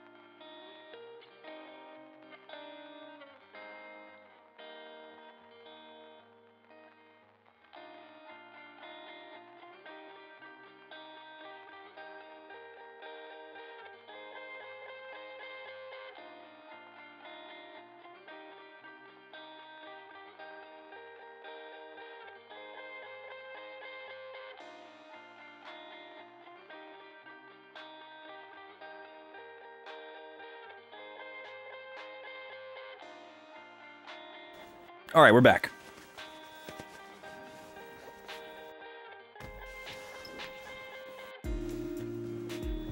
My bot is supposed to put like a little message in the chat when ads run, but it hasn't been doing it. It's also supposed to auto shout out raids, and it hasn't been doing that either. And I keep like double checking the settings, and they're all in the right place. So I don't know what's going on with that. But like the manual shoutouts are working, so it's not like the bot is entirely not working. Okay, let's see what we can do here. We're backtracking.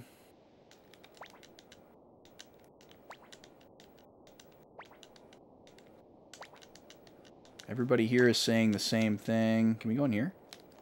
No. Can we blinking mirror? Surely not. No. Okay, so... yeah, it doesn't look like we can go back anywhere. We are in it. Oh, and they're all gone. Let me guess. This place is going to be a labyrinth filled with random encounters.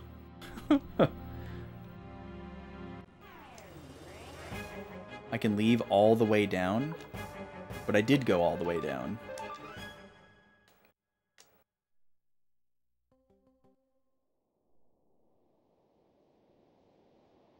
There's just a wall. Oh. Well, that's very misleading. Wow. Okay. They did not spell that out in a very good way. Well, I will allow that that back seat.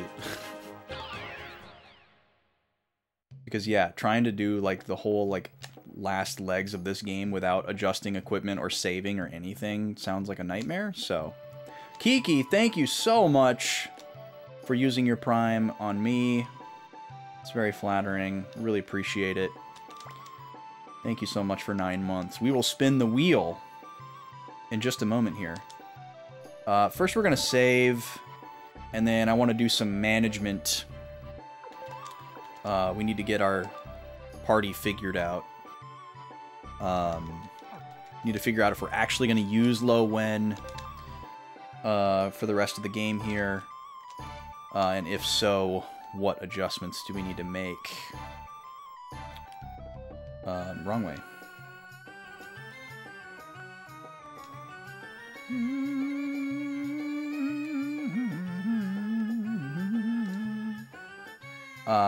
Where am I trying to go?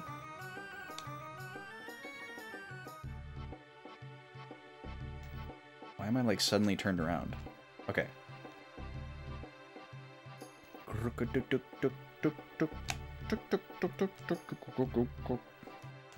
Okay, first off, am I carrying anything that Lo Wen can use?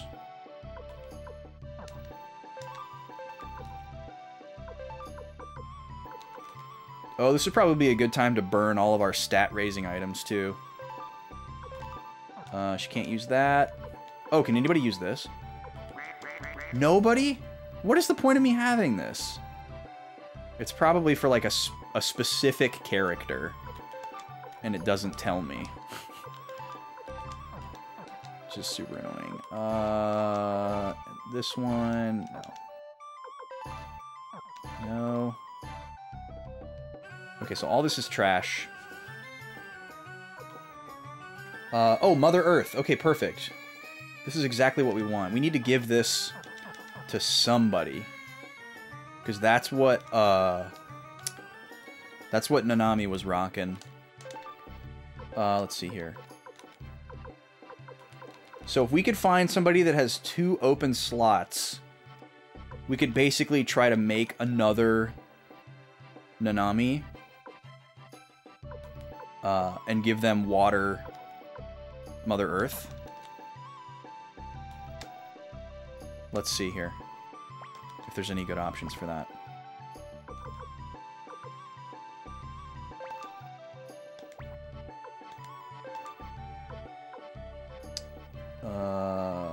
Flick would be an interesting choice. Victor can't actually use both of those slots if he has Titan.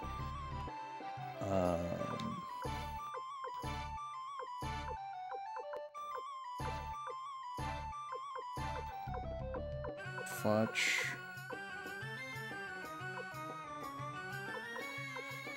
A lot of these people have special runes that probably can't be removed.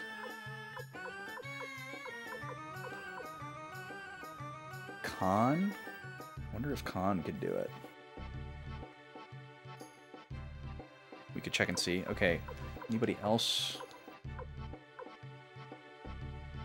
Maybe Killy, but Khan's got way better stats and level.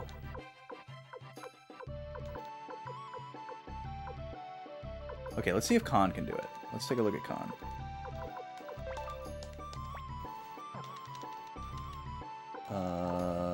Sure. And then once we have our party locked in, we can do weapon upgrades. We can use all our stones. Just pump everything in. But we're going to start here. Okay, so... let's see. Remove... Alright, Khan can remove Resurrection. That's a good start. But I'm not carrying a water. Am I? No. Okay, so we need to buy a water.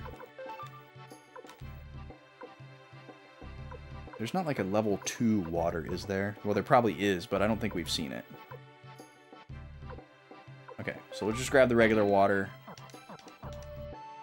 And then let's see if Khan can use both of these.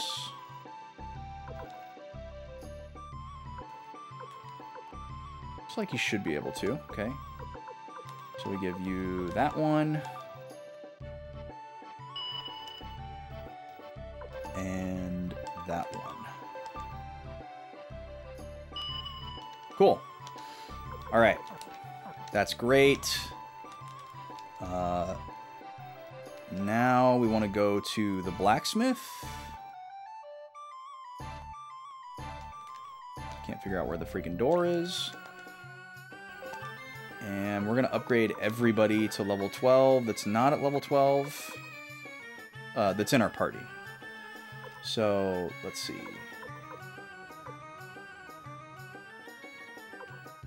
Not everybody.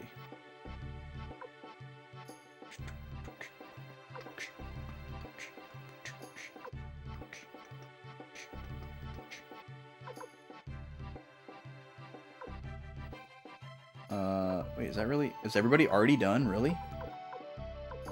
Valeria, Roy, Anita, Ailey, Luke, and Khan. Okay, everybody's already done, so we don't have to spend any money on this. Are there any attack runes that we want to give? We probably should give some kind of attack rune to Valeria and Anita. Maybe we can give them the Titan ones.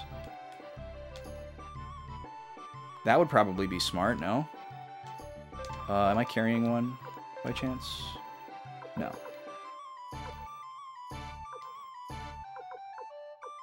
Dude. Okay, let's go back. Oh, not in here. Let's go back in the rune shop real quick.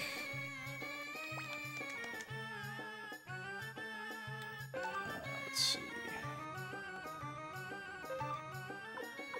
But this isn't where we attach weapon runes. But giving Anita this rage rune seems like a good idea. Why not? And then, well, I guess we wouldn't give her the Titan rune. We can't give them the Titan rune because of Falcon. They wouldn't have Falcon. But we can still attach something to their weapon. Yeah, we're not going to use this second blue gate.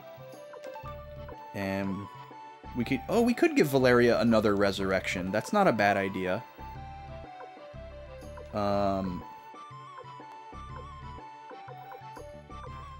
Yeah, might as well. I can't think of anything better to put there. Well, maybe another wind would be better.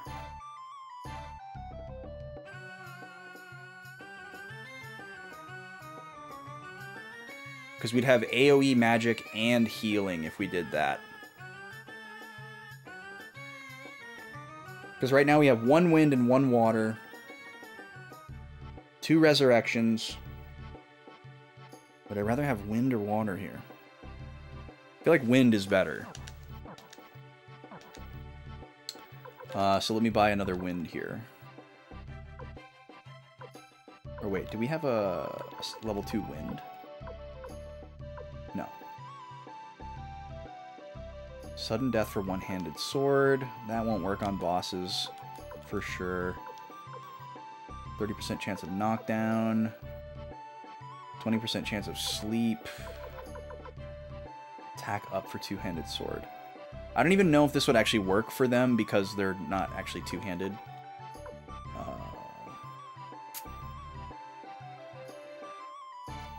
Or do we go with an earth and just really, really double up on...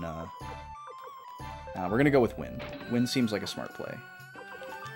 So we're going to put that on Valeria's other spot. There we go.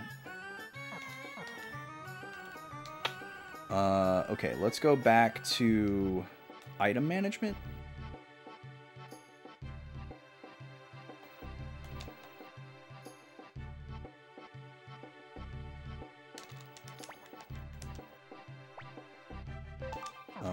First, we're going to put a couple of things away.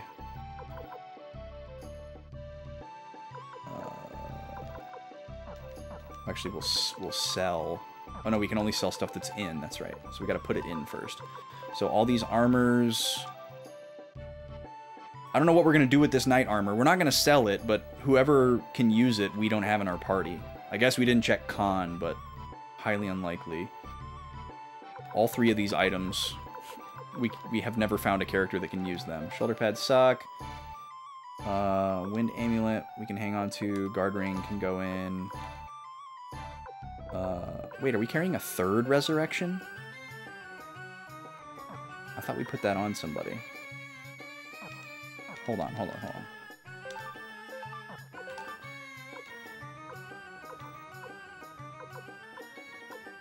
Oh, that's right. We were gonna give Valeria resurrection, but we gave her wind instead. Okay, that's fine. So we only have 1 resurrection. I think that's okay. Bringing characters back is hard enough. I'd rather have more heals. Alright, resurrection goes in. Okay, now we sell some stuff here. Junk.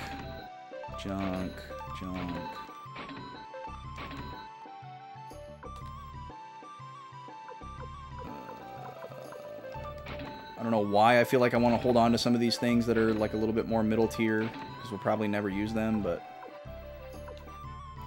look at me go. Let's see here. Ailey's weapon is not a shuriken. Spear, axe, staff.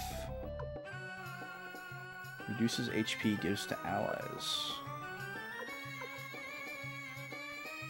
All member attack after wielder. So we could give this to somebody. Well, does that go on weapon? I think it goes on weapon.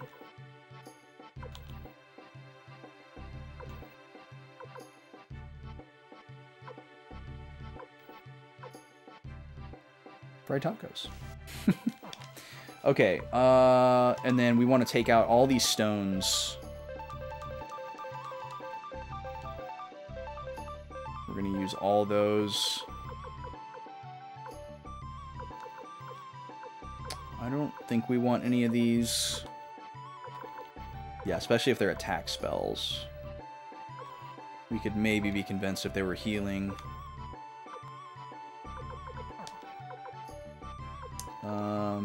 Okay, and then maybe we want to strip some of these other characters.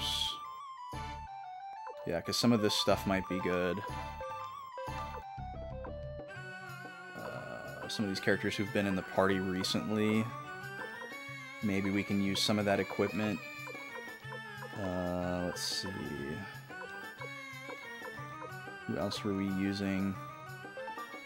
Mikotov and Camus. Why can't I strip Camus? That's weird.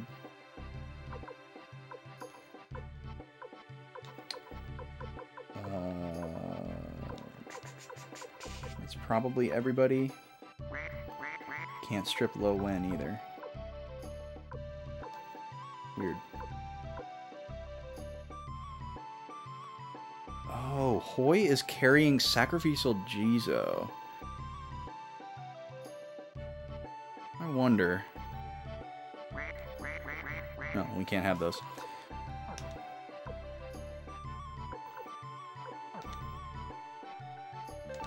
Okay, and those went into my inventory, didn't they? Not...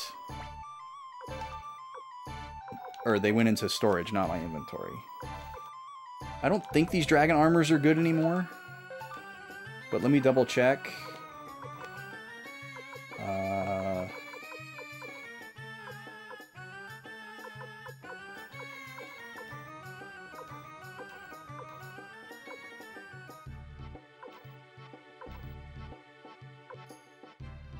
Yeah, that's probably all that we would use. Well, I guess, wait, the half helmet? No, that's not good at all. It's crap. Headgear, maybe? Well, you never know. I haven't looked at helmet stats in a while. I could be misremembering. We'll grab the shield. Some people don't have shields at all. Might be missing out on something there. Okay, let's take a look. Actually, I like to do it this way. There we go. Upgrade for Khan. Okay, good on headgear. Dragon armor. Definitely for Khan. Holy crap. Knight armor. Nobody. Kite shield. Good on shields. Gold necklace. Of course not. Wing ornament. Of course not. Wind amulet.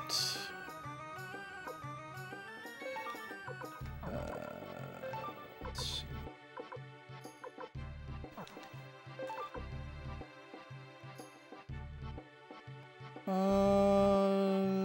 That seems pretty good. Oh, we definitely need to get rid of these. Although the kindness drops, maybe we keep?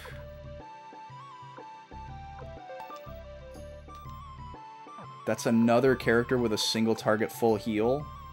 That's good flexibility. But wait, we already gave him water rune, so yeah, we don't need those. We can remove those. We'll give him more defense instead. Oh, really, Alpha Shard? Well, it's just weird. Like, it's clearly an equipable item, you know? Like, it gives you the stats at the bottom, so... all that's missing is like, some piece of information that would indicate that it's for a specific character. But with such a generic name, like, how would you ever... how would you ever know? And same with, like, knight armor. Like, does it get any more generic than knight armor? Okay. We're gonna put some stuff in. We're gonna put in... everything that we don't need.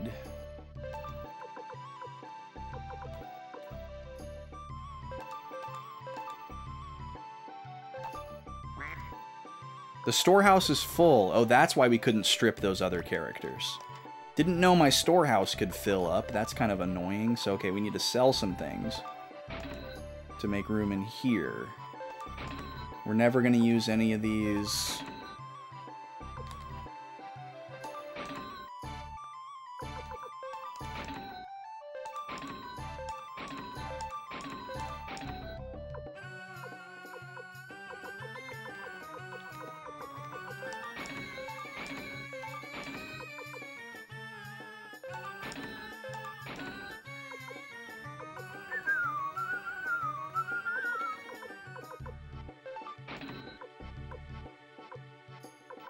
Wish we could do something with all these plans.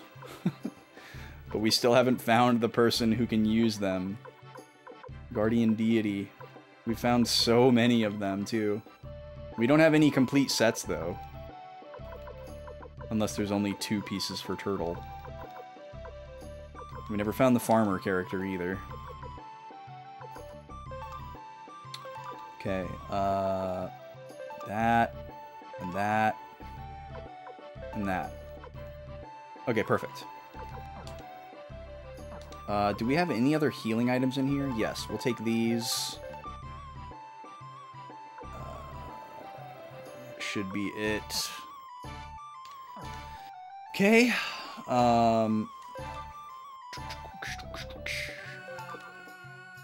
And then we need to use these up. How do we want to use these? There's a lot of different ways we could go.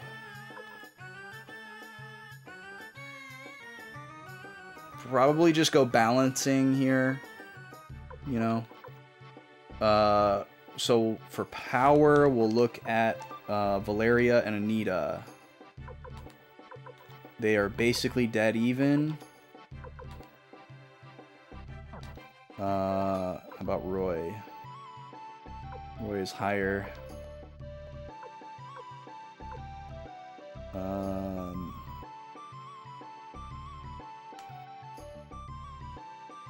Rain or Khan's rune is magic drain. I wonder what that does.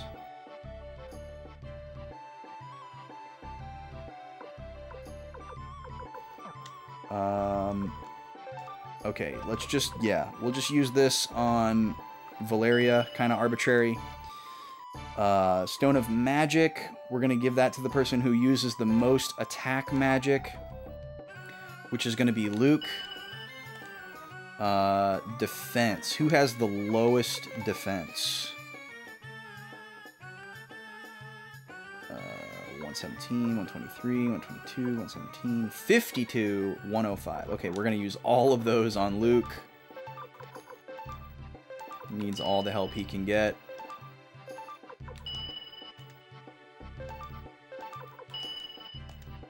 Great. Magic defense. Let's take a look. Pretty even, actually.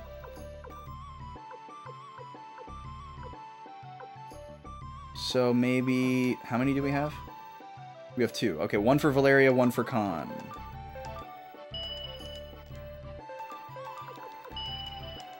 Great. Skill and speed and luck. Let's check out the spreads on those.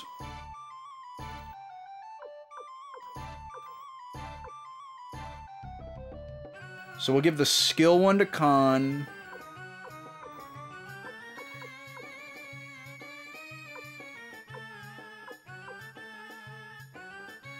We'll give speed to Ailey. And then luck. Luck we should probably give to the character who already has the highest luck and attack, which is Roy. Okay. So skill for Khan. Speed for Ailey. And luck for Roy. We got a lot of 3s. That's pretty cool. Okay. Now we need to go back to the shop.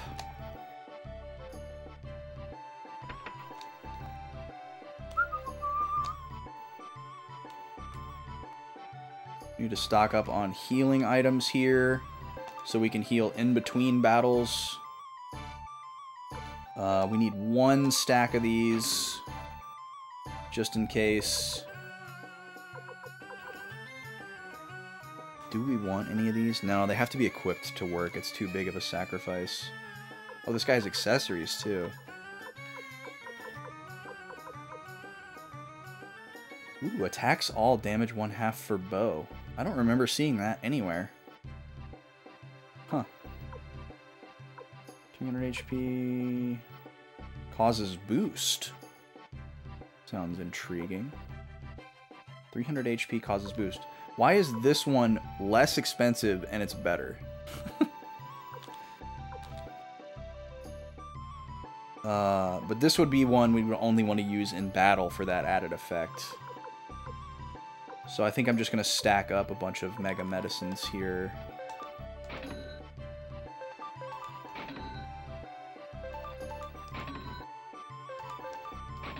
I don't know what else we would use them for. or what else we would want. We still have a lot more room, so I'm going to buy a bunch more of those.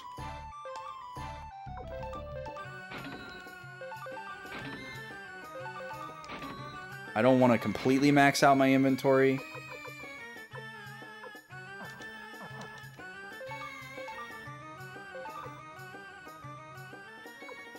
That's good. Because we probably will find some items. Okay, we need to sleep here.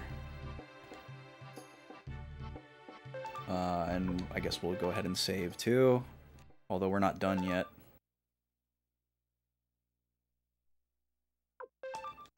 So it's really not super necessary. Okay. Here we go. Now let's go check armor again. I don't think we're going to make any changes here, but let me just check.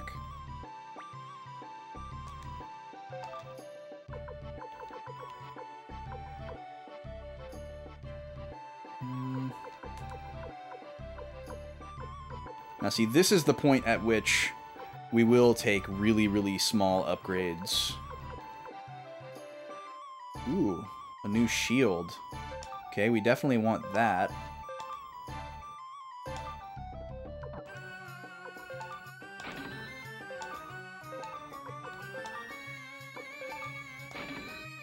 Okay. That's a good find. Silverlit. Didn't we have a bunch of these? Hit plus 15 is pretty cool. This is just straight up defense. So that's 11. And that's 9. This seems like a better investment.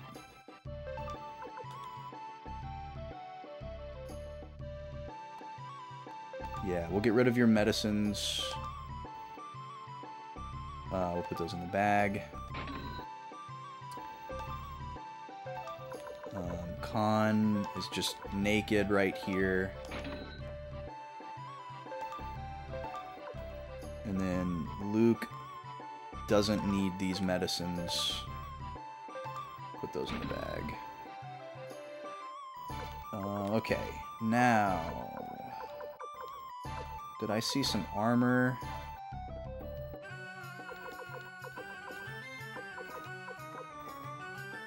+2. +5. Yeah, we can spring for 3 of these. That's easy.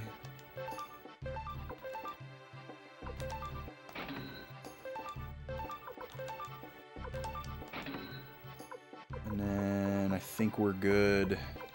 Alright, we made more moves than I thought we would there, so I'm glad we did that. This one... I don't know. I'm not touching Roy's. I like what Roy has going on. 5 points for Luke, I guess, is pretty valuable. So what, this goes over the water amulet? And then what's the added effect on Silverlit? Nothing, just defense.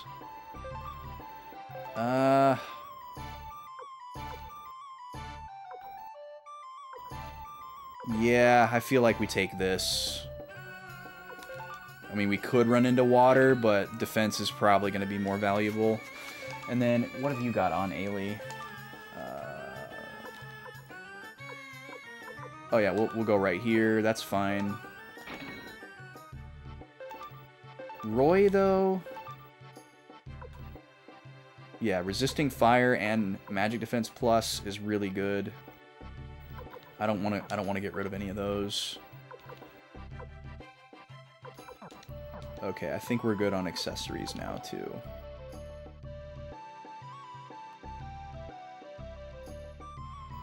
Now, where does this give me +2? Oh, I see. We could swap magic for hit or for magic defense, but we don't want to do that. And then here, same thing. Yeah, we don't want to give up strength or magic defense for defense. Okay, so we're good on accessories. Cool. Am I carrying anything unnecessary? No. Okay. I think we are ready, folks. I think we are ready. So we're gonna go save one more time.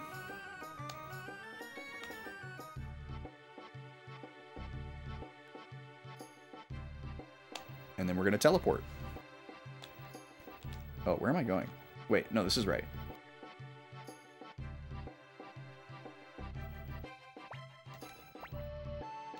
Yes, we save. It really feels like it, Luca. I don't think we're, like, right at the end, but it definitely feels like we're entering the last area of the game. It seems like this castle is going to be, like, the last area of the game. But this game has kind of given us false ending vibes previously.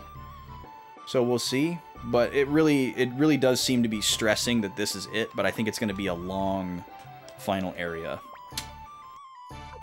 I'm sensing kind of like boss rush vibes.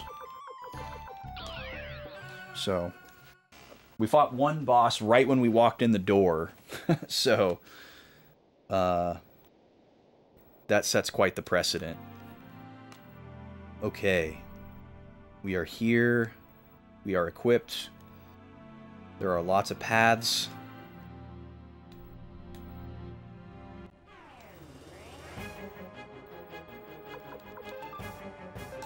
Magus. It's a very important sounding name for a random encounter.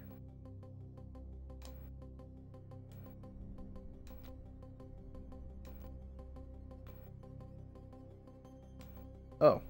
Hello, boys. So I wonder if we can just, like, charge up the middle of this castle and, like, get where we need to go. Or if, like, if we go off the beaten path, are we gonna find, like, a bunch of, like, endgame items, you know? That's kind of what I wanna... What I might do is, like, explore a little bit and see what we find, and if we start finding a bunch of junk, then I can just, like, reset and try making a beeline. You know? Because it wouldn't be the end of the world to get, like, a little bit of experience here, especially if they're, like, crappy enemies like this. Who do I think the final boss will be, or am I not sure? You don't remember much of the story thus far? Well, it seems like there's going to be some kind of, like, final confrontation with Joey. But the last time that we saw Joey, we ended up, like, fighting alongside of him in kind of a weird way. So, I guess I could see something happening where he, like, flips. I'm also confused about what's going on with Seed and Kulgan. Because I, like, created a memory earlier on in the game that's apparently wrong, where I swore that we had a conversation, like, Roy had a conversation with Seed and Kulgan, like, hush-hush secretly, and they told us that, like, when the time came, they would help us stop Joey. But apparently that didn't happen. Or, like, I misinterpreted what they were saying. So I spent a bunch of time, like, waiting for that to happen, and it's never happened, and it doesn't seem like it's going to ever happen. So we could end up fighting them. We could end up fighting Seed and Kulgan. We've only seen them in field battles up to this point. Uber disappeared. Uber could show up. Who knows? I don't know. I'm predicting a twist. Like, if we just get to the, like, some, like, grand throne room and Joey's just standing there and we, like, have a duel with Joey and we have to, like, choose to kill him or spare him, and that's the end of it, I would be very surprised. I think there's going to be something more. I just don't know what it's gonna be. So we'll just have to wait and see. I guess. But if I was trying to guess which is not really my style. My guess would either be... Yes, Bad Luca... Well, Bad Luca might not be dead. They left that a little bit ambiguous. He, like, fell over and we kind of, like, walked away from his body. He didn't disappear like Gerudo did, and he didn't have, like, he didn't, like, fall off a cliff or anything. So he could come back to try to, like, reclaim his throne. That wouldn't be super out of the question. The vampire guy is definitely dead. Necklord is dead. We know he's gone.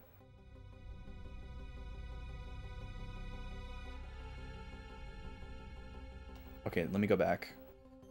They must be in that room that we didn't go in. Oh, look at this big old bronzum. Big old bruiser. How much health do you have? How much of my time are you gonna waste? What rare drop might you be hiding? The vampire was dead to start with. Good point. We've killed him twice since then. How much more or less dead could he get? Good point. All valid questions to raise, D. Holmes.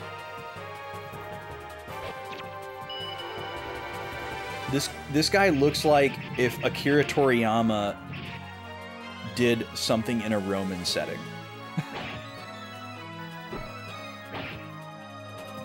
I think he's all dead now. Yeah, it really seemed like they were trying to very clearly illustrate, like, I promise you're done with this guy, which I super appreciated. I hate ambiguous deaths in media. Or I guess I don't always hate them.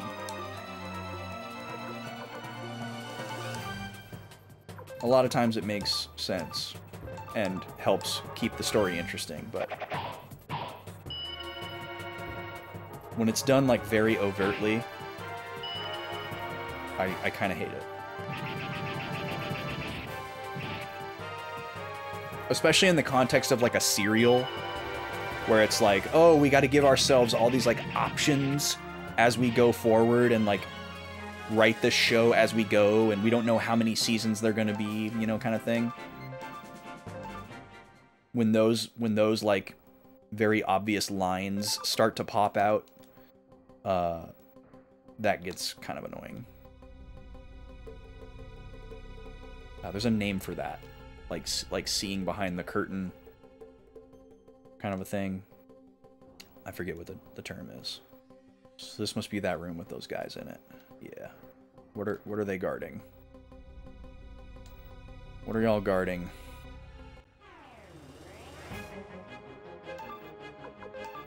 What am I spending my time on here? At least they're not, like, brand new, super annoying, super hard enemies we've never seen before.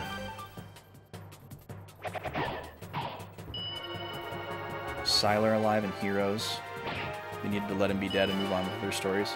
Yeah, I've never seen Heroes. Heroes was a waste of everyone's time. Wasn't that one of the shows where they, like, didn't get to finish it or something like that, and everybody was mad? Or am I thinking of something else?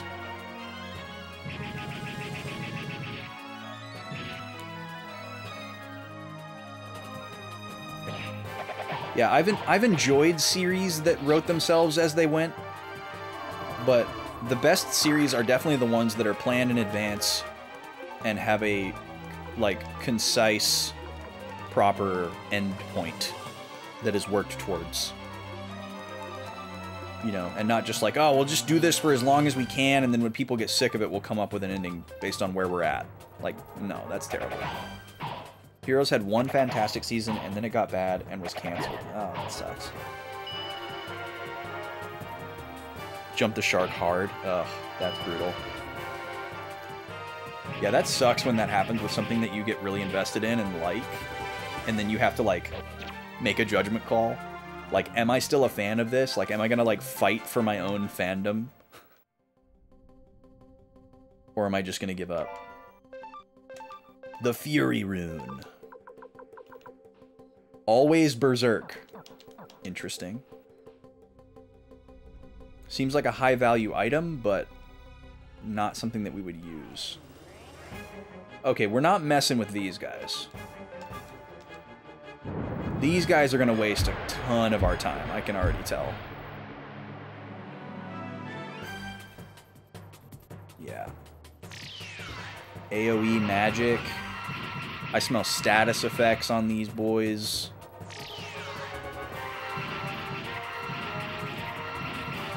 We got column attacks, AoE attacks. Yeah, we're not messing around with Jim here.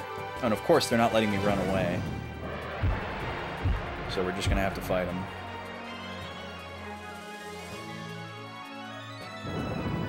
For all the weird things that they have runes for, they should have a rune that allows you to, like, guaranteed flee.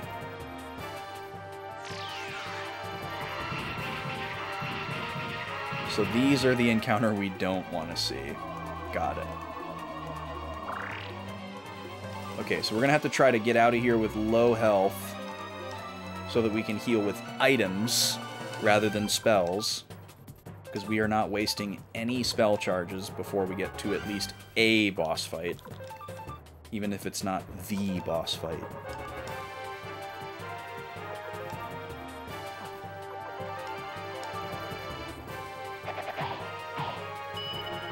Hopefully these things don't have a billion HP. Alright, please die to this.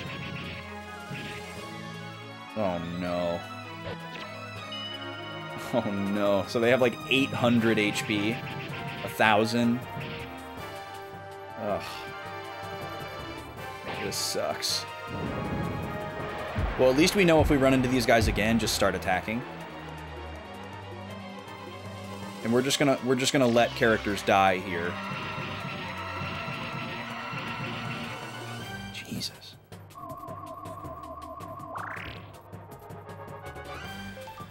Okay. This is a little bit hairy.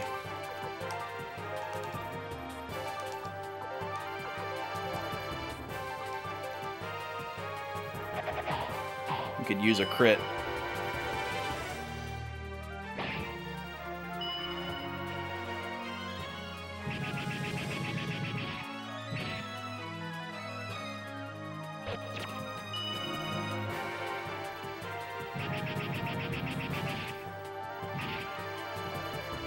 Definitely going to lose somebody here. Yep, they're gone.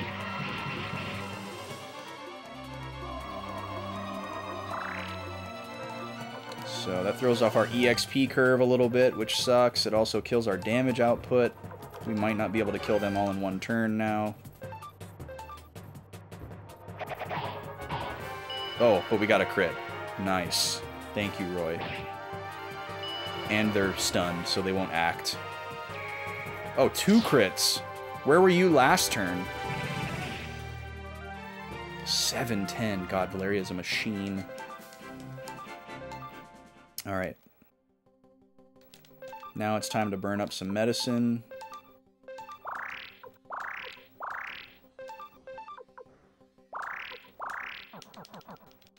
See why we bought so many? God, my phone is going crazy. Like every 5 seconds I hear I don't know what is happening. Every time I look down to make sure it's not a call or a text, and it's not. So, I don't know. Maybe somebody's just sending me like a million TikToks. Oh, hello.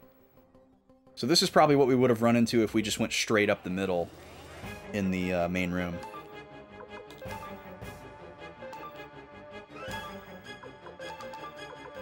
Alright, Falcon Punch.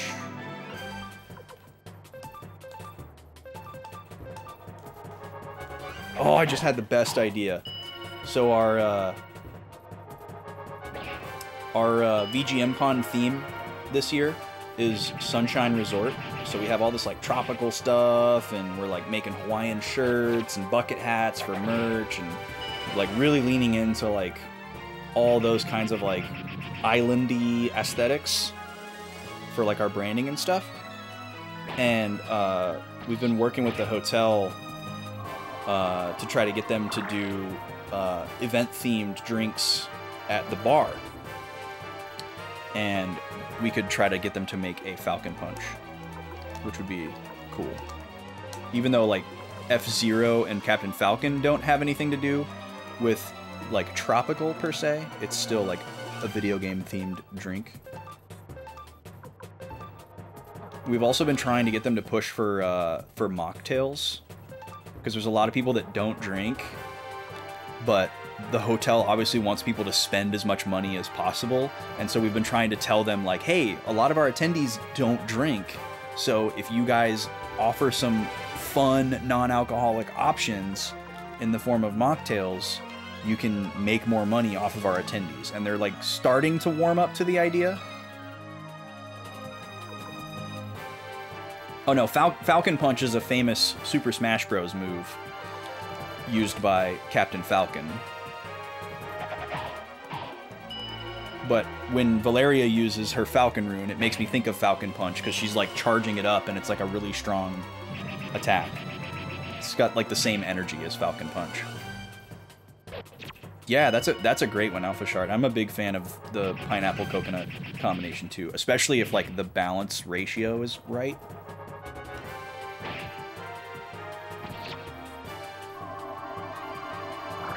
Yeah, there's a famous restaurant in here in Austin called the Oasis, and, like, as a restaurant, like, the food is, like, mid. It's not, like, great, but it's known for having this amazing view. It's, like, on the side of basically like a small mountain, like a big sloping hill that goes down to a lake. So they have, like, this, like, 8-story, like, amphitheater shaped balcony where you can just sit and eat and, like, watch the sunset. And it's, like, you know, a really, really cool place to just kind of, like, hang. And they make a really good non-alcoholic pina colada that I remember drinking as a kid, one of the first times I ever went there. And thinking I was really cool. I was probably, like, 14, 13.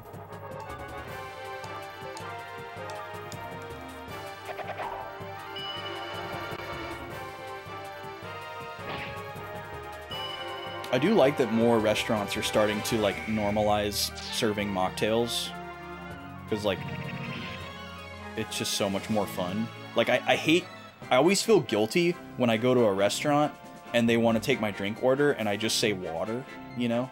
Like, as somebody who's worked at a restaurant, I know how, like, you get a little bit deflated as a server, like, oh, here comes the cheap table, or, like, oh, they don't want to buy anything, you know? Like, it gives off a bad first impression to the server.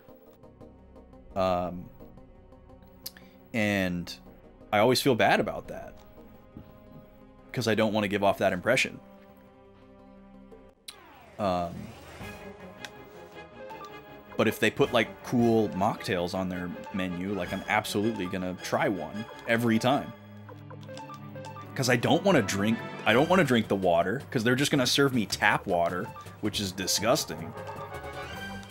But I'm not gonna drink, like, you know, corn syrup lemonade from their drink fountain and corn syrup sodas out of their soda gun. You know, that's all they've got, and that's all junk that I don't want to put in my body. Not that the tap water's much better, but I'll take my chances.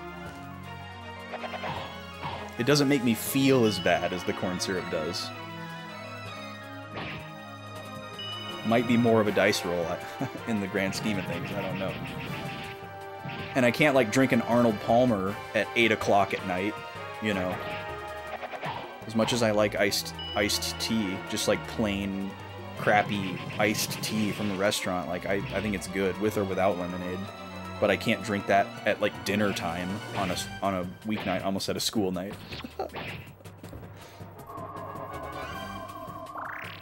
Yeah, tap water is really weird. Definitely a mixed bag. I've been drinking, like, filtered water at home for so long. Like, so many years I've been drinking filtered water that I just don't really like any tap water. Like, I can just immediately tell, and I'm just like, ugh. But yeah, I know what you're talking about, D. Holmes, because, like, I've had like Minneapolis water, and I've had Roseville water, and I've had Mounds View water. You know, it's all different. It's all a little bit different, like different levels of, like, hardness and softness. But none of it was good. Sometimes you get that Minneapolis water where it comes out and it's like white and like cloudy, and it's really scary. Like it looks like it's like super hot water. You know how like when water gets really, really hot, sometimes it gets like kind of cloudy and white. I remember the first time I saw that come out of my friend's sink into a glass and they started drinking it. I was like, is that hot water? Are you drinking like scalding hot water right now? And they're like, no, this is just what the water looks like. And I was like, you're drinking it? And yeah, they showed me. They like poured it into a glass and like I saw that it was like cold, but it looked like that. And they set it down and he was like, yeah, if you wait long enough, it kind of like settles out. And like we left it there, and then sure enough, like after like 15 minutes or so, it looked clear. But I was just like, I'm not drinking that. I don't know what's going on over there. No, sir.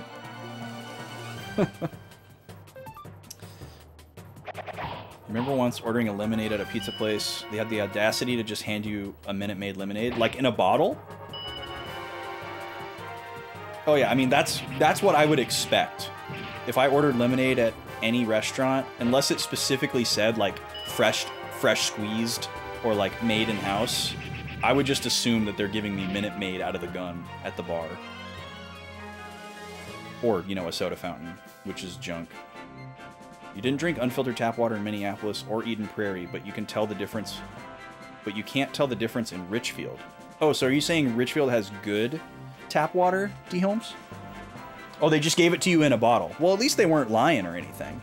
Will the second Backlog boy ever appear?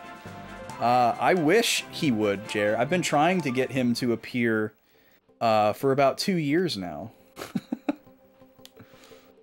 We've all let him know that we would very much like for him to come back. But it's just not happening. So I have stopped promising it to people. Vaughn has stopped talking about it whenever we talk, which is pretty rare. Like outside of the context of like VGMCon planning committee meetings, like he's pretty much impossible to get a hold of. So I don't know what he's got cooking right now. He's a very kept guy. He's very secretive.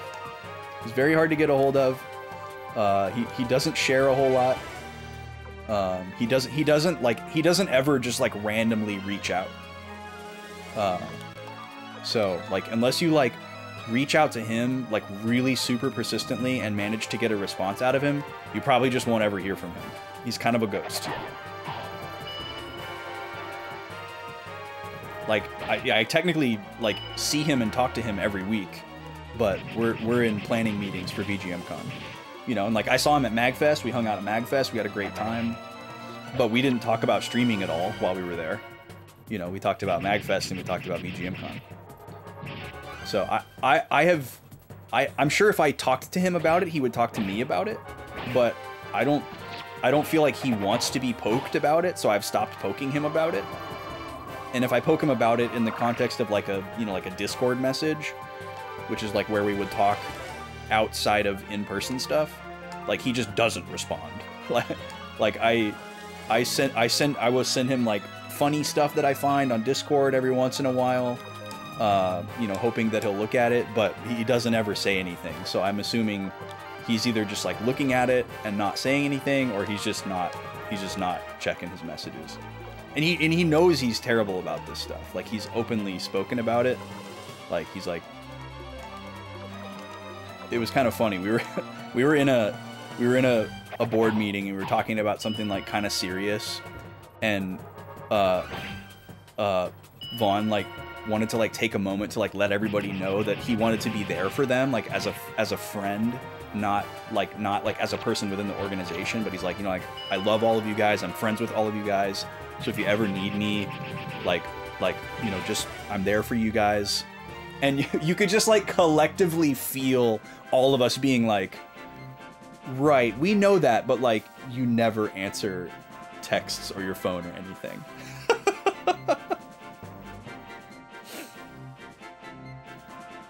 No, I'll never rename the channel to Backlog Boy. I could never do that. I've thought about it many, many times, but never considered it. You had a filter on your tap in Richfield, but you stopped replacing it because it didn't seem to make a difference. Interesting, okay. So Richfield's got that good tap. Robe of Mist, that sounds pretty good. Yep. We're going to give that to Luke. He's got the lowest defense by a long shot. And then these are things we can drop if we get too full. Okay, well that was worth it. I don't think there's going to be anything else up here. Can we run from these guys? Yeah. We'll just skip a couple here. We don't need to take all these fights. Another one? Okay, good. Nah, that wasn't worth it.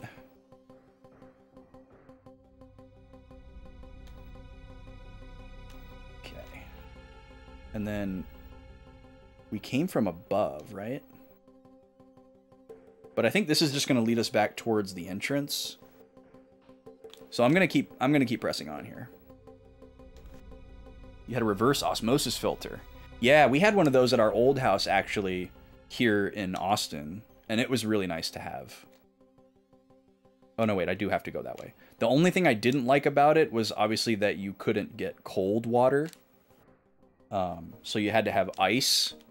And then, you know, your ice, you'd either have to like make ice cubes with the reverse osmosis filter, or you'd have to just use like refrigerator ice maker ice, which is like also filtered, but then it's like, you know, it starts to feel like an all or nothing situation a little bit. It's like, oh, well, my ice cubes aren't as filtered as my water. So like, am I being counterintuitive? Should I just use all of the refrigerator water instead of the reverse osmosis altogether? You know, like, but, you know, I think that's way too in the weeds. It is very convenient though. And it also put water out really fast. Oh, we're back here at the beginning. We've also got max money again. Well, tell you what, why don't we just do a heal again?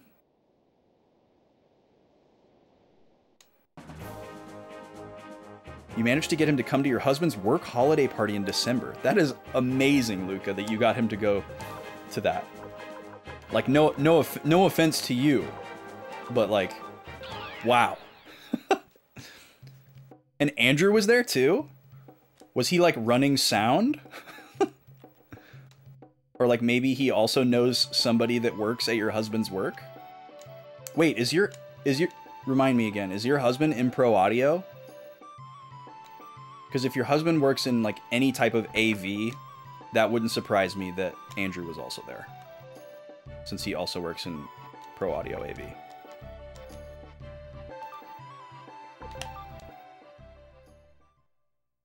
Oh, he is definitely an awesome guy, Jer. I love Vaughn to the moon and back, and I always will, even though he doesn't respond to my funny messages that I send him. And is terrible at keeping in touch. He's in lighting and production. Okay, so yeah, it's actually not that random that Andrew was there. I'm not surprised. But as far as extremely in demand, I don't know how in demand Vaughn is. He has a somewhat secretive job in the military, so we've always speculated that that is attributed to his ghostly nature, but he also exhibited these personality traits and behaviors before he had that position in the military. So it's more like that was just kind of his natural way, and this has like fed into it, it seems. What do I spend money on? Like, I don't think there's anything I can spend money on here. I've got the best equipment I could possibly have. Everybody's weapon is at max. Like, I guess there's a situation where we could end up running into like a Luca Blight situation where we have to have like 3 or 4 parties, and then we're like, oh crap. But I'm not going to try to like preempt that and just randomly dump a bunch of money into upgrading some other characters' weapons, just so that I can pick up more money. But I feel like I should try to do something. Gobi's got the zoomies. But we're good on equipment. We're good on runes. Everybody's all maxed out.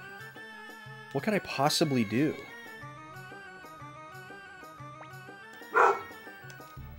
Turn crystals into magic scrolls. Oh, that's right. Yeah, you turn your like equipable runes into consumable versions of the spells. We don't need that. I guess we just throw away money, guys. I don't know what else to do. So let's go save again and head back. We need to run another ad too. But yes, we can just all manifest that maybe Vaughn will come back to streaming one day. But I really am not. I'm not holding my breath personally. I think he's probably shooting himself in the foot. Or he's probably cursing himself for at one point saying he was going to come back and like committing to it. And like implanting that false hope. I have a feeling he's probably wishing that he hadn't done that. But that was a long time ago too. That was like probably close to 2 years ago, if not. But I've been trying to get him to come down here and stay again, so we can, like, at least do, like, you know, a couple streams together, like we've done in the past for, like, the anniversaries. But I wasn't able to get him down here for the 2023 anniversary.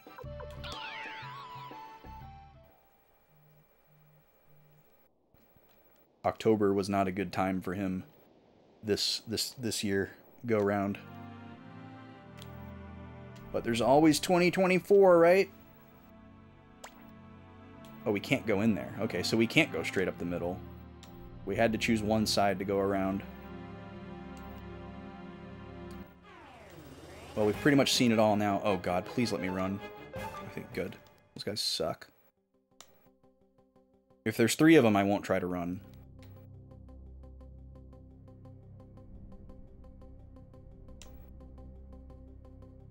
Alright, now we're going to find out just how big this castle is, because we've covered a lot of ground so far. We fought a lot of forced fights, we picked up some chests.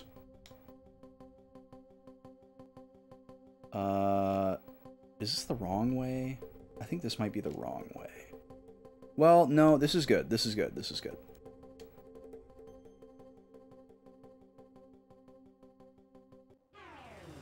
But yeah, this has been a pretty large area. And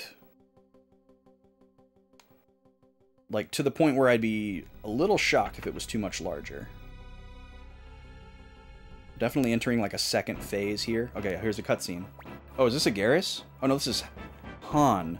He was first introduced as Hal Cunningham, but apparently his name is Han. So, you've come this far. It looks like we couldn't stop the Bright Shield Rune and the Black Sword Rune from fighting after all. Me and Genkaku. Oh, this is this guy. Me and Genkaku, all we managed to do was buy a little bit more time. Okay, hold on. I want to look up what I wrote down about this guy because it was pretty meaningful.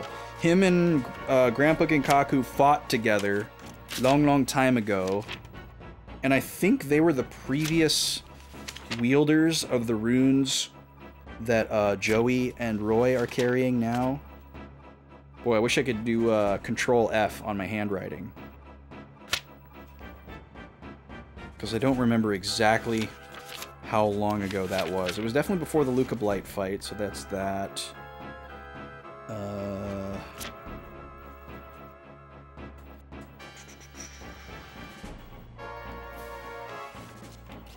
think it was before this.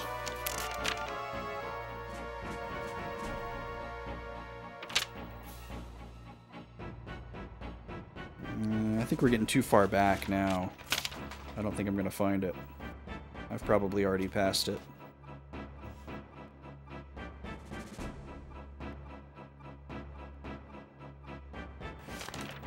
Oh, there's my note about Colgan and Seed.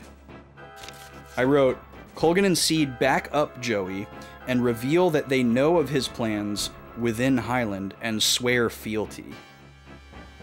Okay, so maybe they were swearing fealty to Joey in front of us without his being present. and I interpreted that as them swearing fealty to me.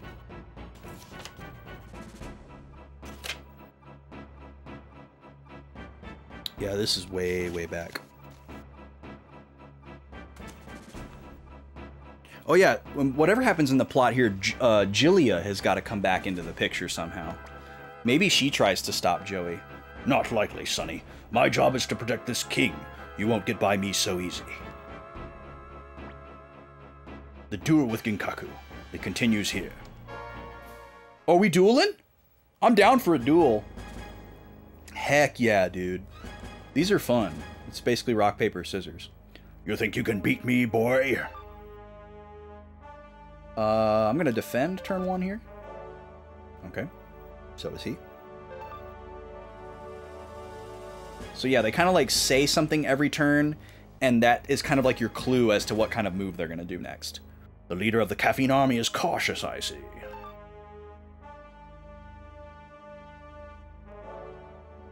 I think he's gonna defend again, but we'll see. Yep.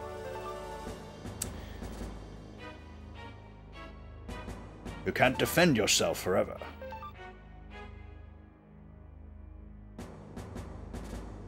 Well, we definitely don't want to do wild attack. I guess we'll try an attack here. Yep, now he finally attacks. Oof, 125 damage. Try that again, boy. I'm gonna defend. Dang it.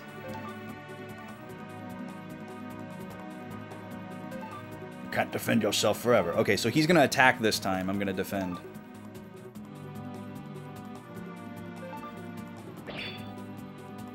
Oh, he did just as much damage. Can you take this? Okay, I think he's doing wild attack now. Yep. Okay, cool. So at least we get the counter here. Well struck. It seems I should be more careful. Okay, I think he's going to defend this time, and I'm going to do a regular attack. Yes. Okay. Now feel my deadly sword. Okay, defend. Perfect. Okay, we take the lead. You think my sword has lost its bite?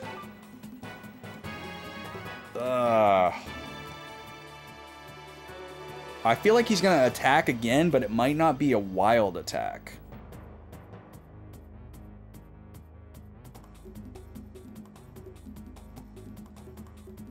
Let's play it safe. Yes! He is doing another wild attack. Ho ho ho! You taught him well, Ginkaku, my friend. He's probably going to defend here. He might do an attack, but I'm going to attack anyways. Okay, yeah, this is fine.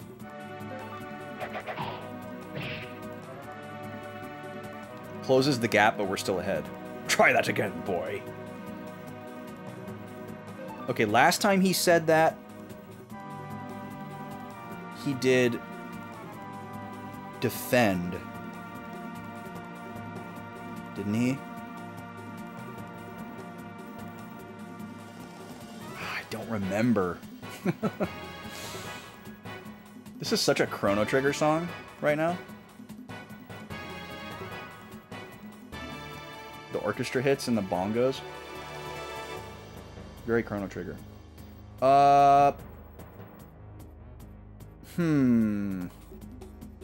Try that again.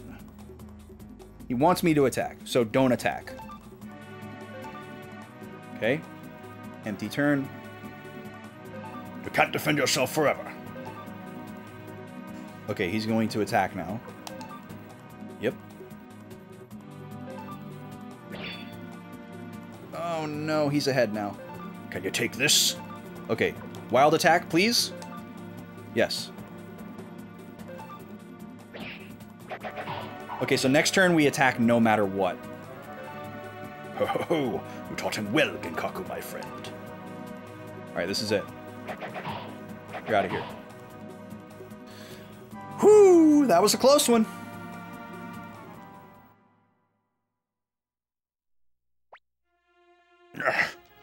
Boy, Genkaku's son, what is your name? Roy. Roy, what is your quest? No, I'm just kidding. I have to apologize to all of you.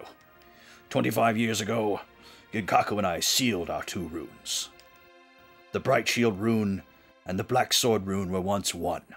In its true form, as the rune of beginning, it has the power to end war. Well, that would have been nice to know. Does Joey know this? That seems like some pretty crucial information here, Han. Why are we just learning this now? Okay. Defeat Han in duel. He reveals that he and Genkaku sealed the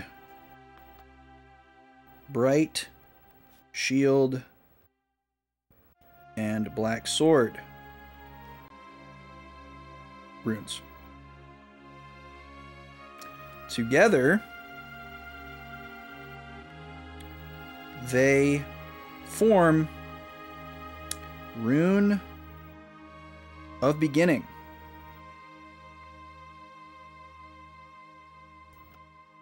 Which has the power, is yours, to end war. Yeah, that's a pretty crucial detail there, Han. Yeah, I'm writing, Cast Streak. Also, welcome in. How are you? Yeah, I'm just taking notes because I don't remember things very well. And I only play this game once a week, so it helps me keep track of the story. It helps me kind of like digest the plot and do analysis.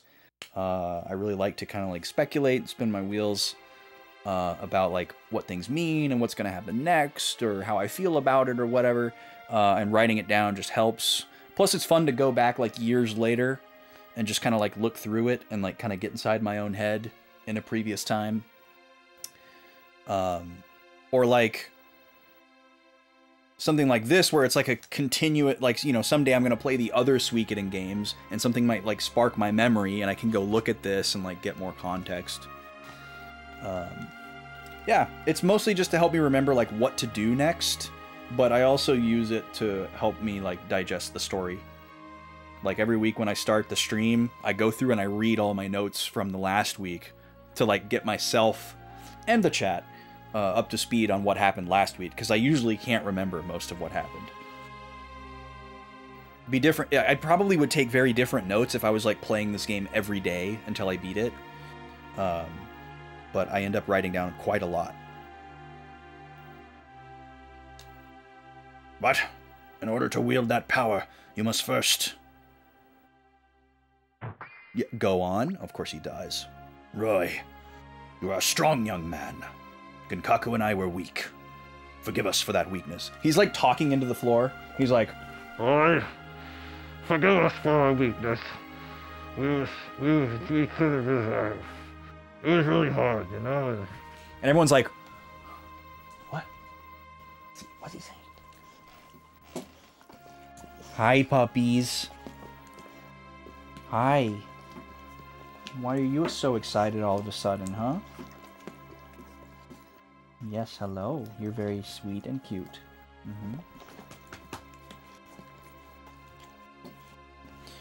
Yeah, I know a lot of people feel differently about certain ones for different reasons, but I'll play them all eventually. We're doing a machete order for the series. I'm playing all the number ones. I'll actually be playing 3 last. The next one in my machete order is 4. So my order that I decided on was 1, 2, 4, 5, 3.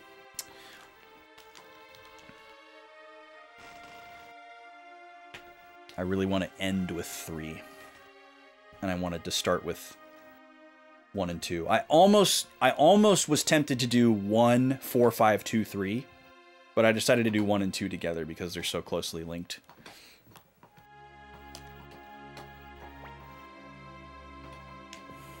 Hey, be nice, Jer. I love the way that Suikoden 3 looks, for all its jank and cuteness. Suikoden 3 is also the one that I'm like, it's the only one that I'm like nostalgic for because I played it a little bit as a kid, even though I didn't know what I was doing and I didn't get anywhere in it. It still kind of has that like feeling. But yeah, everyone says 5 is great. I know everyone dogs on 4. My expectations are properly set. I've played a lot of bad games. I'm sure it's not the worst game I'll ever play, or the jankiest game I'll ever play. There's no way it's worse than Eternal Ring. I'm ready for anything. Neither of Kawano or Murayama worked on Suikoden 5. I know the name Murayama, but I don't know who Kawano is. But I'm assuming it's one of the original creators. Yeah, that's what the impression that I get, Alpha Shard. Go now. You gonna be alright there, bud? You just get a little shut-eye? Got your sword to keep you company. Genkaku, now I can finally rest. Oh, he's dead, I guess. Murayama's the writer. Right. Yeah, that's the name I think of as, like, the creator. You would take Suikoden 3 3D over OG FF7 3D. Yeah, I feel like OG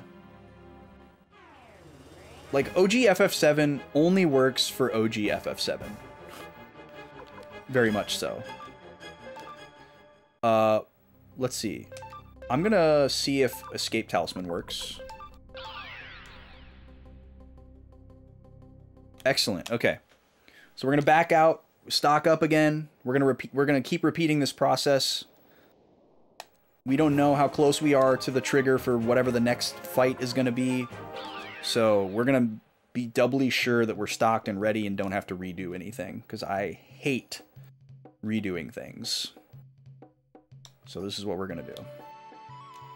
Sorry if it's more pedantic than you want to be.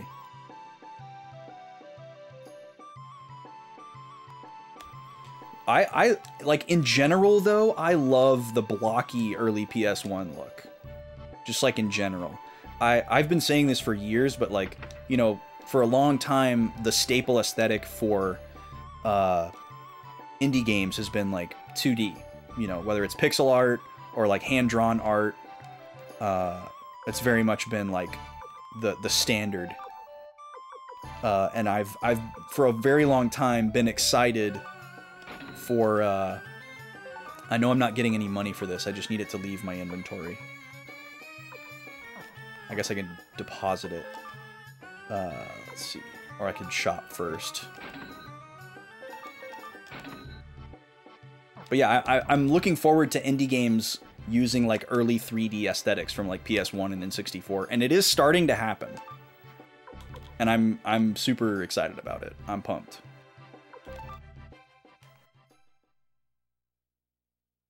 Yeah, the look of FF7 is so unique. Like, the style of the polygon characters is very unique. Like, the field models versus the battle models is very different.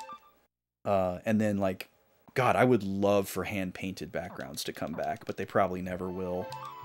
But, like, think about it. Think about if they could do hand-painted backgrounds and then didn't have to compress them. And we could just have these, like, jaw-droppingly beautiful hand-painted backgrounds, uncompressed.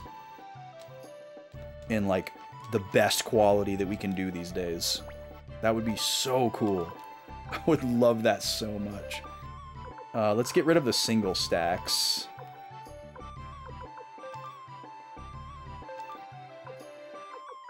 We don't want those. We don't need these.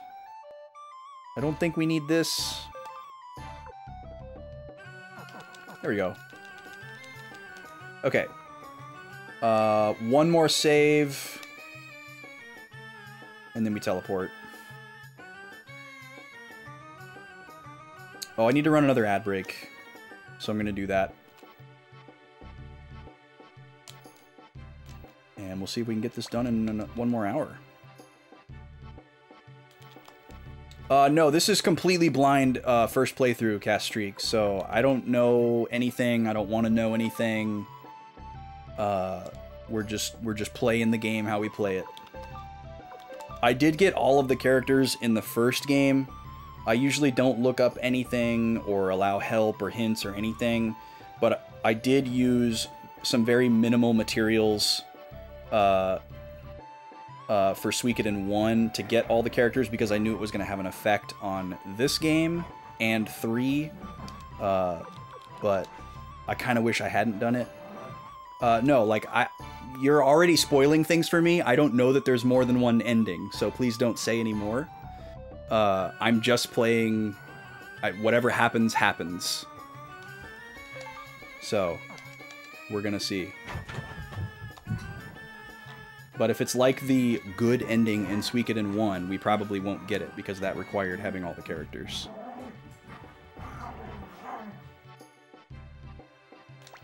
Alright. Here we go.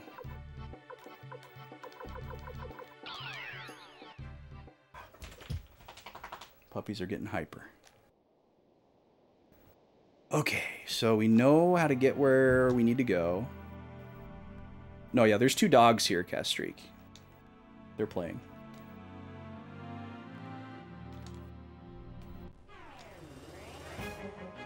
So Jer is a hater of Suikoden 3's graphics. Let it be known. It's really interesting to me. Oh, you probably wouldn't have seen them anyways, cast streak. They haven't really been on camera tonight. You may have seen like the top of their heads like right here a little bit ago when they came up to me and I was petting them, but that's about it. They're not really visible otherwise, unless I switch cameras. But yeah, it's really interesting to me to see like how or that's not a good way to word that. It's interesting to see different levels of sensitivity to graphics, both modern and like as they age, amongst different people. Oh, why did I do that? I guess that's a good way for me to use up some of my max money.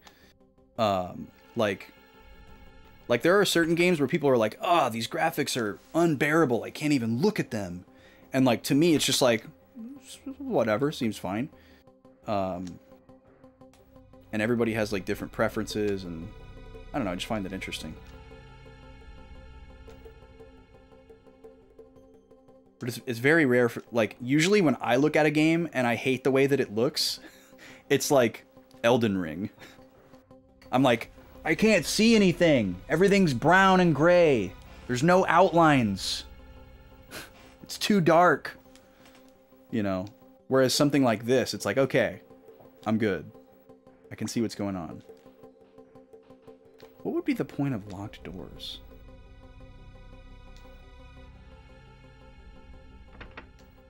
Nope. Yeah, it's definitely a byproduct of early 3D. Like, stiff animations in early 3D can be really funny. I'm sure for a lot of people it felt like a huge step backwards from something like this that has these like really cool kind of like hand done looking animations. So I could see that if you're like immediately going from this to Suikoden 3 and just being like, whoa.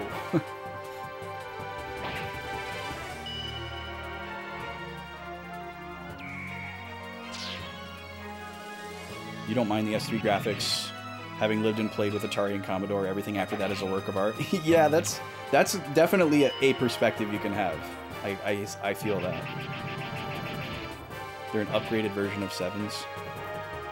DQ7 was the worst and it broke your heart. You wanted to love it, but it was really bad texture. See, that's a perfect example, Alpha Shard. I love the way Dragon Quest VII looks. I love it. And I love that when they did all the DS ones, they made them in like the same kind of engine. Because I think it looks great. I love that engine. The only thing I don't like about it is how easy it is for things to get hidden. by the 3D environments and how much you have to like turn the camera, because it's not like super isometric. It's like very like closer to like almost horizontal perspective. It's not like a perfect 45-45, at least in my memory. But I love the way that it looks. 2D sprites on a 3D background is fine with me. Just kind of like across the board. I'm also just a huge fan of Dragon Quest VII as a video game. So, there's that as well.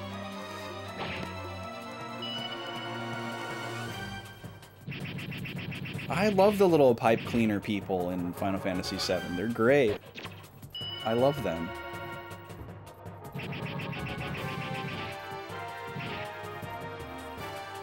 Yeah, this is a very large castle. For sure. Absurdly large. Yeah, the battle models in FF7 are awesome. They're so good.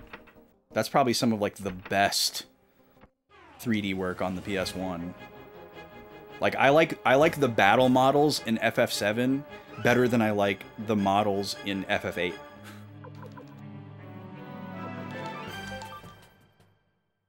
Just across the board.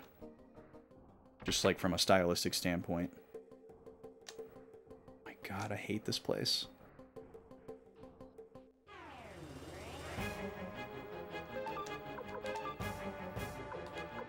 I like the environments of FF8 graphically, but I'm not a huge fan of the character models. I don't like the that Parasite Eve era look where people have like really small torsos and super long skinny legs. People always refer to it as more realistic, but it doesn't really like register as that with me. Like I get what they're saying, I get what they're getting at by calling it that, and I don't know if I know of like a more accurate way to describe it, but it definitely doesn't register as realistic. Like everybody ends up looking like a rectangle. Oh no, Alpha Shard always froze at the same spot. I had an FF9 disc that was like that for a while, which is why I have 2 copies of the game now. I don't still have that disc, but it would always freeze after the cutscene where Zidane and Garnet like fall off of the tower, and then Steiner ties the string to himself and swings after them and crashes into the tower, and then you're supposed to load into the part where you're like land back on the theater ship and you're chasing Garnet and you meet Ruby. It would never load out of that cutscene. The music would load for the next scene, but it would never call up the scene, no matter how many times you tried it.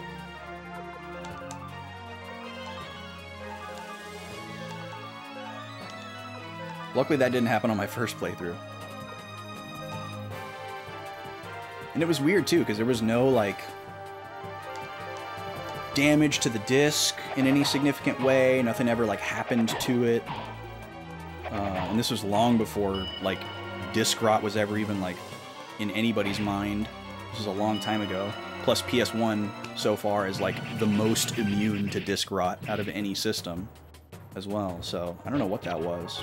Just a weird fluke, I guess. Dude, is that DQ3 remaster ever gonna come out? It looked so beautiful. Yeah, it would be great if they made some more Dragon Quest remasters. I'm like set to play Dragon Quest IV Champions Rune. Whoa. Weak enemies no longer approach. Ah. So it's like random encounters get turned off. That's pretty cool. But if you can't switch it on the fly, you know, it's kind of a big commitment.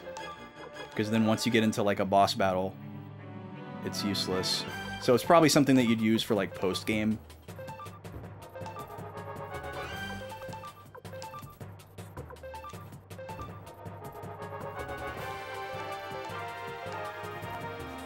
Which would make sense. That'd be nice if that'd be nice to like go and recruit some of these other characters that are like smack dab in the middle of a dungeon, you know? That would be great for that. You made it 15% into DQ7 before you got distracted. Simply a way bigger game than you'd expected. Thought you signed up for. Yeah, I think that happens to a lot of people who play Dragon Quest VII.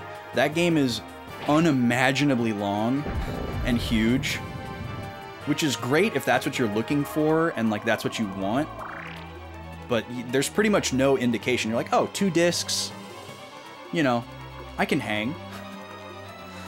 But then it's like, oh wait, it's like way less graphically intense and way less FMVs than something like Final Fantasy. So there's a lot more contained on those 2 discs. Yeah, it's an absurdly long game. I'm glad I played it when I did, because I probably would never be able to make time to play it now. As much as I'd love to replay it someday, it'll probably never happen.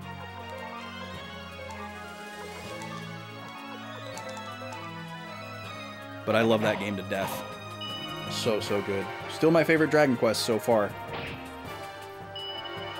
But I still have quite a few to play. I've been waiting for the right moment to start 4. But I'm dragging my feet because I really want a controller mod for my DS. So I can play it fully consoleized. Certainly not going to wait around for a remaster, though, with as long as 3 is taken. Max money, baby!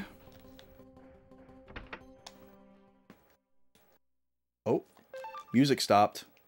Here we go. Wait, what? There's nobody in here.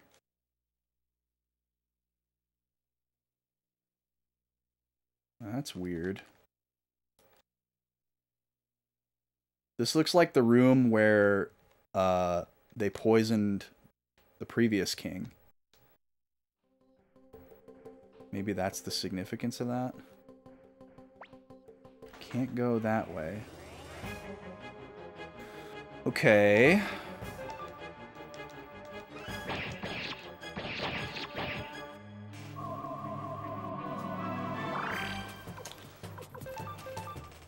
Hold on a second.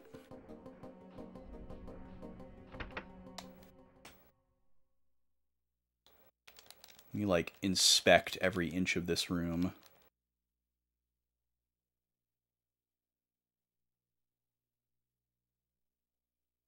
It would be very unlike this game to have, like, a hidden thing, but, like, it's also really weird that this would just be here.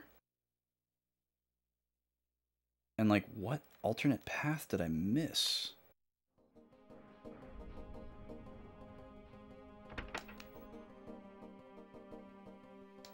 Okay, so we can also go down over here, I think. So I guess that's where we're going. Or wait, is this where we came from? This might be where we came from. Yeah, we came from here. Okay. Good thing they leave those guys in the ground. Those are little Hansel and Gretel breadcrumbs.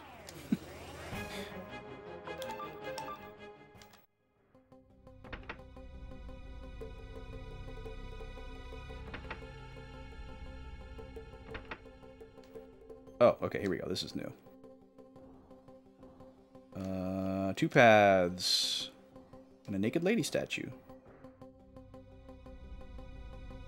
Okay, treasure room. Nice. Stone of power, stone of defense. We can just use those immediately. Let's see. We were giving attack. We gave an attack one to Valeria. I guess we can give the other one to Anita. And then defense, we got to give it to Luke. I mean, right? He's still, like, way behind, right? Yeah, Jesus Christ.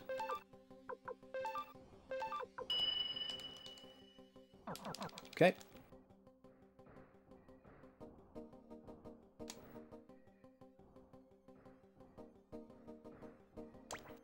And this is locked. Okay, so...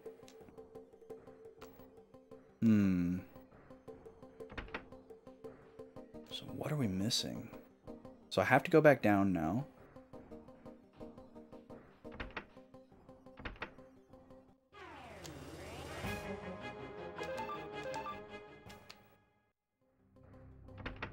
This is my least... Well, I can't say least. But this is a kind of final dungeon that I really don't like. Maybe we haven't gone this way? Oh, no, we confirmed that we went this way. Oh, no, we can't go that way. What the heck?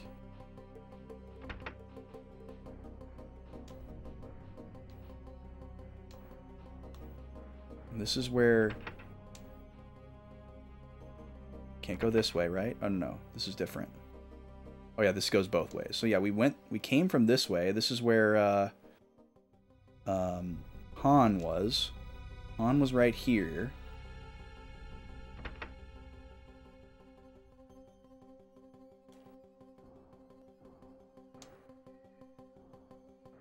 Okay. So have we not gone this way? Oh no, we could. That's right. We tried to go this way and we couldn't. So maybe we need to go this way. It must be. Oh, there we go.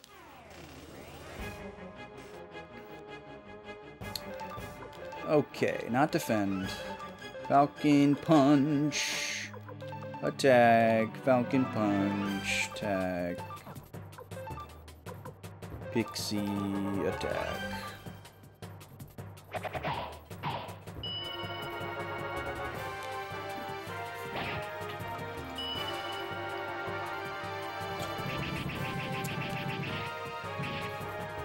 Beautiful.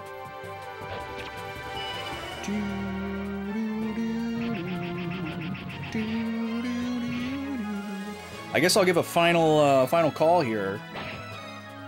If anyone is thinking of adding another RPG to the next poll, I think tonight is your night. Even if we don't happen to finish the game tonight, we're clearly running out of time. So, to remind everybody, the next poll for RPG is going to have the next game in the Suikoden Machete order, which is Suikoden 4. It is going to have the Dot Hack Tetralogy Part 3, starting with a recap of 1 and 2, with the recap movies that they included in the remasters of GU, and also the OVA DVDs from 1 and 2, and then like an oral history from myself. Third game will be Final Fantasy Tactics Original for PS1, and then the fourth game, which was added by someone in the community, is Eternal Sonata for the PS3. So if you chose to add a game, that's what you would be up against.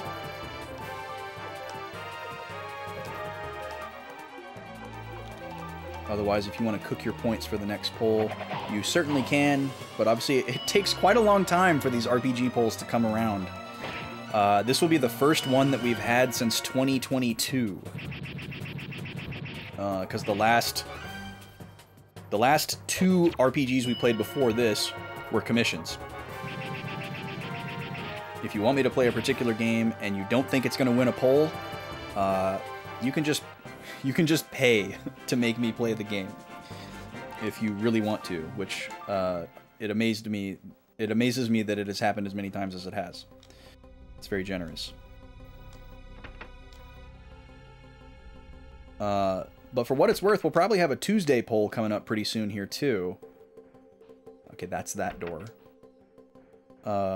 Because we probably don't have much longer to go on Metal Gear Solid Peace Walker. I think that one's going to end pretty soon as well. And I have picked out my 3 games for that next poll. I did reveal them in Discord. But if you're not in Discord or you didn't see it, that poll is going to be Metroid Other M. Gosh, my brain.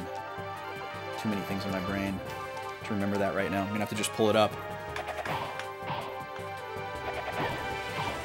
I was able to remember 1. That's pretty good, right? Oh yeah, Tearaway, PS4 version, Metroid Other M, and Valiant Hearts for the Switch.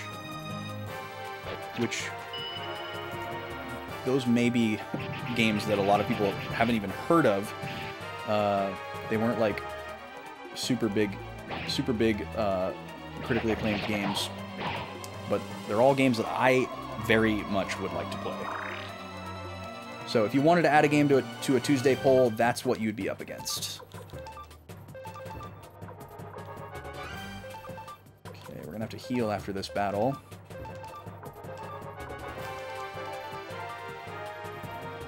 Why did we only kill one guy in the first turn?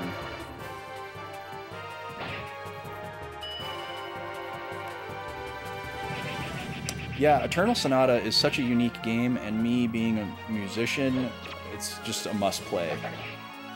Like, an RPG for musicians, like, I have to play that. It seems like such a cool and unique game. So it's been on my list for a while, but I actually didn't own it until fairly recently.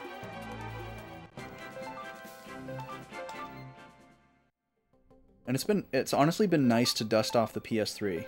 So few people stream PS3 stuff, so I don't get to, like, absorb it through osmosis. And people really like to dog on the PS3 because it hasn't aged super well. But I've always been a big fan of the PS3.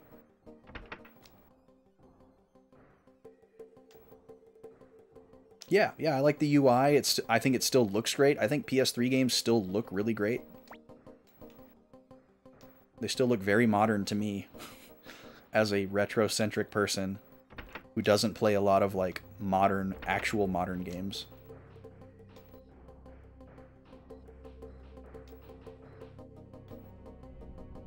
Oh, okay. Okay, well, we're making progress. That's good.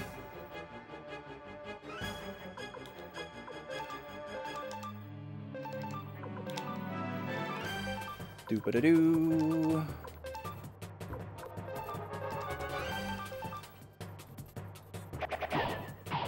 Man, we're gonna be like level 65 by the time we finally get to whatever this next boss fight is. Actually, I haven't even looked at our levels. We might already be there.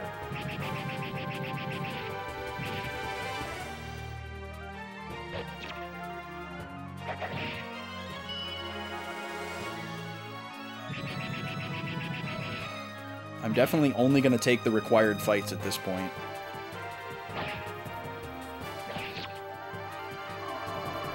Just for time's sake. I'm probably getting, like, a little bit of something out of it, experience-wise. But, meh. Takes so long. Especially since I, like, don't feel like I can auto them. Like, I think if I did auto, it would probably take me at least 1, possibly 2 additional turns.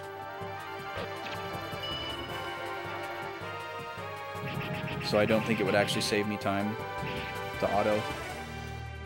Plus, I'd have to heal more often because I'd be getting hit more. Oh yeah, we're only level 56.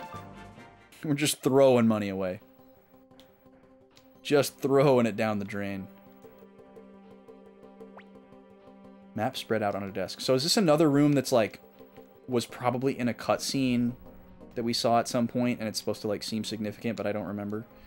Could be.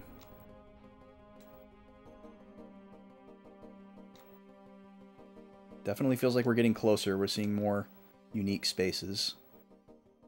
There's another very unique looking room. Is this a door? No. Okay, we run from these guys every time. We've never even fought them. We've always been able to get away. Oh, we're outside. Hello, boys! Okay. Falcon, attack. Falcon, attack. Pixie, attack.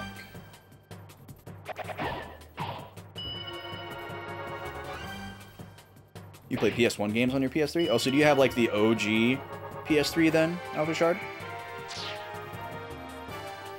One of the big boys? Those have become really popular in the modding scene because people figured out how to, like, fix the overheating issue and the yellow light issue, and they'll, like, trick them all out. And, like, put, like, liquid cooling in them and stuff. Not the PS2 one, but okay, yeah.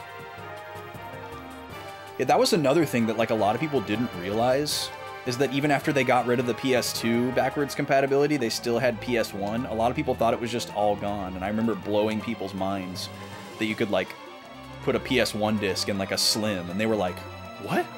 They didn't get rid of it until, I think, the Super Slim, right? The one that had the slide top tray, the super small one. Isn't that the only one that only plays PS3? Am I remembering that right? It's been a long time. Yeah, I have a Slim. I think it's a 160. Might be a 120.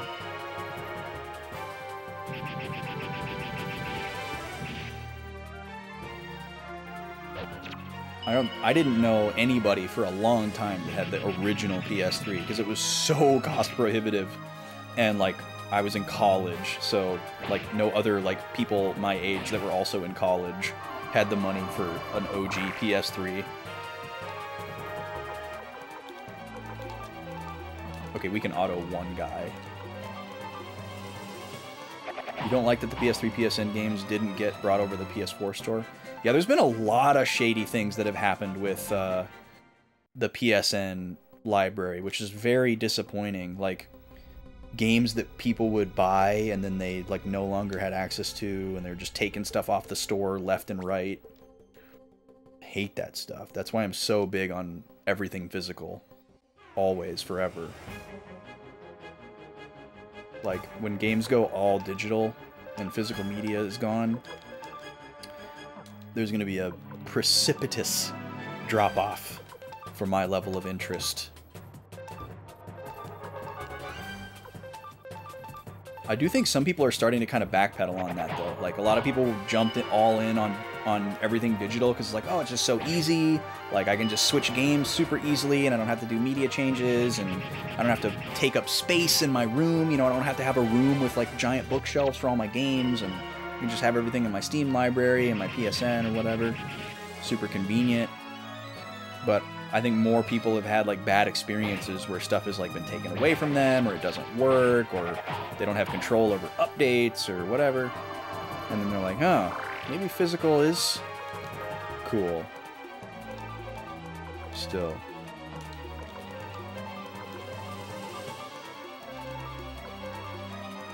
But the main thing for me is I just forget stuff. I forget that I own stuff if I only own it digital. You can get Suikoden on the PS3 store, but not the PS4 store. Yeah, that's so frustrating when like the experience isn't homogenous like that. It's very confusing to me, like individually. I have a few digital games on my PS3. I downloaded a few PS1 games when they threatened to shut down the PSN on PS3. And I bought a couple of the PS1 games that are like super, super expensive physically that I might never buy. I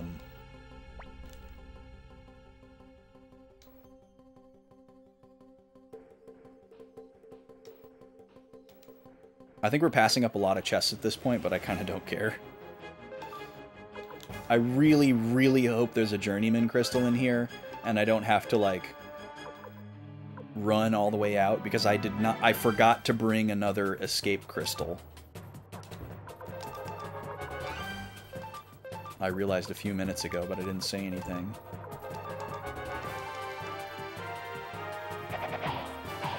This week is Funimation getting folded into Crunchyroll, but they're basically deleting everything from Funimation and everyone loses their library? What? That's crazy. That's terrible. God, corporate mergers are the worst. They're like nothing ever good happens for the consumer when giant corporate mergers like that happen. Like, when have we ever won when one of those happened? Oh my God.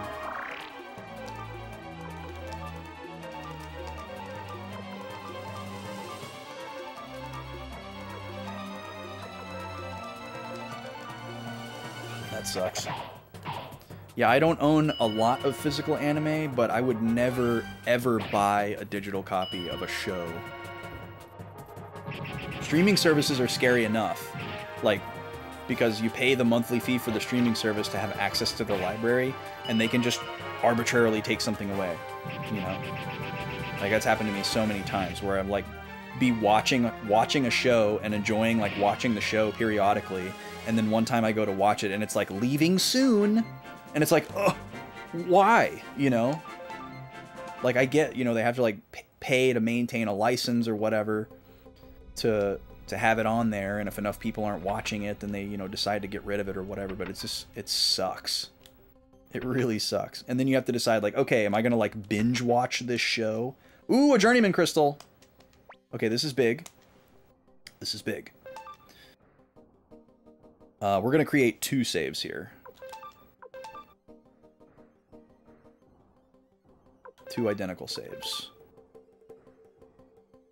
Crunchyroll claims they don't support the Funimation media, which doesn't make any sense. Yeah, what does that even mean?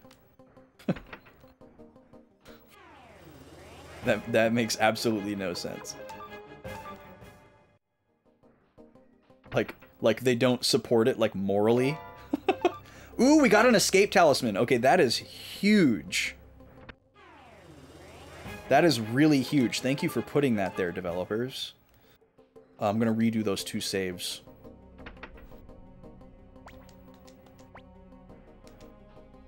I'm assuming that a journey or a escape talisman would still work after a save, like a fresh load into the game. Okay, so this could be like close to the very end of the dungeon. We'll see. Definitely seems like a recipe for like you're almost there. But here we go, long and winding roads again. And like the environments keep changing to like something more like unique. Oh, we're going up.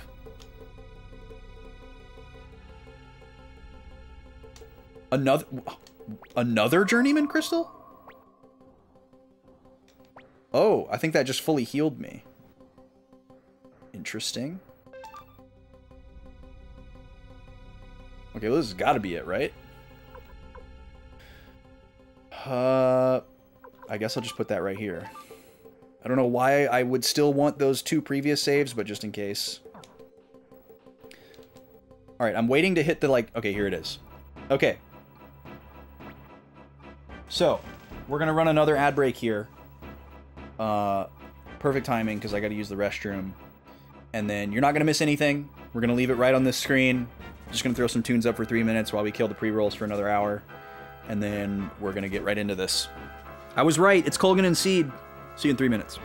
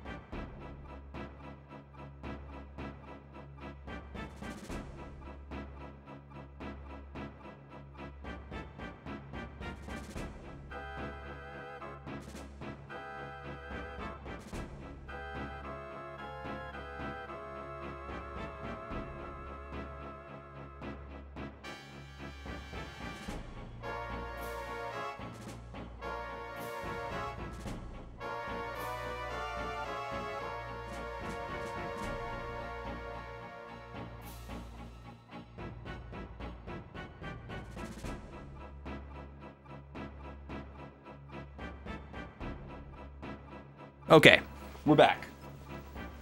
Or rather, I'm back. I don't know if you're back. You sick of this song yet? Okay, let's come back over here. There we go. Now we're, like, actually back. I need a little something here. My throat's starting to get a little bit tired. So we're gonna have a couple pieces of hard candy, because that helps with that. I'm gonna have a couple of these spicy peach hard candies, and then when I'm done with those, we're gonna go with the staple, the old standby, a gin. These are like crystallized ginger chews. So great for a sore throat or settling a stomach. And just tasty as a snack. Okay, here we go. Colgan and Seed. Lord Roy, the Blight family throne room is past here. It's no place for rabble like you. We're not giving up our country so easily. We still have our pride, and you won't take it away. I'm gonna try to be passive here. Get out of the way. Be serious. You really think we can do it? Get out of the way. Even now, you're scared to fight. Leader of the Caffeine Army, Lord Roy. Get out of the way. You'll have to beat us first. Just like Luca Blight. Just go ahead and destroy everything in your path. Wait, what? Lord Roy, it's your duty to fight us. I'm assuming none of that mattered. You just get different conversation, but who knows. Okay, here we go. Colgan and Seed. So we're going to go all out on this fight. I'm going to assume that we can leave after this fight like we have all the rest of them, and we're not going to have to do back-to-back. But we'll see. Now, let me think here. These guys probably have two different roles that they run. I bet one of them has, like, healing or buff spells. I bet one of them has, like, offensive magic. And I bet one of them is, like, more physically capable than the other. But as far as, like, how that's all split up and who is who, I'm not sure. If I had to pick someone, I think Colgan looks like the more, like, cool, collected, defensive one, and Seed might be the more brazen, aggressive one, so we're gonna try that. I'm gonna focus everything on Colgan. But we are gonna set up our canopy defense here. And then we're going to, let's see, Falcon, Ailey. I'm going to wait to use her powerful magic, because we only get one of those. Obviously, AoE magic is good. We'll probably start running those immediately with Luke here. Now, we don't want to use level 2 so that we still have full heals. So no King's Road. But we can go ahead with Pale Palace here. That's a little bit better than the Shredding. So we're going to go with that. And then Khan... Oh, that's right. Khan can also do canopy defense. So maybe we should have Roy attack instead. Or we could just roll with Earthquake. No, we don't want to use Earthquake. We got to keep those Kindness Rains. So, let's see here. No magic use for 3 turns. Interesting. Yeah, we won't be using Earthquake at all, unless we, like, really get backed into a corner. But that's super counterintuitive. So yeah, I guess it makes more sense if we're going to do a regular attack on Khan and Roy. We have Roy do the regular attack, because his attack is higher. And then we'll have Khan do the repel magic. He might be slow, and we get hit with something before we get it up, which would suck. But that's okay. We'll see what happens. Okay, so we're doing Pale Palace, And then Khan is doing canopy defense. See what happens here.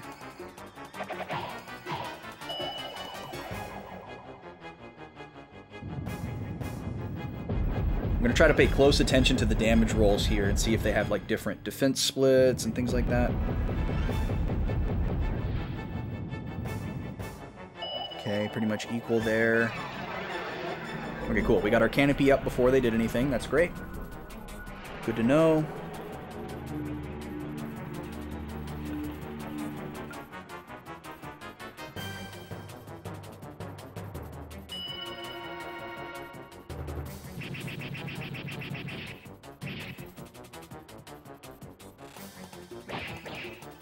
Okay, they're both attacking physically. Seed is missing. Kogan did 200 damage.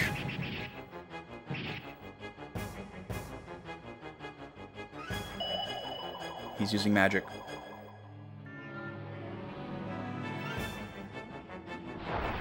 He's using AoE magic. Oh no, I was single target. And it didn't get repelled by our thing, so that's interesting. Maybe that was not magic somehow, like code-wise. Okay, attack. Falcon. So yeah, so far, focusing on Kolgan seems to be the right call. So let's hit him with a Thor shot. Hopefully he's not immune to lightning, since he just used lightning against me. Absorption hasn't been a thing in these games, though, so I'm not worried about that. No, not Pixie. Pale Palace. And regular attack. Great damage, Roy. So good.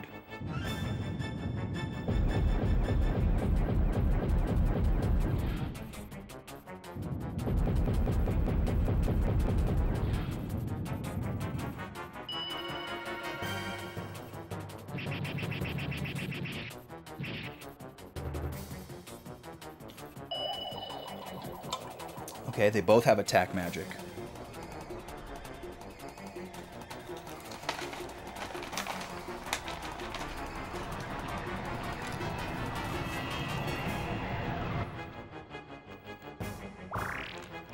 Oh, that was Silent Lake. Interesting. Okay. So nobody's going to use magic for 3 turns. Luckily, we got off our one spell that we had queued before that, and everyone else is doing physical anyways. That's a little scary though, because we're like close to being at the point where we want to do a heal.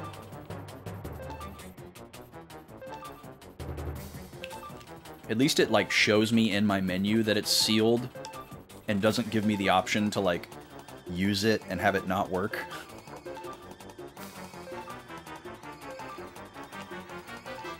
But if they're only doing physical attacks as well, we should be okay for 2 more turns.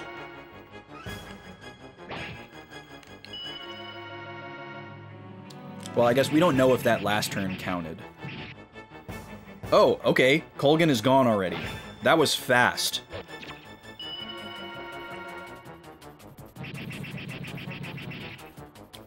So that was probably about 2,000 or 3,000. Guesstimate.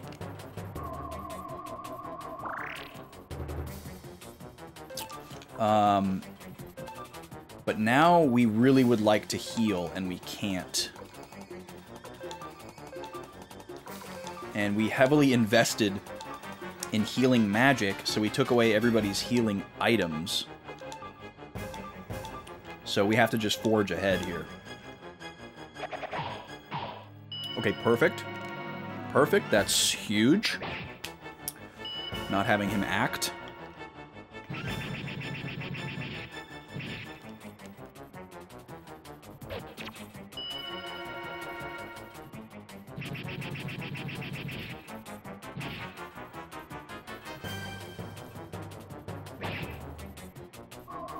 Okay, we should be able to do runes now. Yeah, okay. We're back. I guess I'll have Roy do it. And we'll just do 2 of those in a row. Probably makes the most sense.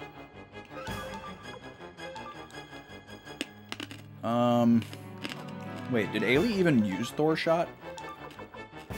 No, she didn't. But we really don't need to use it. Now that we see how little health he has. I mean, he could have a different amount of health than Colgan did, but it's not going to be drastically different, I don't think. That would be pretty shocking. This peach candy is hitting the spot.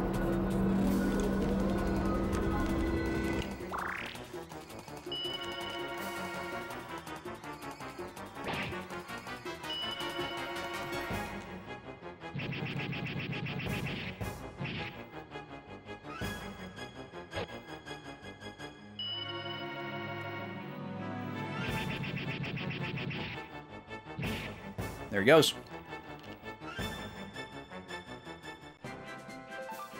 Level 60. Bunch of money in the trash.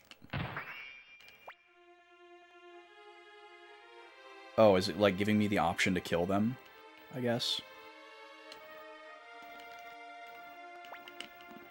Is it really so strange, Roy, that we should fight? Lord Roy, you were the hope of the Caffeine Army. Am I not still? Do you know something I don't, Colgan? Just as Lord Joey was the hope of our side. He rid us of Luca Blight, and we hoped he would lead Highland to a better future. Go then. We don't have the strength left to fight. No, don't make me go up. Don't make me go up. They're just laying there now like Statler and Waldorf. Colgan, it was fun. All the plans we made for this country, for the future. Yeah, it's a good thing that we die along with this country. Everybody's dying. Please let me go back. Nope. Oh, Pilica's fully vocal again. Let's go. This candy is from a brand called Tamalitos.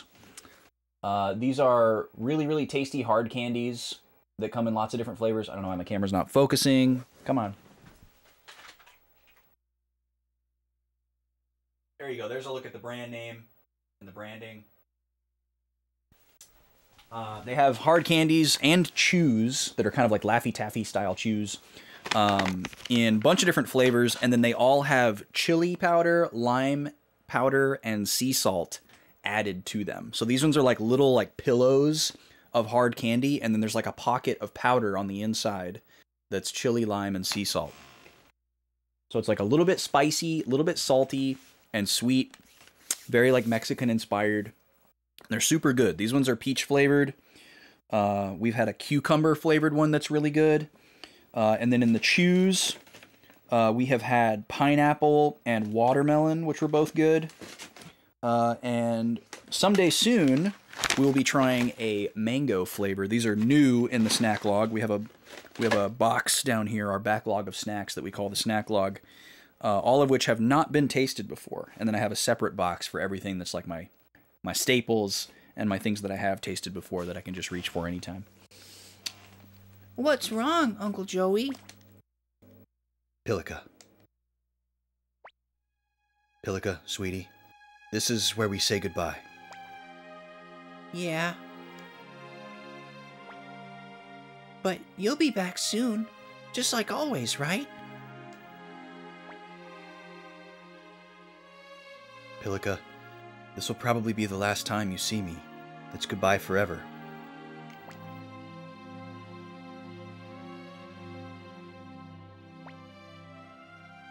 No. No. I don't want you to go away. I don't want to be alone.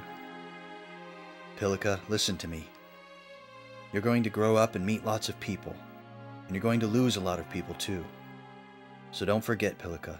Enjoy the moments you have together. Because nothing lasts forever. Okay?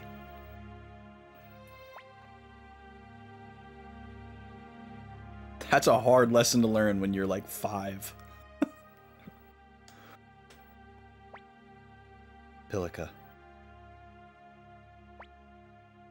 Okay, I understand. But can I just ask one favor? What is it, Pilika? Can you pick me up and hold me like my daddy used to? Just once, please. Sure. My daddy, he used to hold me like this. Just like this. Thank you, Pilika. You called? Okay, so she is alive. Thank God. She's like our one hope of redemption for all this here. Come in.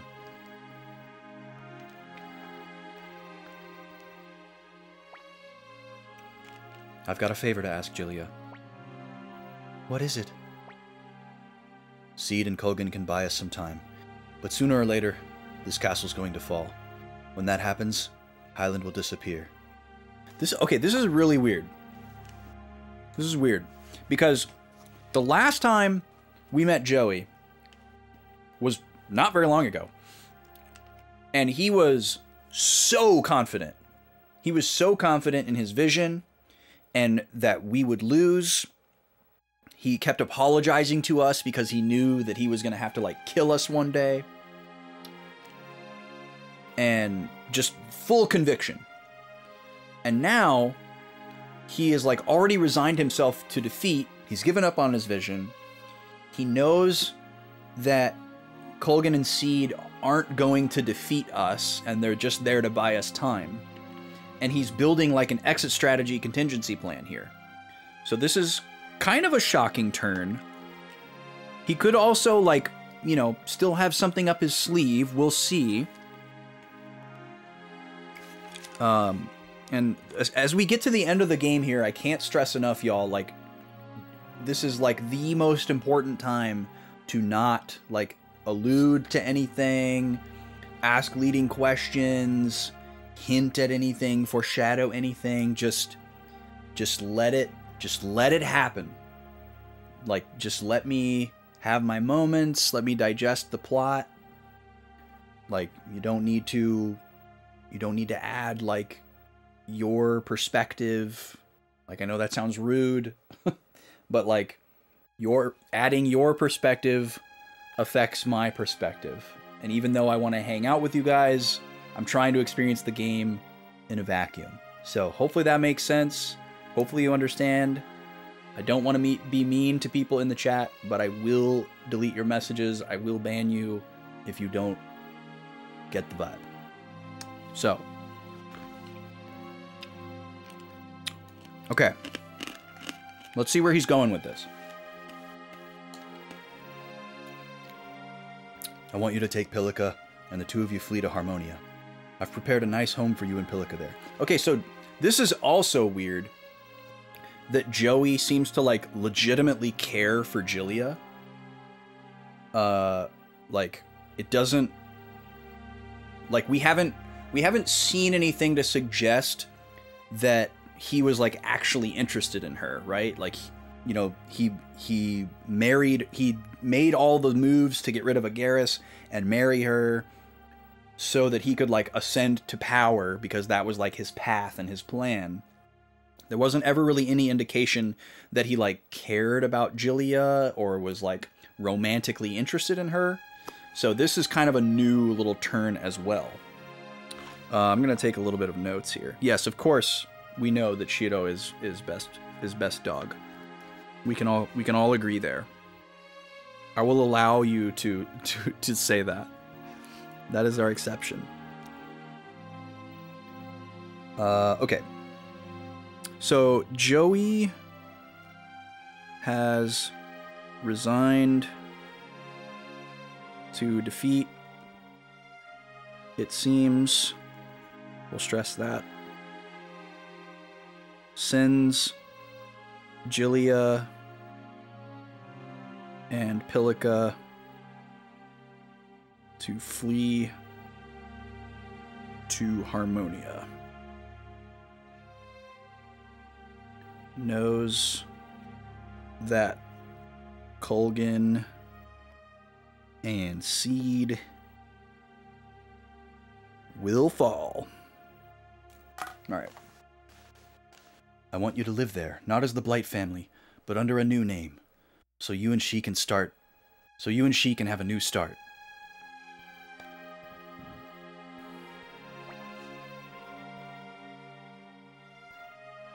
I will, my lord. So, is it really over? That's right. In that case, farewell. So she doesn't seem to have any attachment to him, you know. She calls him my lord, and she's just like, alright, cool, see ya, peace. Come here, Pilika, honey. Julia, I'm sorry. Why do you say that? Why are you apologizing? Julia? You think I didn't know? How you used me? What you did to my brother and father? I knew all along. But even then, I always loved you for your dreams, for your goals. Why do you apologize to me now?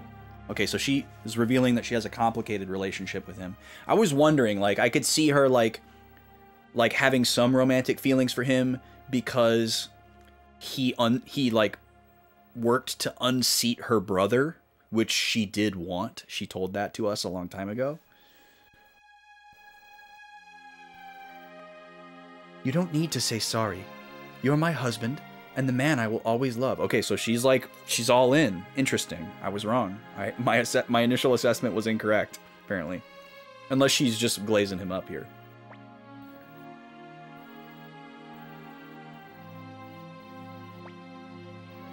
If I were to die, would you shed tears for me?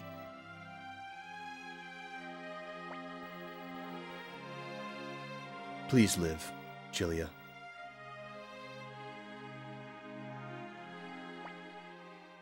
This is the final farewell. Julia. Farewell, Joey. Farewell, Julia. Can I go back? Ooh. Nice. Okay, that's huge. Full heal. Fresh save.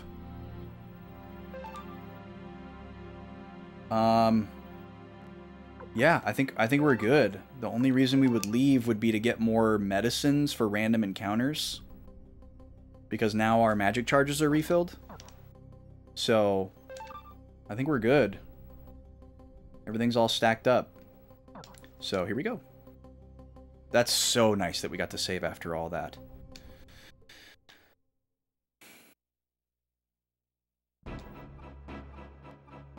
Oh, Leon? You're gonna make me fight Leon, too? This guy's gonna suck worse than Colgan and Seed. Why? I never meant for this to happen. But I must admit I'm impressed you made it here. Well, this is the end. The beast rune that Luca Blight left. Its demonic incarnation is here. Oh, I see. He's gonna have a monster for us. Great. The demon that fed on the blood and souls of the Muse citizens. It's all I could do just to keep it sealed here. It was Luca's plan all along to unleash this beast on the world. This is your final test. Can you win this time, Roy? Whoa. A blood summon. So is he trying to, like, specifically say that this is the final boss then? And then it's just epilogue after this? It could be. But there's definitely going to be some type of confrontation between us and Joey. And because he's, like, sending them away, I don't think this is the last fight. I think he's going to stay behind. And there's going to be something. But we'll see. Look at this big boy. We fought something very similar to this. In, was that in Suikoden 1? Or was that earlier in this game? We fought like a three-headed dragon or snake or something like that. I can't remember when it was. Okay, so we have 5 targets here. That's kind of crazy. And there's no reason not to go all out here. So that was okay, yeah, that was Suikoden 1. That was the final boss of Suikoden 1, right? Pretty sure. So we're actually going to start with AoE all over the place. And just see what happens. So, the shredding. And definitely canopy defense. And then we've never even used rage. 900 damage to all enemies. Love it. Now, again, some of these spells might get, like, blocked or absorbed, and we find out this thing is, like, undamageable until we do something else, but, you know, we can just reset if that happens. Let's see. These are all single target, right? Yeah. You can hit columns, which is interesting. I have a feeling that this rune is very important. We might need to damage the rune before we can damage anything else. So let's do that as a test. And then, let's see, we've got Pale Palace. And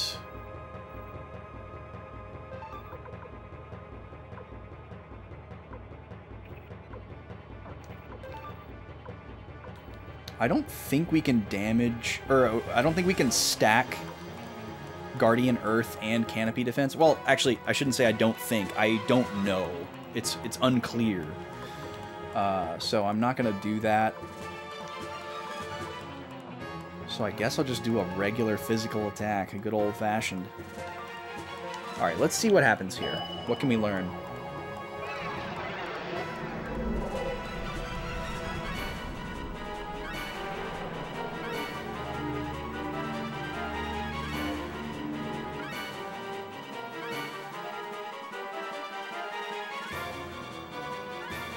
It very much looks like he has a force field and can't be damaged. So that's what I'm expecting.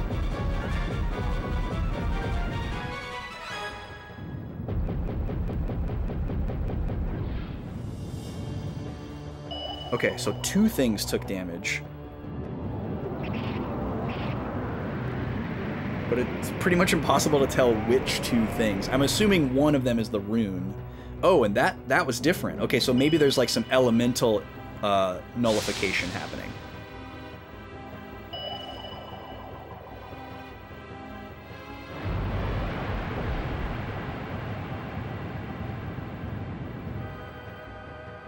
Whoo!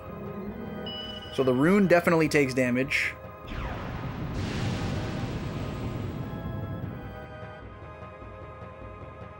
Our canopy defense is not blocking anything. Okay, no physical damage to the left head. Jesus, and we're just getting pummeled with AoE magic. Somebody's dead already. So, okay, maybe the gambit is to use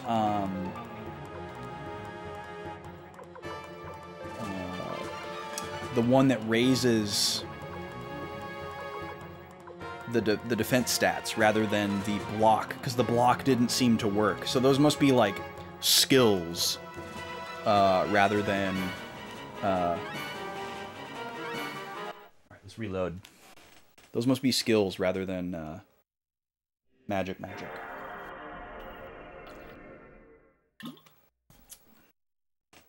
Alright, now it's time for the Jinjin.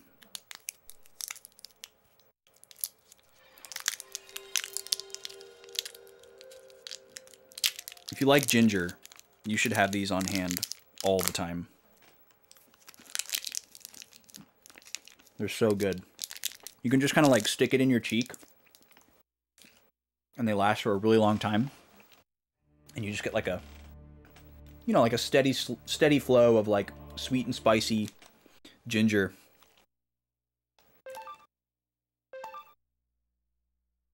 It's kind of similar to the effect of like a cough drop or like a throat drop, but without like, you know, menthol and a way better flavor.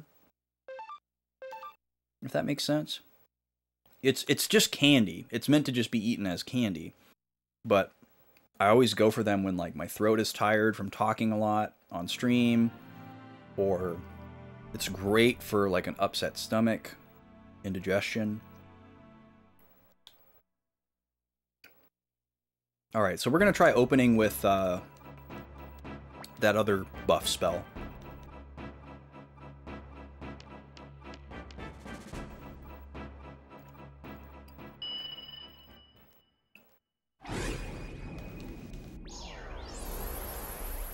It's very nice that we have a save so close to this fight. This cutscene is a little long to do too many times, but it could be so much worse. I've played some very mean games in my days, where you have to fight, like, you know, an entire gauntlet of bosses before you get to, like, the one that's giving you trouble. Okay. The shredding was fine.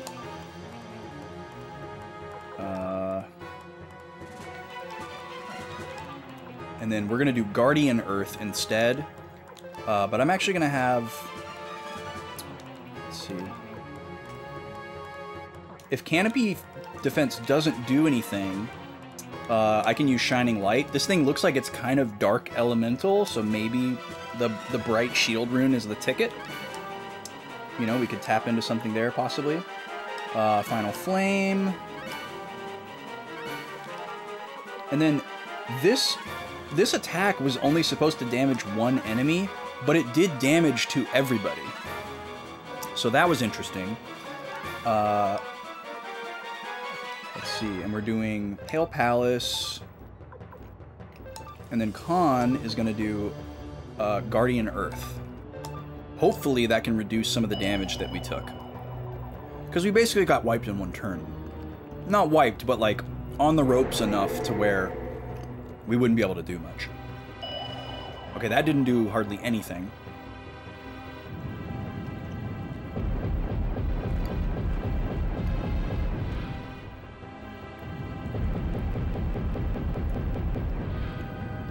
The last time I casted which spell, Alpha Shard?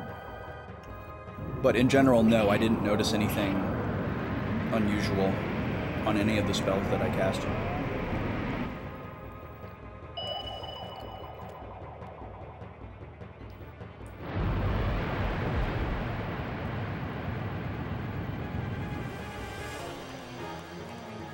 Man, I wish those numbers stayed up for a little bit longer.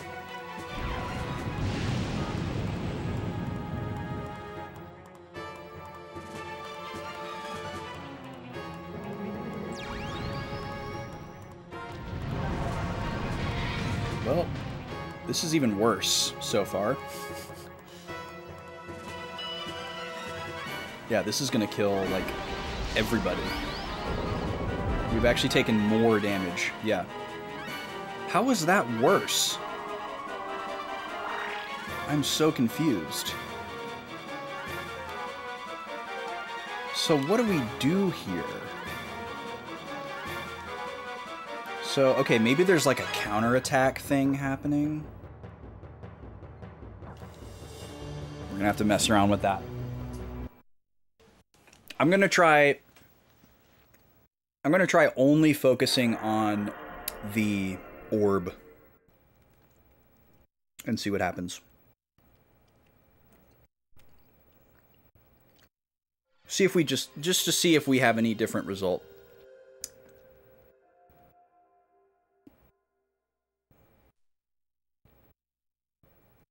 The fire spell went off too. I don't know what that means. I mean, yes, I noticed that the animation was different and that it hit everybody. But like if there's supposed to be like a significance of as to why, that is not spelled out to me in the game.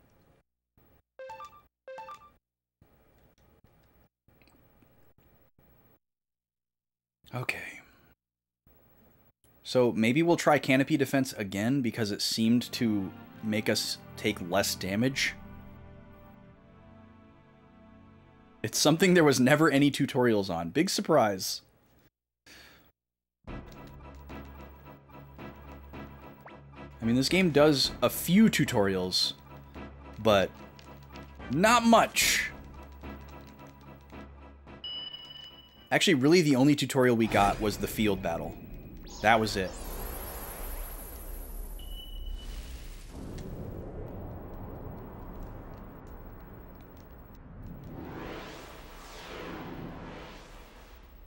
And, like, it's totally cool to have, like, hidden mechanics in games. But, yeah. Yeah, trial and error, lots of experimenting. Okay. Let's see. So, we're only going to attack the orb. The rune, sorry. And see what happens here.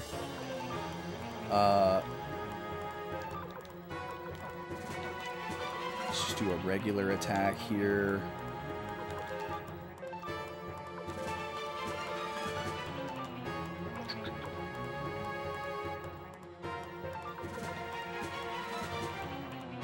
I'm worried about doing this because it keeps converting into an AoE. And I don't know if that's because I was queuing up another fire spell. I guess we could find out. What's another reset, right? And then, let's see.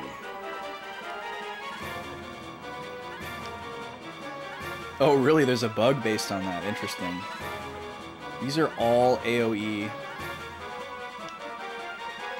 So we'll just do our puny pixie rune, I guess. And then Khan's gonna do canopy defense.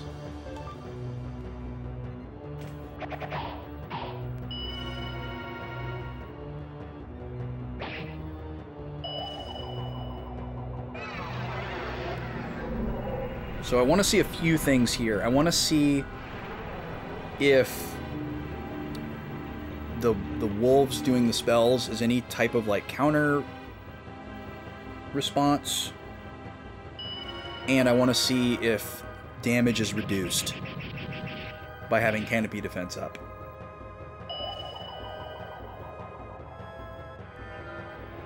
Okay, so we got the normal spell now. So I guess if we queue up those two particular spells, they like combine into something new. Okay, so he's still casting. Single target, way weaker. That could just be RNG rolls. Because we know even boss actions in this game are completely random. Much like Skies of Arcadia was. This is new, we haven't seen this. Oh, it's a bunch of statuses. And then this, which we've seen before. It didn't really seem like reduced damage.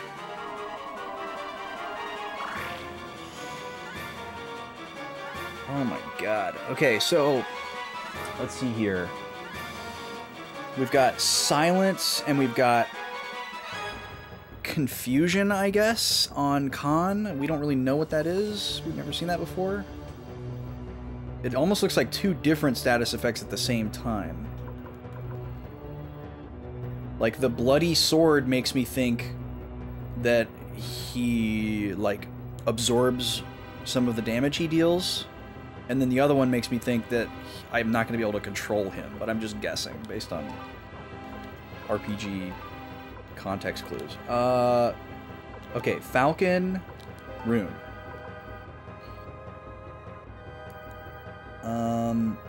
I guess Roy is going to have to be my AoE heal here, isn't he? Let's do this. We'll have Roy do a Great Blessing. Anita, we don't care that you're silenced right now. That's fine. And then Ailey, we can do this Bolt of Wrath. And then Luke can do a full heal on himself. No, not sleep. Yeah, healing wind. And then yes, we don't have control of Khan. Okay, so that's confirmed. Yeah, you're right. It does also look like rust, so it could be like attack down or something. That was a great heal. Good job, Roy. Everybody should be at full health now, or very close. So it seemed like we had a better time only attacking the rune, but could just be RNG. It also seems to be changing its position, but that may just be coincidence. That hasn't really been a thing in this game, but it is the final presumably the final boss fight. So, could be a new mechanic in a final boss fight. You never know. Oh, right. I don't have control of him. Okay, so that seems like a counterattack.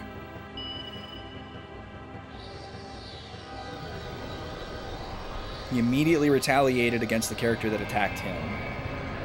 Again, could be coincidence. Okay, so our status effects shuffled. It looks like he's doing it again.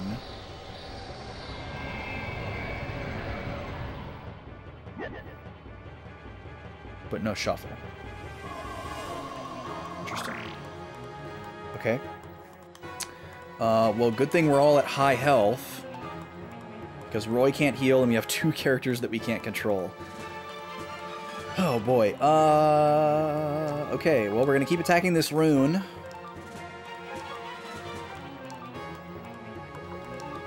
We've got one more Bolt of Wrath. Luke does not have a single target.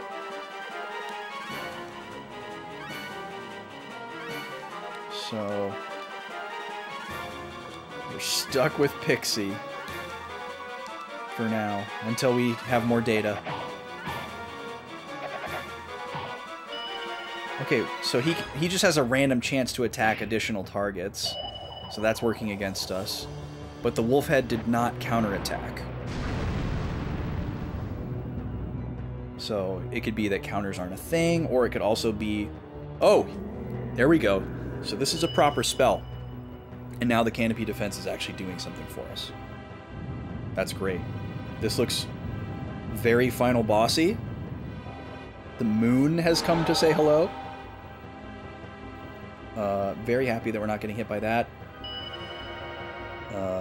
Hopefully we don't see that again for a while, because we don't have the ability to put that barrier back up at the moment. We're doing incredible damage to that thing, though. Okay, so Confusion is healed over time. That's fantastic.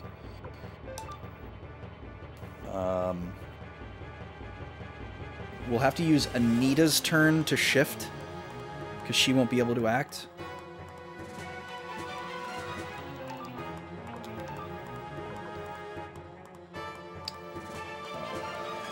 But what is... Oh, Khan's got to do canopy defense. Yes. Very important.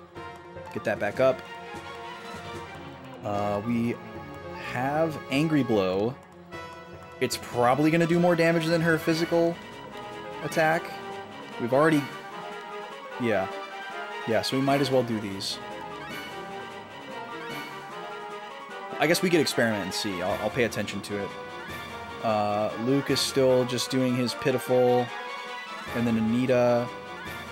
Oh, Anita can do Falcon from the back row. Okay, so maybe we just leave it. It doesn't matter.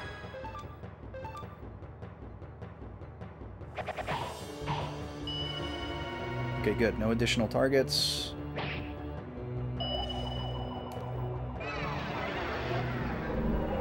I'm not seeing the, like, force field thing around them that I saw previously when I was using the AoE spells. So that further supports that there might be some kind of, like, force field that the rune is imparting. And it definitely... I think enough turns have passed where it seems like not attacking the wolf heads is making a difference. So we're gonna stick with that and just keep attacking this rune. I don't know what's gonna happen when we run out of canopy defense, though, because that spell is probably devastating.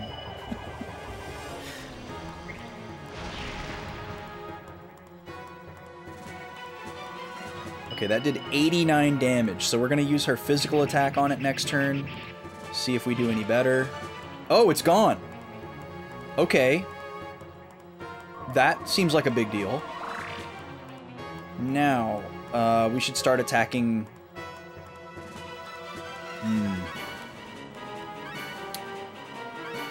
I think I want to try attacking a leg next.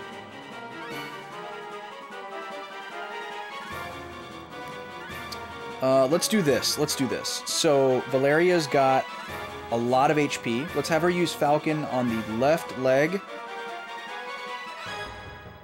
And then I think I'm going to have everybody else just hang back. And we're going to see what happens. So we'll have... Because I'm thinking if attacking it causes it to counterattack, I don't want everybody to attack and then everybody to proc a counterattack. So I want to make sure that's not the case. Get some data here. So Roy, you just defend, my guy. Khan, you're going to use you're going to use canopy defense again. And then Ailey, you're also going to defend. Luke is going to use a healing wind on Khan. This is a little preemptive, but it's fine. And then Anita's going to shift.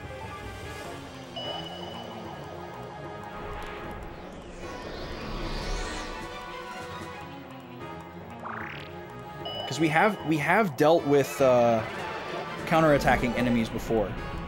Yo, welcome in, RJ. How are you, dude? Nice to see you.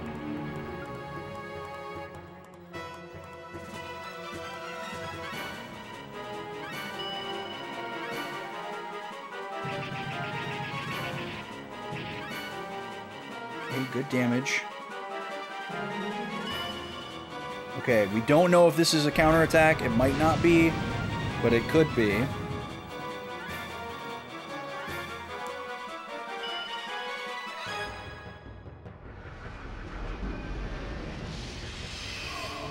Oh, it's bringing back the orb. Okay.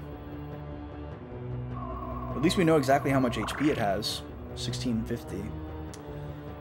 So the right leg... It's possible that both legs have the ability, but we know for a fact that the right leg can bring back the orb. And if it brings back the orb, that makes it seem like they really like having that orb. You know what I mean? Okay, so let's focus all of our power on that thing again. It must have had way more HP the first time, because we did so much more damage to it than that. So maybe the first time it's not as bad. I'm tempted to throw out an AoE and see what happens. But let's wait a little bit longer.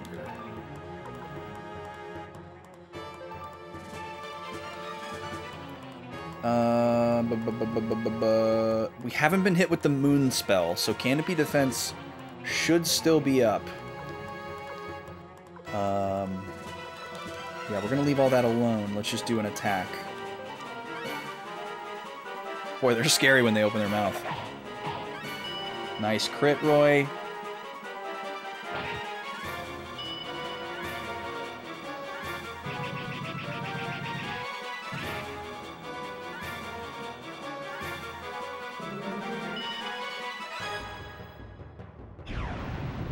Alright, that's an owie. Definitely need to heal next turn.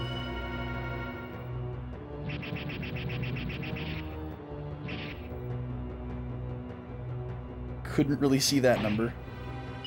Oh, nice, Con. That was good. Okay, this is the status effect thing. Interesting party. Yeah. Well, we've been using the same party pretty consistently for a while. Oh, this is bad.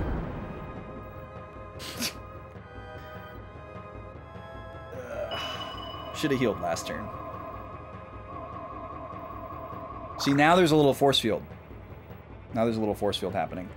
So maybe that's just RNG, whether or not it puts that up. I kind of want to just reset again. And come in fresh with the knowledge that I have, you know? I think that's what I'm going to do. We're not really losing anything there. Yeah, we were consistently using Nanami until we lost her. So then we had to figure that out because she was serving like a very specific role. And that's Khan's role now. And then we had like a character that we would sometimes use when we weren't forced to use Victor, because we were forced to use Victor a whole bunch. So that's where Anita came in.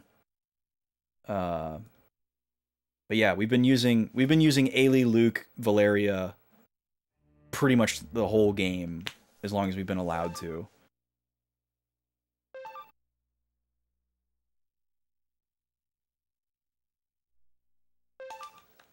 Oh, wrong memory card. You wonder how you ever beat it when you were a kid? A lot of trial and error, just like this, I'm sure. That was the way. That was the way of the day. That's how we used to roll back in the day. Bang your head against the wall. That's why I still like to do it.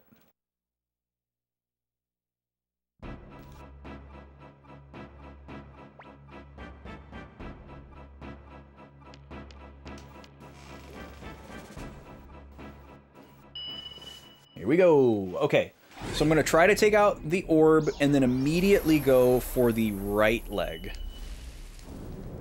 Our left, his right.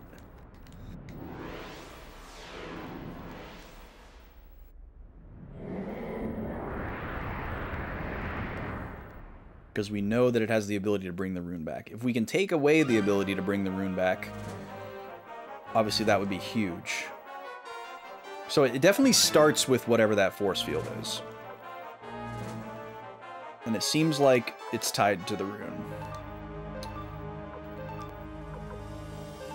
And it really did feel like we took less magic spells when we were just focusing on the rune versus just throwing out AoE. Like, something was countering us, I think. I don't know what, but it really seems like something was countering us. Do we burn the Thunder Spell here? I guess so. It doesn't matter. As long as we get full value, right?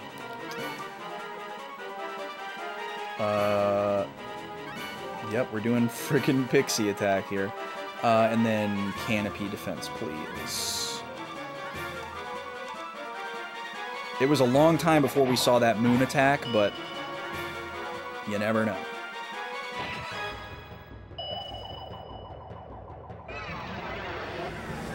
Go. This definitely seems a lot more involved than the Gold Emperor or whatever it was, the dragon that we fought in Suikoden 1. That one had a lot going on, but I think we also had like insane luck in that fight. Like, it just seemed like a bunch of stuff clicked and we like figured out like the best thing to do somehow really quickly. And it was like, oh, okay, hit this with this, don't do this, win this, do this, win this. Like, it seemed like a lot of that stuff just made itself really apparent, like, right away. Okay, so now it's seeming more like the magic stuff is just RNG, because it's happening right away.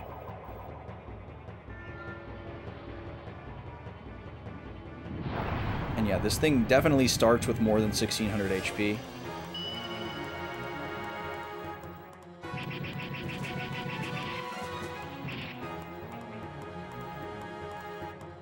Well, maybe it doesn't.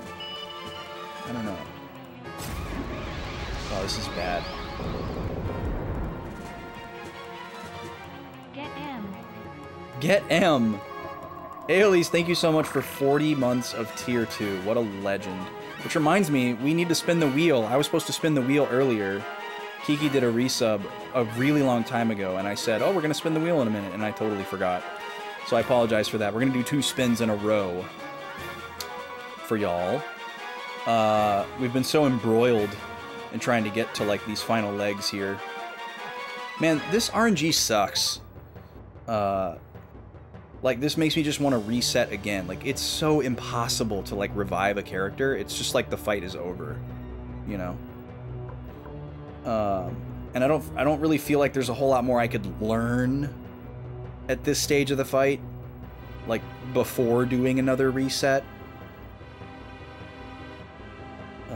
Well, actually, there is something I can learn. Let me see if I can just kill the right leg. Let me just unload on the right leg and see if I can take it out. And see if we can figure out, like, roughly how much health it has. That would be useful. And we'll just let people die. We'll see if we can kill it before we die. I'm not going to bother healing at all. Just see what happens here. But no AoE.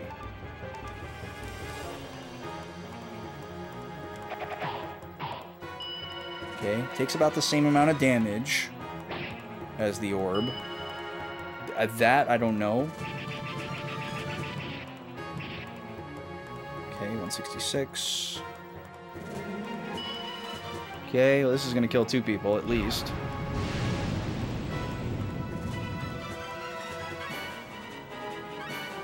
Oh, just 1. Oh, well, yeah, okay. Oh, it's a single target, okay. Because I would imagine that this thing has less HP than the orb, but I don't know. Alright, everybody's dead. Yeah, okay.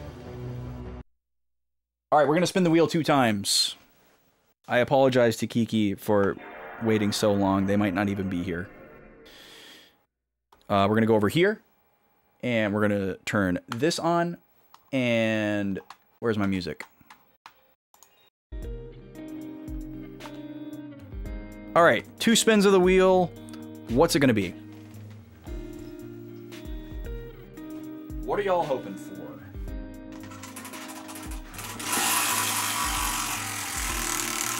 Half snacks and sodas, half shenanigans. Everything's fair game. First spin of the night. Alpha Shard wants a soda. We landed on snack. That's what I was hoping for, because we have so many good snacks in the tank right now. I gotta replace some X's from last week that I forgot to erase. They're a little stuck. I'm gonna need a little spray. Okay, spin number 2 for Ailey's. Thank you again. Which, by the way, we hit the sub goal. I don't know if you guys saw, but we hit the sub goal, so we are going to do a bonus stream. I don't know if it's going to be this Sunday.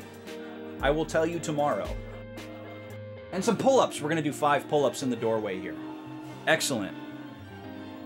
Well, sorry for the soda hopefuls, but for people who didn't want me to leave the room for several minutes, you're in luck. You guys hear how loud that Suikoden is, even with the capture audio turned off? All right. Let me get to a silent screen in the game here. There we go. Get to the load screen. That title screen loop demo reel is so loud. But luckily there's no music on the memory card screen. All right, so we're going to come over to the doorway here. And we're going to do 5 pull-ups on the bar. That's the wrong thing. There we go. We're going to turn this off so you can see it. So we're going to come right over here. We're going to do 5 pull-ups. Help me count them out. I'm trying to make them real nice for you. And then we're going to taste a brand new snack that we've never tasted before. We've got so many choices. All right, a little stretch.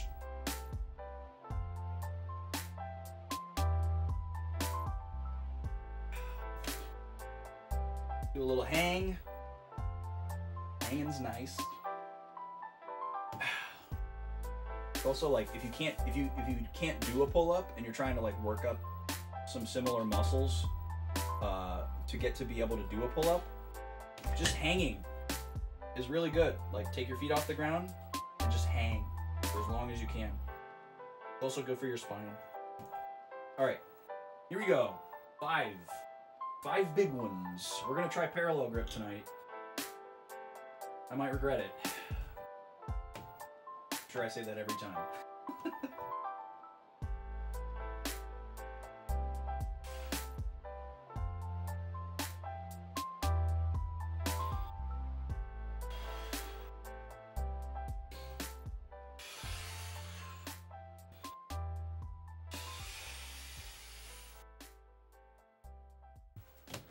Okay, 5. Clean.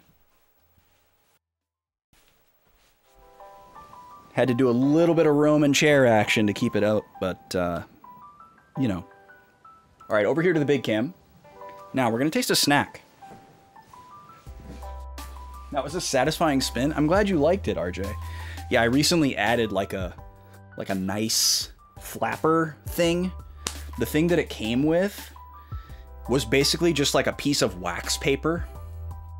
And the first time I like spun it really hard, the peg just like cut the paper. It was just like this shiny kind of like plasticky paper. And I was like, well, that sucks. And it came with extra ones to like replace it, but you have to like glue it in to like this little slit. So there was no way for me to get like the rest of it out of there to put the new one in, unless I had like a, you know, like a glue gun to like melt the glue and like take it out of there, and I wasn't gonna do that. So I just got some like really substantial like clear plastic, cut it, folded it in half to make it double thick, super durable stuff. And then I took, they gave you like an extra little like nub with the slit in it also, luckily. So I took that, put it in there. Yeah, it's not the most amazing thing in the world. It's just something that I got cheap on Etsy. I think it's not really meant to be used and abused in the way that I do. But the only other thing I can get is like a huge like custom thing that would cost like $1,000. So there doesn't seem to be like a lot of like in between. It's kind of hard to find like a customizable but not custom ordered wheel like that. And most of them you find are like that. They're like these cute little tabletop things as like a wedding favor or like a party thing, you know, activity chooser, chore chooser type of thing. So, but I like it. I've grown to like it. Okay, so we've got a bunch of snacks in the snack log here. We're very heavy on the chocolate right now. We have seven different chocolate bars in here that we could taste from 4 different brands. We also have a flavor of Sour Patch Kids that I've never had before for sour, and then we have for spicy, we were talking about this earlier, a new flavor of Tamalitos, which we've already eaten a bunch of Tamalitos tonight from a flavor that we have had before. And then on the savory side of things, we have a brown rice roller, which I've had the plain ones before, but this is a mixed berry flavor. It's got like freeze-dried bits of cranberry and blueberry in it. And I bet that would be very satisfying as well. For chocolate, okay, we've got 3 different chocolate bars here from Compartes. This is an LA-based brand. We've got a matcha green tea bar, which is a base of white chocolate. And this one is a coffee crunch. It's dark chocolate, coffee, and cacao nibs. And then this one is called California Love. It is dark chocolate and pretzel. So there's those 3. We've got a Tony's bar from the Ben & Jerry's collab.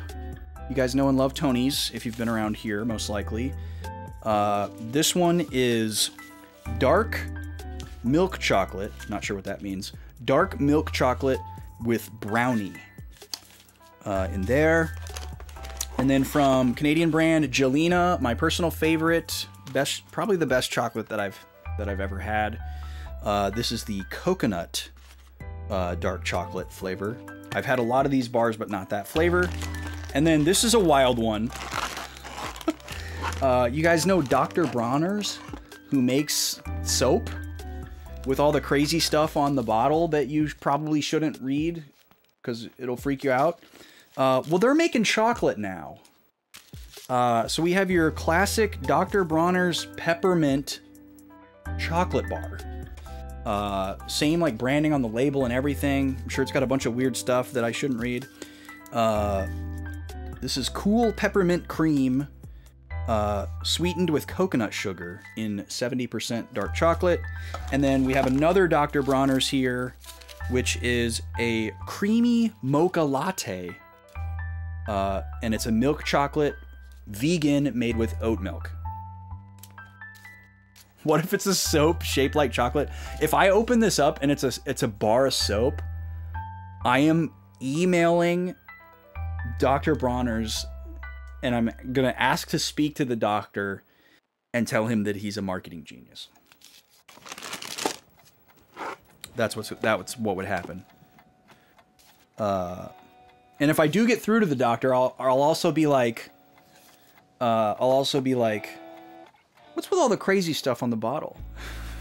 Where's all that come from?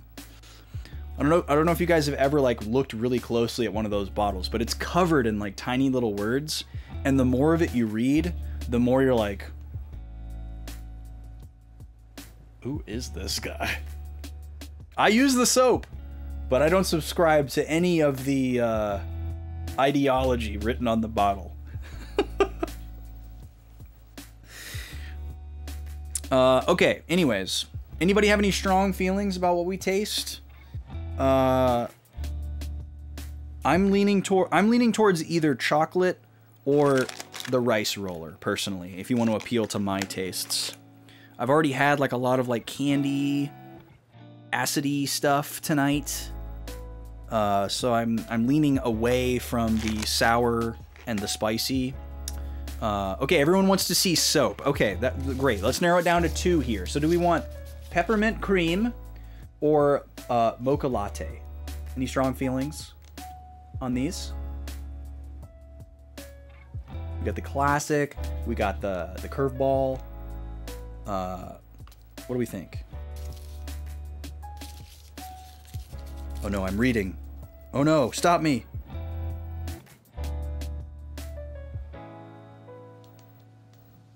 Yeah, also no white sugar used in these. They're all sweetened with coconut sugar. Very interesting. My pick. This is a tough pick because the peppermint sounds refreshing, but the extra little boost from the mocha would also be fun. Let's do the coffee one, because if we end up landing on snack again on a Tuesday, I can't taste any caffeinated stuff on a Tuesday. I can only taste caffeinated stuff on a Friday. So we'll take the opportunity. I mean, technically all chocolate is caffeinated, but, you know, makes a big difference when there's, like, actually coffee in there. So, let's do it. The Dr. Bronner's Mocha Latte. Now, I bet you this bar doesn't pass the smell test. Oh, actually it does. That's good. When you buy a chocolate bar from like a grocery store or whatever, pick it up and smell it.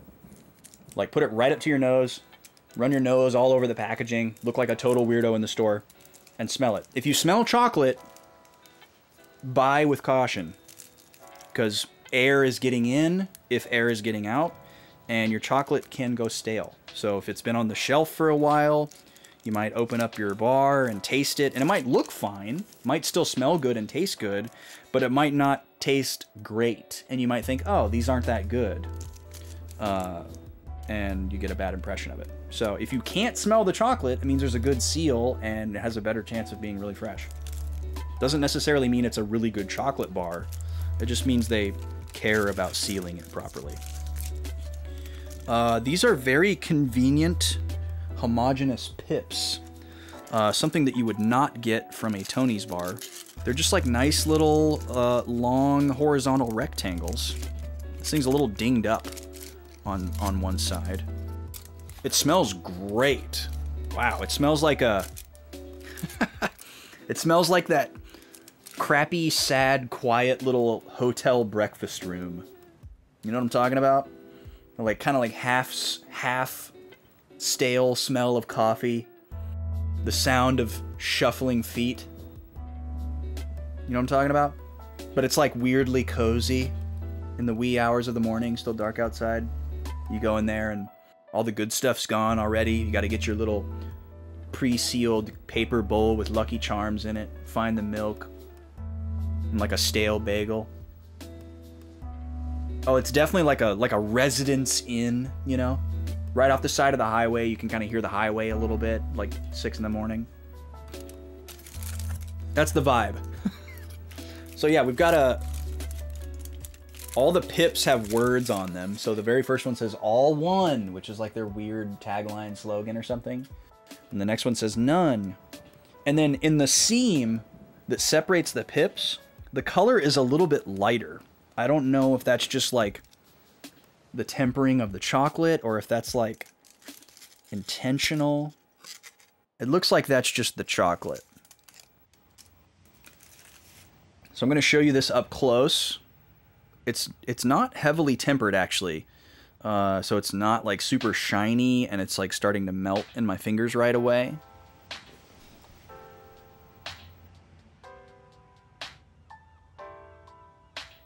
Here you go, there's your pip. This is like very close to the size of like a fun size Kit Kat, maybe a little bit larger, definitely denser. But it's kind of neat. It's just like a little mini chocolate bar. It's probably the soap, yeah. Exactly. It smells really good though. Totally solid. Texture is very crumbly. The flavor is really good. It's reminiscent of something. What am I thinking of? I think it's probably the sugar. Like the fact that they're using coconut sugar and not like traditional sugar. The texture is a lot different than you might expect. Well, I guess it's also probably just the tempering. Like when chocolate's really tempered, it gets really shiny and it like snaps.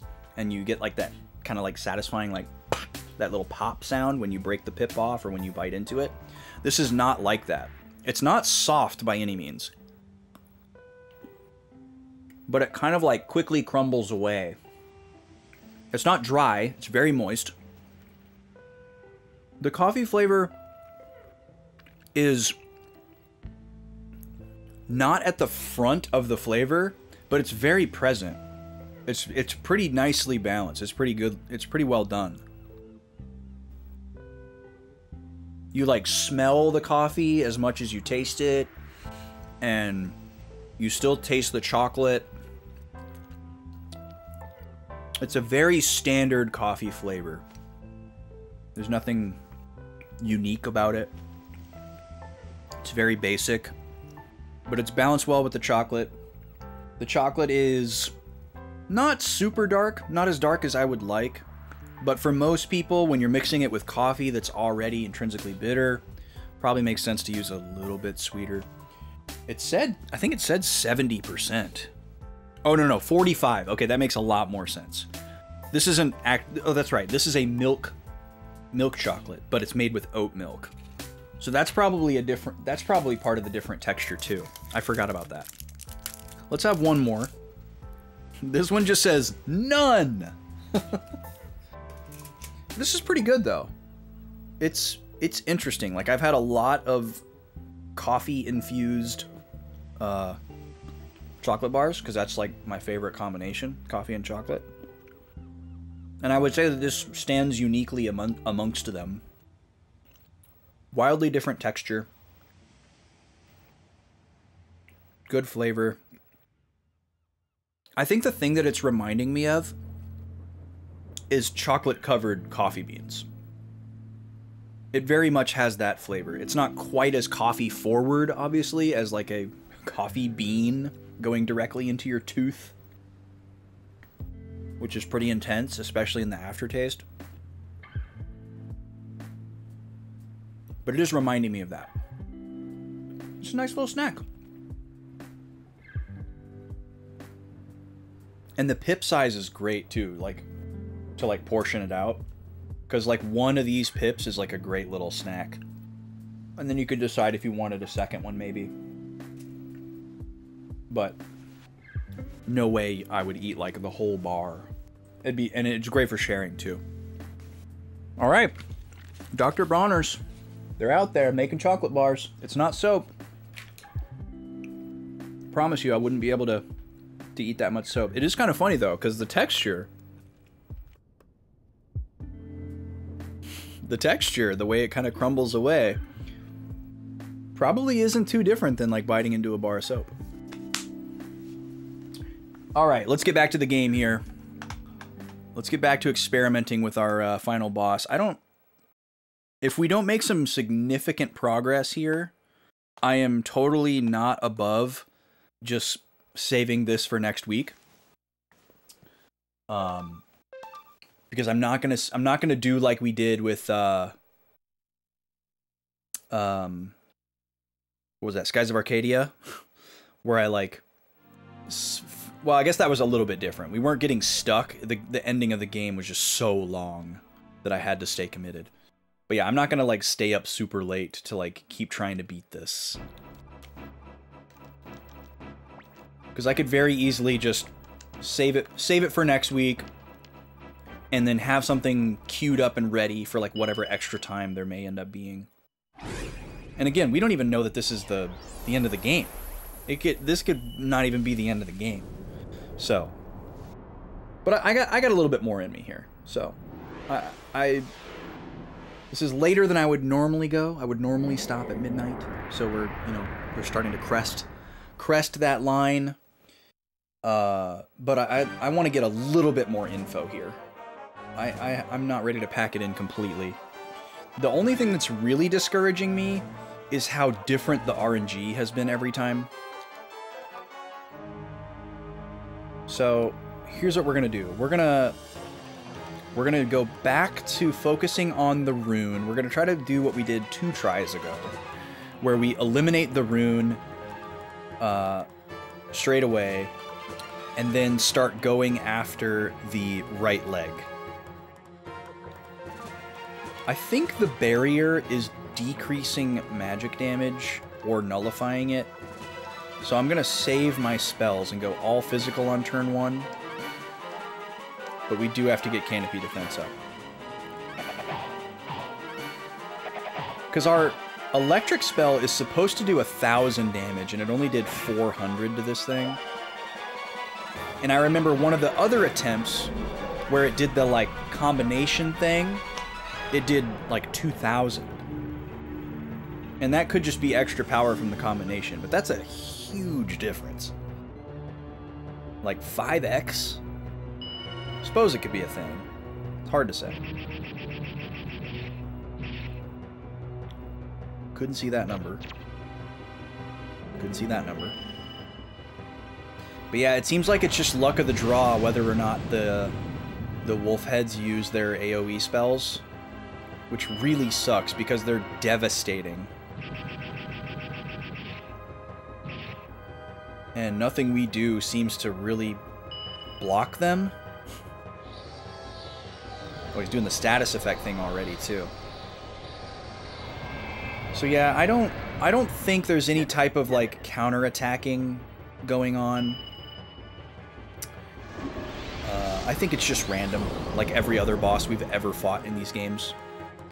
And so this is going to be very predicated on luck. Okay, so we immediately have no AoE heal, which is just fantastic.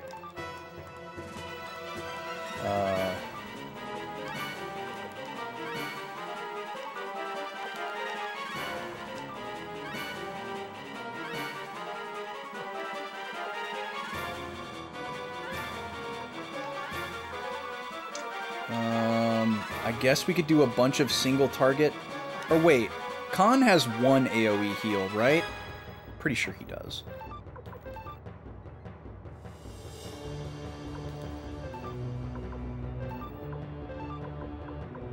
Yeah. Oh no, we have 3 of them. Okay, beautiful. Go Khan, go.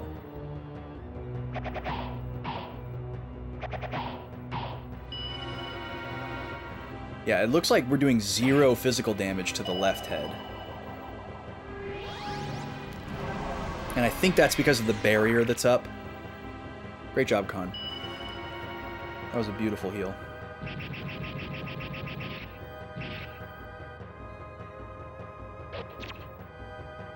It really sucks that these camera angles are preventing me from seeing how much damage I'm doing. Speedrunners must hate that, because they're trying to count.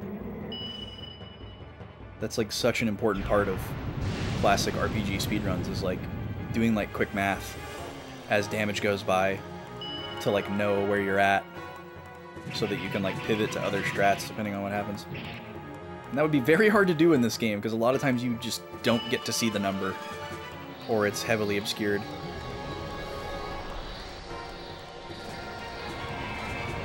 Also, good use of eat emote, Ailey, thank you.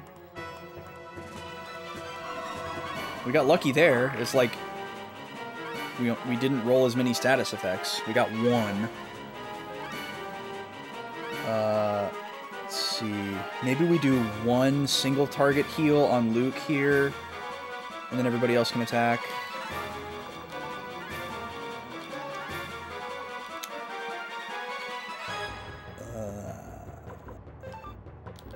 I'm not doing my Thunder Spell until that barrier is down. Maybe we'll... Oh, we should save that for the right leg. That would be a great test. Especially if the barrier's gone. Okay, Luke, you can do a Healing Wind on yourself. And then Khan, you can attack the orb.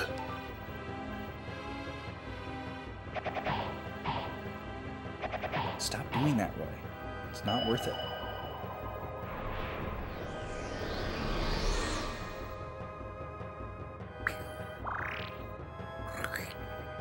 Oh, here comes the moon. We actually weirdly prefer this spell to the other AoE magic that they do, because it's the only one we can block, apparently. Even though it's probably their most powerful spell.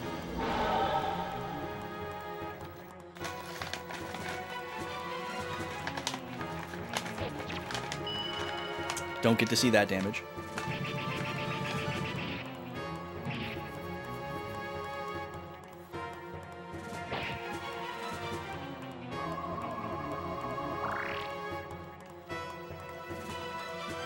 Okay, Valeria's back. Love it.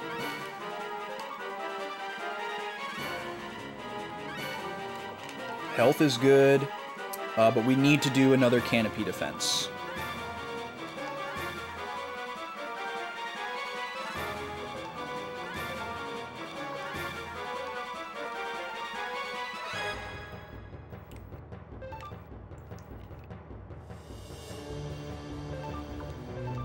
There we go. That way we're ready for the moon.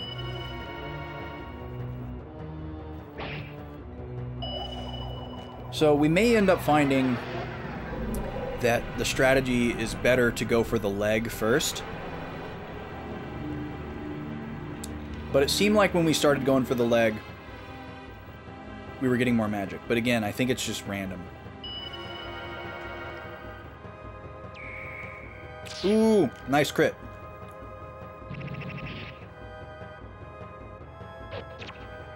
Yeah, this thing has way more than 1600 HP the first time. Now it's gone. Alright, status effects can still happen without the orb.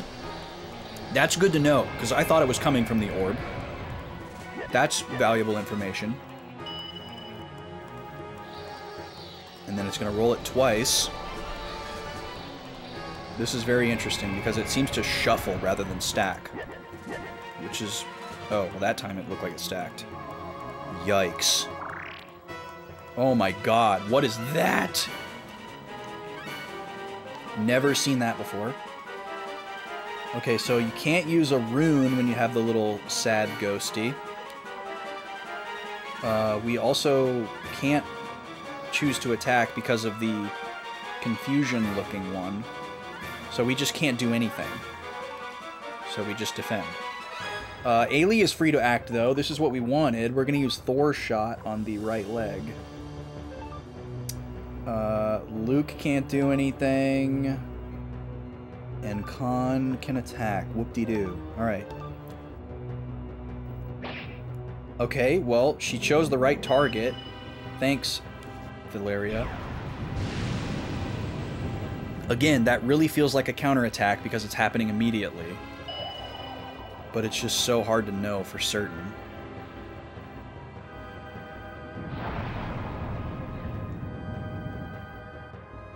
A 1,000 damage, beautiful. Okay, here comes the moon. Or maybe this is different, actually. This is only one head. Okay, so there is more than one spell that we can block with Canopy Defense. We don't have the ability to put Canopy Defense back up right now, so that's really scary.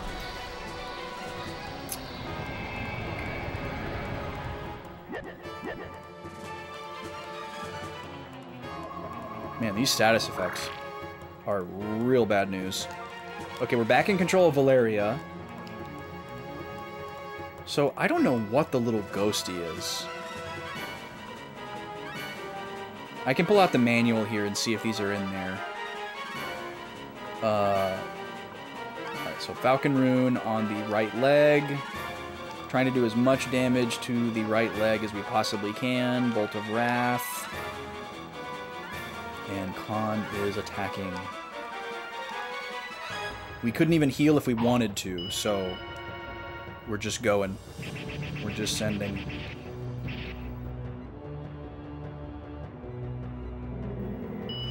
Okay, again, that feels like a response. Same spell. Definitely feels like a response. So maybe the leg doesn't counter if you use magic. But see, this could be a response too. And see, we would have blocked that if we had Canopy Defense, but now everybody's probably dead.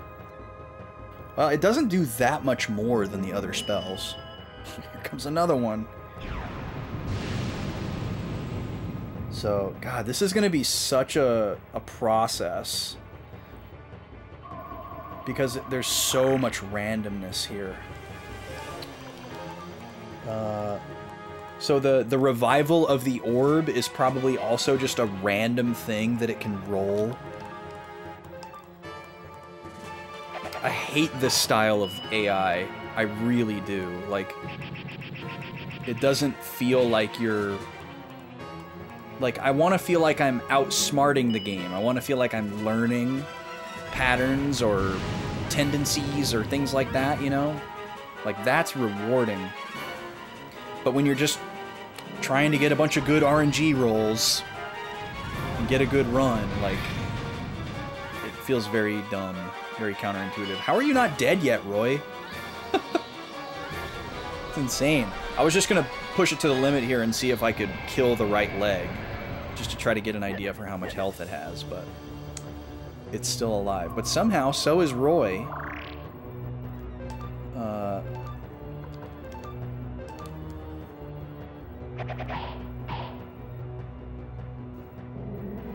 So, okay, so it really seems like the leg counterattacks physical attacks.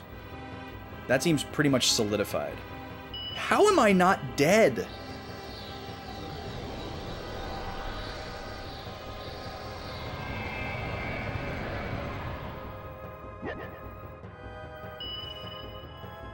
So I wonder, maybe if you already have a status effect, you can't get any more? But sometimes people get 2. So that may not be true. Oh yeah, we got another one. Okay. So maybe with my last turn here, I think I want to attack the other leg and see if I also feel like I'm getting a counterattack.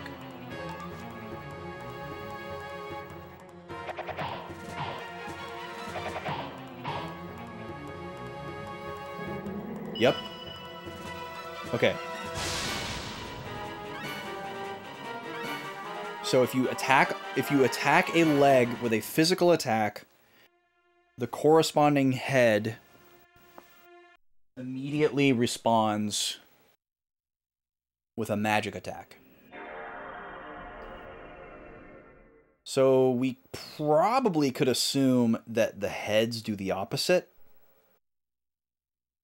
I think what I'm going to do is write some of these observations down and call it a night. So let's see here. What is this thing called? Beast rune? Okay, so rune parentheses orb creates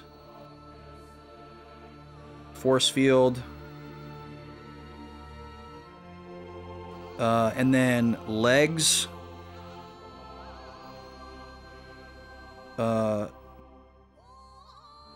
use magic on them only. And then heads, we're gonna write physical attacks question mark. So that is what we're gonna go into next week with that knowledge. Let's see if we can turn it into power. But it seems like mostly what we're facing here is just randomness, which really sucks, but we'll get through it. I'm not that worried about it. But for now, it's time to find a raid target and send y'all on to somewhere new. Let's see what we got going on here tonight. Actually, usually this list is like crazy on a Friday night. Maybe it's just because I've gone a little bit later than I usually do.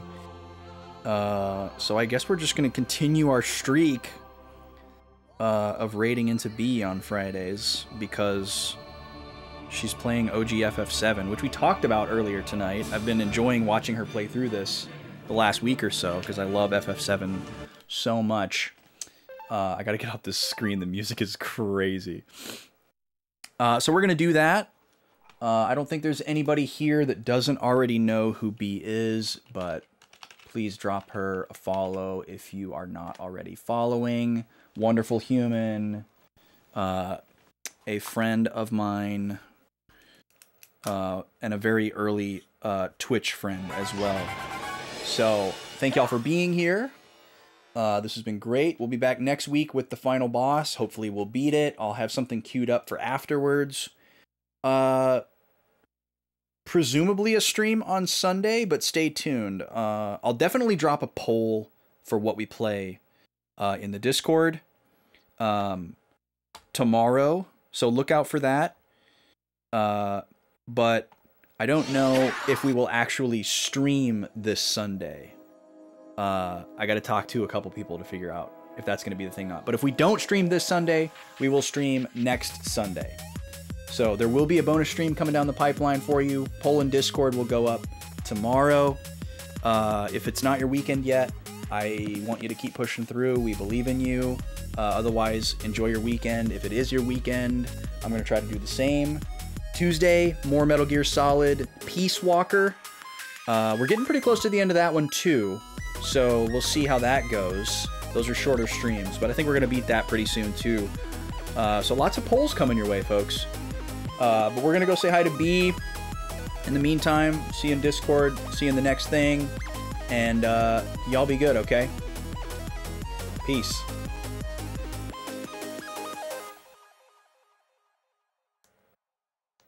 Yeah, that makes sense. That's like a